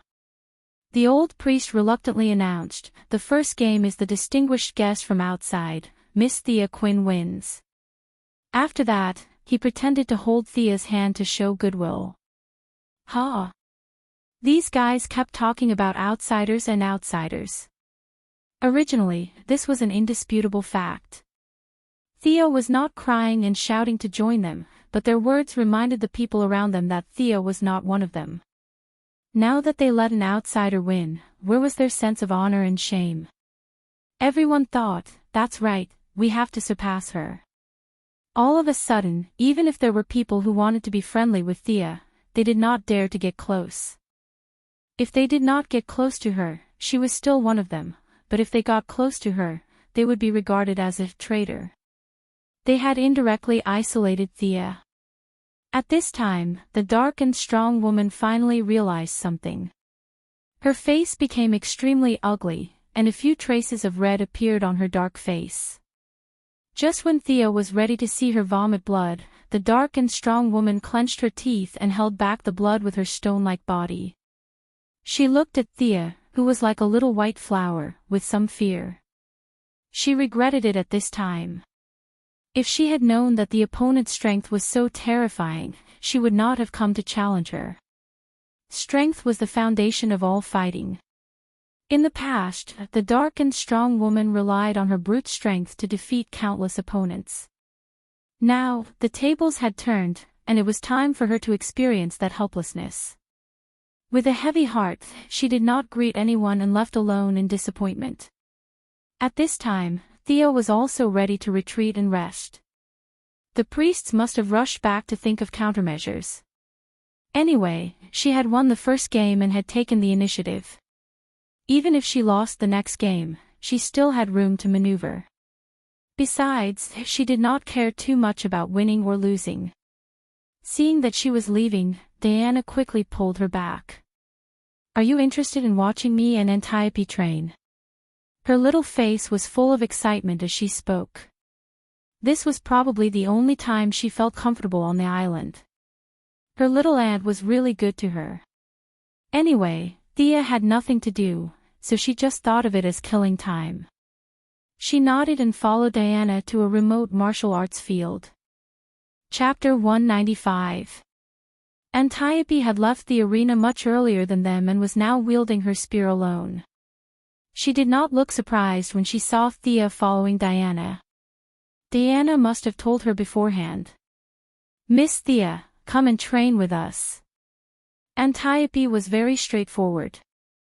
Her words were resolute and impactful. "I'm just here to take a look." Thea looked at the dagger thrown to her in confusion. She wanted to refuse, but Antiope did not even give her a chance to speak. In fact, Thea did not dislike Antiope. Her straightforwardness reminded her of Lady Shiva in the past. Both of them were very pure people, much more to her liking than Diana's mother and those crafty priestesses. "All right then. How do we start?" Thea waved her sword. Their swords were shorter than the one-handed swords in the outside world, but they were heavier. Thea was now walking on a non-human path. If it were a normal person, they would definitely feel uncomfortable. Antiope, who was straightforward, made an unexpected suggestion. "A 3-person free-for-all. Come on." Diana already looked like a future. She took a weapon from the rack. Of course, it was not a divine artifact. With a shield in her left hand and a sword in her right, she slowly approached the battle circle. Antiope continued to wield her spear. She stared at Thea and Diana's footsteps like an eagle, constantly paying attention to their footsteps and body movements. Seeing that they were very disciplined and had no intention of attacking first, Thea could only dance with her dagger. "Then I'll go first." She slashed her dagger at Antiope's neck. "You're very fast." Antiope used her spear to block the slash and praised casually. At the same time, she leaned to the side to avoid Diana, who was charging at her. Since it was a 3-person free-for-all, Thea could not just attack one person.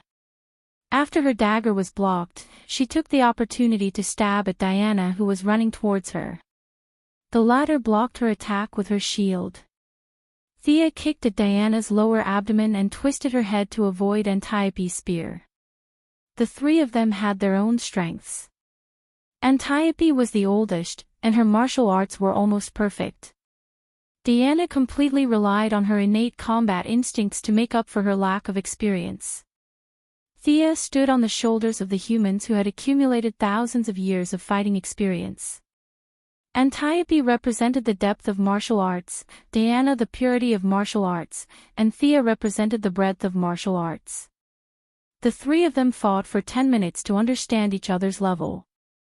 In fact, it was mainly Diana and her aunt who had deepened their impression of Thea. No matter how they changed their moves, they were easily defeated and counterattacked. If it was not for the 3-person free-for-all, either of them would have been defeated if they fought alone. The accumulation of thousands of years of human knowledge was not a joke. It was not that there were no people who could defeat the accumulation of knowledge of an entire society with their own strength, but they were definitely not the two of them. The situation gradually turned into a 2-on-1 between Diana and Antiope. This time, Thea was a little overwhelmed. On the one hand, she was not used to using her weapon. On the other hand, her strength was also suppressed by Diana, so she was a little frustrated. Antiope saw that she was in a disadvantageous situation and quickly stopped attacking. She stood alone and left the battlefield to them. With one less person, Thea's strength was immediately displayed. Many of her moves were bold and unrestrained, but they were extremely lethal. She slashed left and right, and at this time, she was still unbelievably immature Wonder Woman. She would occasionally counterattack, but most of the time, she was using her shield to block. Thea was sweating. This girl had the potential to be an MT. Her shield was really good. The parry, block, and dodge values were almost full. In a short period of time, she used 7 sets of swordsmanship, from Kashima Shindo Ryu to Iran's assassination technique. She used all the best moves from ancient times to modern times, but she still could not defeat Diana, who was stubbornly defending. "Okay, I'm done." Thea panted and threw away the dagger that was chipped. If she continued fighting, she would enter a tiring phase. It was meaningless. Besides, she did not eat breakfast. Although she was not hungry, her stomach was empty and uncomfortable. Diana excitedly took the shield and looked at it. There were countless scratches on it. The best way to repair this shield was to melt it down. "Your moves are really good. Did you come up with them yourself?" "How could I come up with them? They were accumulated over thousands of years by humans." No matter how thick-skinned Thea was, she could not say that she came up with them herself. "Why is it not written in the books?" Thea was a little embarrassed. How could these things be written in the books? It would destroy the stability of society. But this was not easy to explain. If she said so, Diana would definitely ask more questions. Then the three entered the daily teaching phase. It was mainly Antiope who taught Diana, and Thea watched from the side. But after watching for a while, she realized that something was wrong. The basic beliefs of the two were different. Antiope advocated offense, but Diana was good at defense. Maybe the idea of protecting in her heart was too deep, and there was always a sense of lack of aggressiveness. The two's teaching was stumbling. After a long morning, they finally said goodbye to Antiope, who was disappointed in them. Diana dragged Thea to eat. Ouch!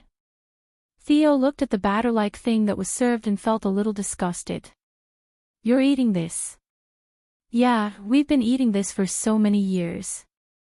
It's full, nutritious, and tastes good." Thea took a spoon and stirred it twice. It was disgusting no matter how she looked at it. It was a little too much to call it pig's food, but dark cuisine was considered a delicacy compared to this. She whispered to Diana, "When we leave the island, I'll treat you to a good meal." Diana was shocked. She looked around and saw that no one was paying attention to her. She whispered, "My mother won't let me go out." "What are you afraid of?" "Forget it, you're right." Thea wanted to just kidnap her and take her out. She started the skateboard and flew out in a minute. But after thinking about it, Diana only had the silver bracelet of protection on her now. It was indeed a little dangerous. Her epic equipment had been stolen by her mother. Unless it was absolutely necessary, she would not give it to her. It was better to wait for Steve Trevor to bring the Germans to wipe them out. Thea swallowed her original plan. She lowered her head and drank 2 mouthfuls of the batter. Bah! It's too disgusting. No wonder Steve had to leave after 2 days. It was purely because of this disgusting food that he was forced to leave.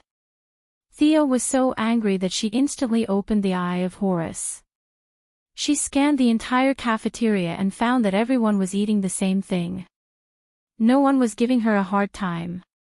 She could still hold on if the time was short. There was still nearly half a year left. Forget it, I'll just bite the bullet and eat. God's eye. You really are the Son of God. Diana was closer this time. Unlike the mess in the square, she could immediately tell that this was definitely a sign of divine power scanning. She looked at Thea angrily. Why didn't you tell the truth? Was it because you were discriminated against that you didn't dare to say it? Chapter 196. What did you say? Thea's heart skipped a beat. She did it out of habit and did not notice that there was a living person beside her. Moreover, she was the kind of person who could sense the divine power. She regretted it. Who are your parents? Diana stared at Sia's face and asked seriously, Look, I even told you that I'm the illegitimate child of Zeus, and you still refuse to tell me. You're not a good friend. However, Thea really could not say it. The biggest taboo in time travel was to say the names of one's parents. If she said Malcolm's name now, maybe one day in 70 years, Diana would see Old Ma on the road and think of Thea. She would go up to Old Ma and talk to him. With her personality, she would definitely do it. Old Ma was strongly stimulated. Perhaps he was originally going to find Moira to communicate with her, but because of the interference, he did not manage to do so. The little life that was born because of their communication that day was ruined, and Miss Sia might not be able to give birth. What the F***ck is this? Therefore, Thea only introduced her real name. Her real name did not matter. If there was a real name, it meant that the baby had been born. If there was no such name, it meant that the baby had not been born yet. Besides, there were many people with the same name in Europe and America. However, she could not say a word about her family. She waved her hand and said, Diana, I really can't say. I'm sorry. Is it a god that has already fallen? Will it be sense when the name is mentioned? Diana touched her chin and forced herself to imagine. She seemed to realize that Thea had her reasons. She also got the answer to the great strength that Thea showed when she threw the javelin. It was most likely a divine power that she did not understand. Seeing that Thea finally stopped thinking about this problem, Thea finally breathed a sigh of relief. Hey, do you have a kitchen here? She was very doubtful about whether she could hold on until Steve Trevor came. She could endure it for a short time, but she still had nearly half a year to go. What if she starved to death before the old man came? Her idea was very simple. There were no guns or cannons. She could make her own. She could at least take some kitchen utensils and make it herself. Diana was stunned by her wild thoughts. On Paradise Island, fighting was an honor, and labor was a disgrace. It was very shameful to give up swords and pick up cooking utensils. Being discriminated against and being looked down upon was a common occurrence. Fortunately, Diana was an open-minded person. She knew that their food was not suited to the tastes of the outside world, so it was understandable that Thea wanted to make some for herself. He said that he would take note of this matter and report it to the queen at night. Thea gritted her teeth. Your queen even cares about cooking utensils? It was true that she was the village chief. In the afternoon, Diana continued her so-called training. Thea, on the other hand, was not in the mood. She rode her skateboard and prepared to look for some ingredients. When Diana dragged her tired body back to the house, she almost thought that she had entered the wrong house. There were all kinds of mushrooms, wood ears, and many other things that Diana could not name. Thea walked around the woods twice in the afternoon and found a lot of spices. However, many of them needed to be dried. There was a lot of fennel on this island. Thea picked half a bag of fennel sprouts. She also saw a few wild boars in the woods. They would be delicious if they were made into steamed buns. Of course, it was too late now. Thea saw Diana coming back and greeted her. Hey! When Thea glanced at the spear in her hand, she suddenly thought of something. She grabbed the spear in her hand and said, "Wait for me." Then she got on the skateboard and flew towards the woods. Diana's face was full of confusion. Where did she go? She could not figure it out and could only stare blankly at the ingredients in the house. After a while, Thea waved at her from outside the door. Come, come. She followed her to the door. Hey! Diana was startled. She saw Thea coming back with a spear, piercing a wild boar. The wild boar was young and looked like it had just reached adulthood. The spear pierced through its indescribable part and came out of its mouth. Are you going to sacrifice to the moon god? Diana thought hard and felt that she had guessed the answer. Sacrifice my ass. Thea rolled her eyes. We will eat it ourselves. Are you vegetarians? Diana shook her head. They usually ate some meat during the sacrifice ceremony. For example, last night's ceremony to welcome Thea was to catch a pig. However, there were more than 1,000 people eating it, and each person's share was pitifully small. Now that she heard that the pig was for 2 people, although she felt a little sorry for the gods, she could not help but drool. She asked hesitantly, do you know how to handle it? Thea definitely had not done this before, but now the situation was so serious that she could only roll up her sleeves and do it. Diana also helped her. Their martial arts skills and strength played an important role. They let out the blood, removed the hair, removed the internal organs, and the pig's brain. The whole pig was evenly grilled over the fire.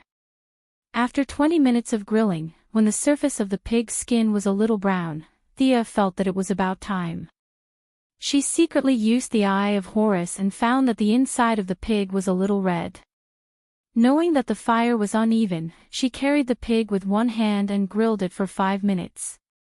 At this time, the skin was already golden. Done. There was no hygienic condition to put out the fire. Fortunately, both of them had special physiques.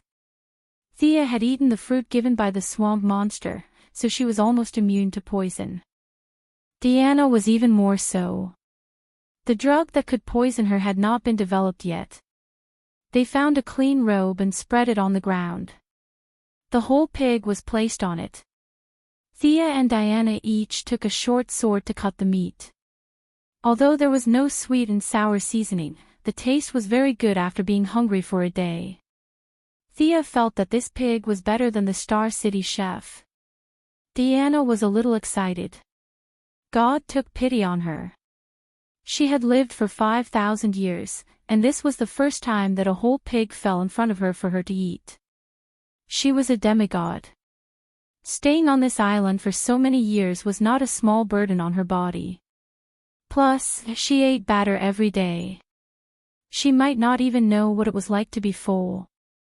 Now, seeing Thea's mouth full of oil, Diana no longer hesitated in her heart. She took the short sword and cut a piece of golden pork. She grabbed it with one hand and put it into her mouth. While eating, she almost cried. It was too delicious. When they finished 1/3 of the pig, Diana's reason finally came back. We should pray to the moon goddess first. It doesn't feel good to eat it quietly.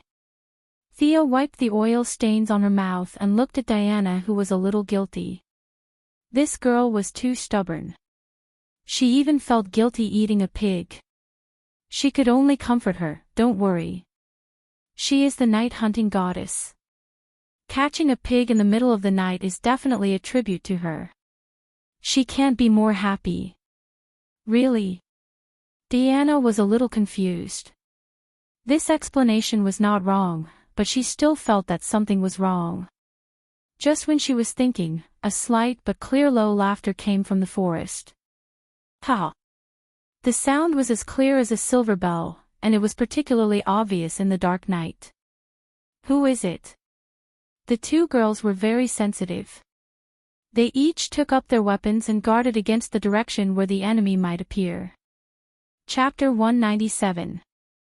There was silence all around. The 2 looked at each other and saw the surprise in each other's eyes. The sound just now was definitely not an illusion. Thea opened the eye of Horus again and found that there were only the two of them and the half-eaten pig within a radius of 500 meters. It couldn't be the pig that made the laughter, right? It was a little scary.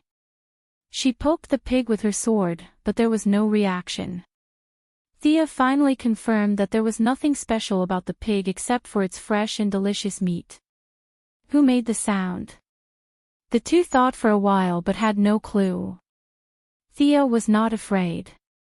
She had killed a god, so why would she be afraid of ghosts? The word fear was not in Diana's dictionary. The two continued to sit on the ground and eat calmly. When Hippolyte and her entourage brought the kitchen utensils and rice noodles to them, they saw this scene. The two sat on the ground, and a suspected pig-shaped creature had been eaten by them until only a little bit was left. However, the smell of meat drifted out for half a mile, and the two entourage of the queen couldn't help but swallow their saliva. The smell was refreshing enough, let alone eating it. "What are you doing?" the queen asked with a smile. The good girl Diana was embarrassed and couldn't answer. Thea, who could lie like drinking water, replied casually, "For the venerable moon goddess, we are offering a sacrifice." Thea could see that as long as it was against the temple, the queen would support it. If Thea wanted to burn the temple at this time, the queen might even keep watch for her. The queen glanced at the oil stains on their mouths indifferently and said lightly, "Gods should be respected in the heart, not on the surface. Well, I have given you the things. You should finish the sacrifice early and have a good rest." After that, the queen asked the female warrior to put down the rice noodles and pots and turned away. "You see, your mother also thinks that we are offering a proper sacrifice." Now she is relieved. Thea said to Diana jokingly. Diana is completely confused, but what her mother just said is still in her ears. She has always believed in Hippolyte's words since she was a child. She looks down at the residue on the ground. Is this really the right way to sacrifice? Thea didn't think too much about it. She cleaned up the place, took Diana to take a shower, and went to bed early. The next day, early in the morning, Diana went to do her daily training and eat breakfast. Thea had completely given up on their meals, so she decided to do it herself. She jumped on the skateboard and prepared to go out to see if there were any other wild animals. Flying over the coast, he unexpectedly found a person training alone. It was none other than Thea's opponent, the tanned and strong woman. At this time, the tanned and strong woman was running with a giant log on her back. The top of her head was like a steamer, with steam coming out of it. Her body was covered in sweat, and her mouth was constantly cheering for herself. What a fierce woman. Thea has never trained so hard even when she was at her most hardworking. No wonder her body was out of shape. This kind of training is like jumping 1,000 times. If she can't do it, she will run 10 kilometers with weights. If she can't run 10 kilometers, she will jump rope 800 times. She can't stand it. It's too much of a test of perseverance. Thea is impressed that someone else can do what she can't do. She didn't disturb her and flew away. At the same time, she was thinking, is the second round a test of endurance? Then I might as well just admit defeat. She didn't want to run around the island like the tanned and strong woman. She didn't know if she was lucky or not, but she was targeted by 2 eagles. Just as she was thinking about how to shoot the eagles, the 2 eagles rushed at her like crazy. She twisted their necks and carried them back to the place where she lived. Is it because of the fall of Horus that all the eagles are hostile to me? But that's a matter of the future. How did the eagles in 1918 know? She couldn't figure it out, so she didn't think about it anymore. She skinned the eagles and roasted them over the fire. She sprinkled some salt that the queen sent. The taste was not good, and the meat was a little dry. It was like heaven and earth compared to pork. After breakfast, Thea began to get busy for her future rations. Compared to Gideon's sci-fi spaceship, this is a primitive society. She wanted to eat buns, but she didn't know how to make dough. Unfortunately, there is no Baidu in this era. Fortunately, the study Hippolyte prepared for Diana had a lot of miscellaneous books. She flipped through the books and roughly understood the process. When Diana rushed to her, Thea was kneading dough with her face full of flour. "Ah. The second round now. What are you talking about? Come with me. It's impossible to leave quickly." Thea's face is full of flour. This is the competition for the name of the goddess of hunt, not the competition for the god of cookery. Diana could only watch her wash her face and change clothes. She looked around and saw that there were no mistakes. She took her to the dense forest on the east side of the island. "What are we doing here?" Thea was very familiar with this place. She got her wild boar here, and many of her mushrooms were also picked here. Because they took some time to change clothes and wash their faces, when they arrived at the scene, all the people on the island were waiting for her. The three priests were very serious this time. No one pretended to be a grandson to her. They all stared at her fiercely. The leader of the priests cleared her throat. "The goddess of hunt needs the best hunters. Your task this time is very simple. Enter the dense forest and win by the number of prey you catch." After that, she seemed to kindly remind Thea, "Miss Thea, you can shoot arrows, right?" This was the idea that they came up with after much thought. They wanted to play to their strengths and avoid their weaknesses. "Don't you have great strength? Let's change the competition to skills." Although the dark and strong women were not good at archery, they had lived on the island for 5,000 years. These abilities were almost instinctive, so they felt that they had a good chance of winning. "Can you shoot arrows?" Diana also asked in a low voice. There was no other way. Thea had lost her bow and arrow.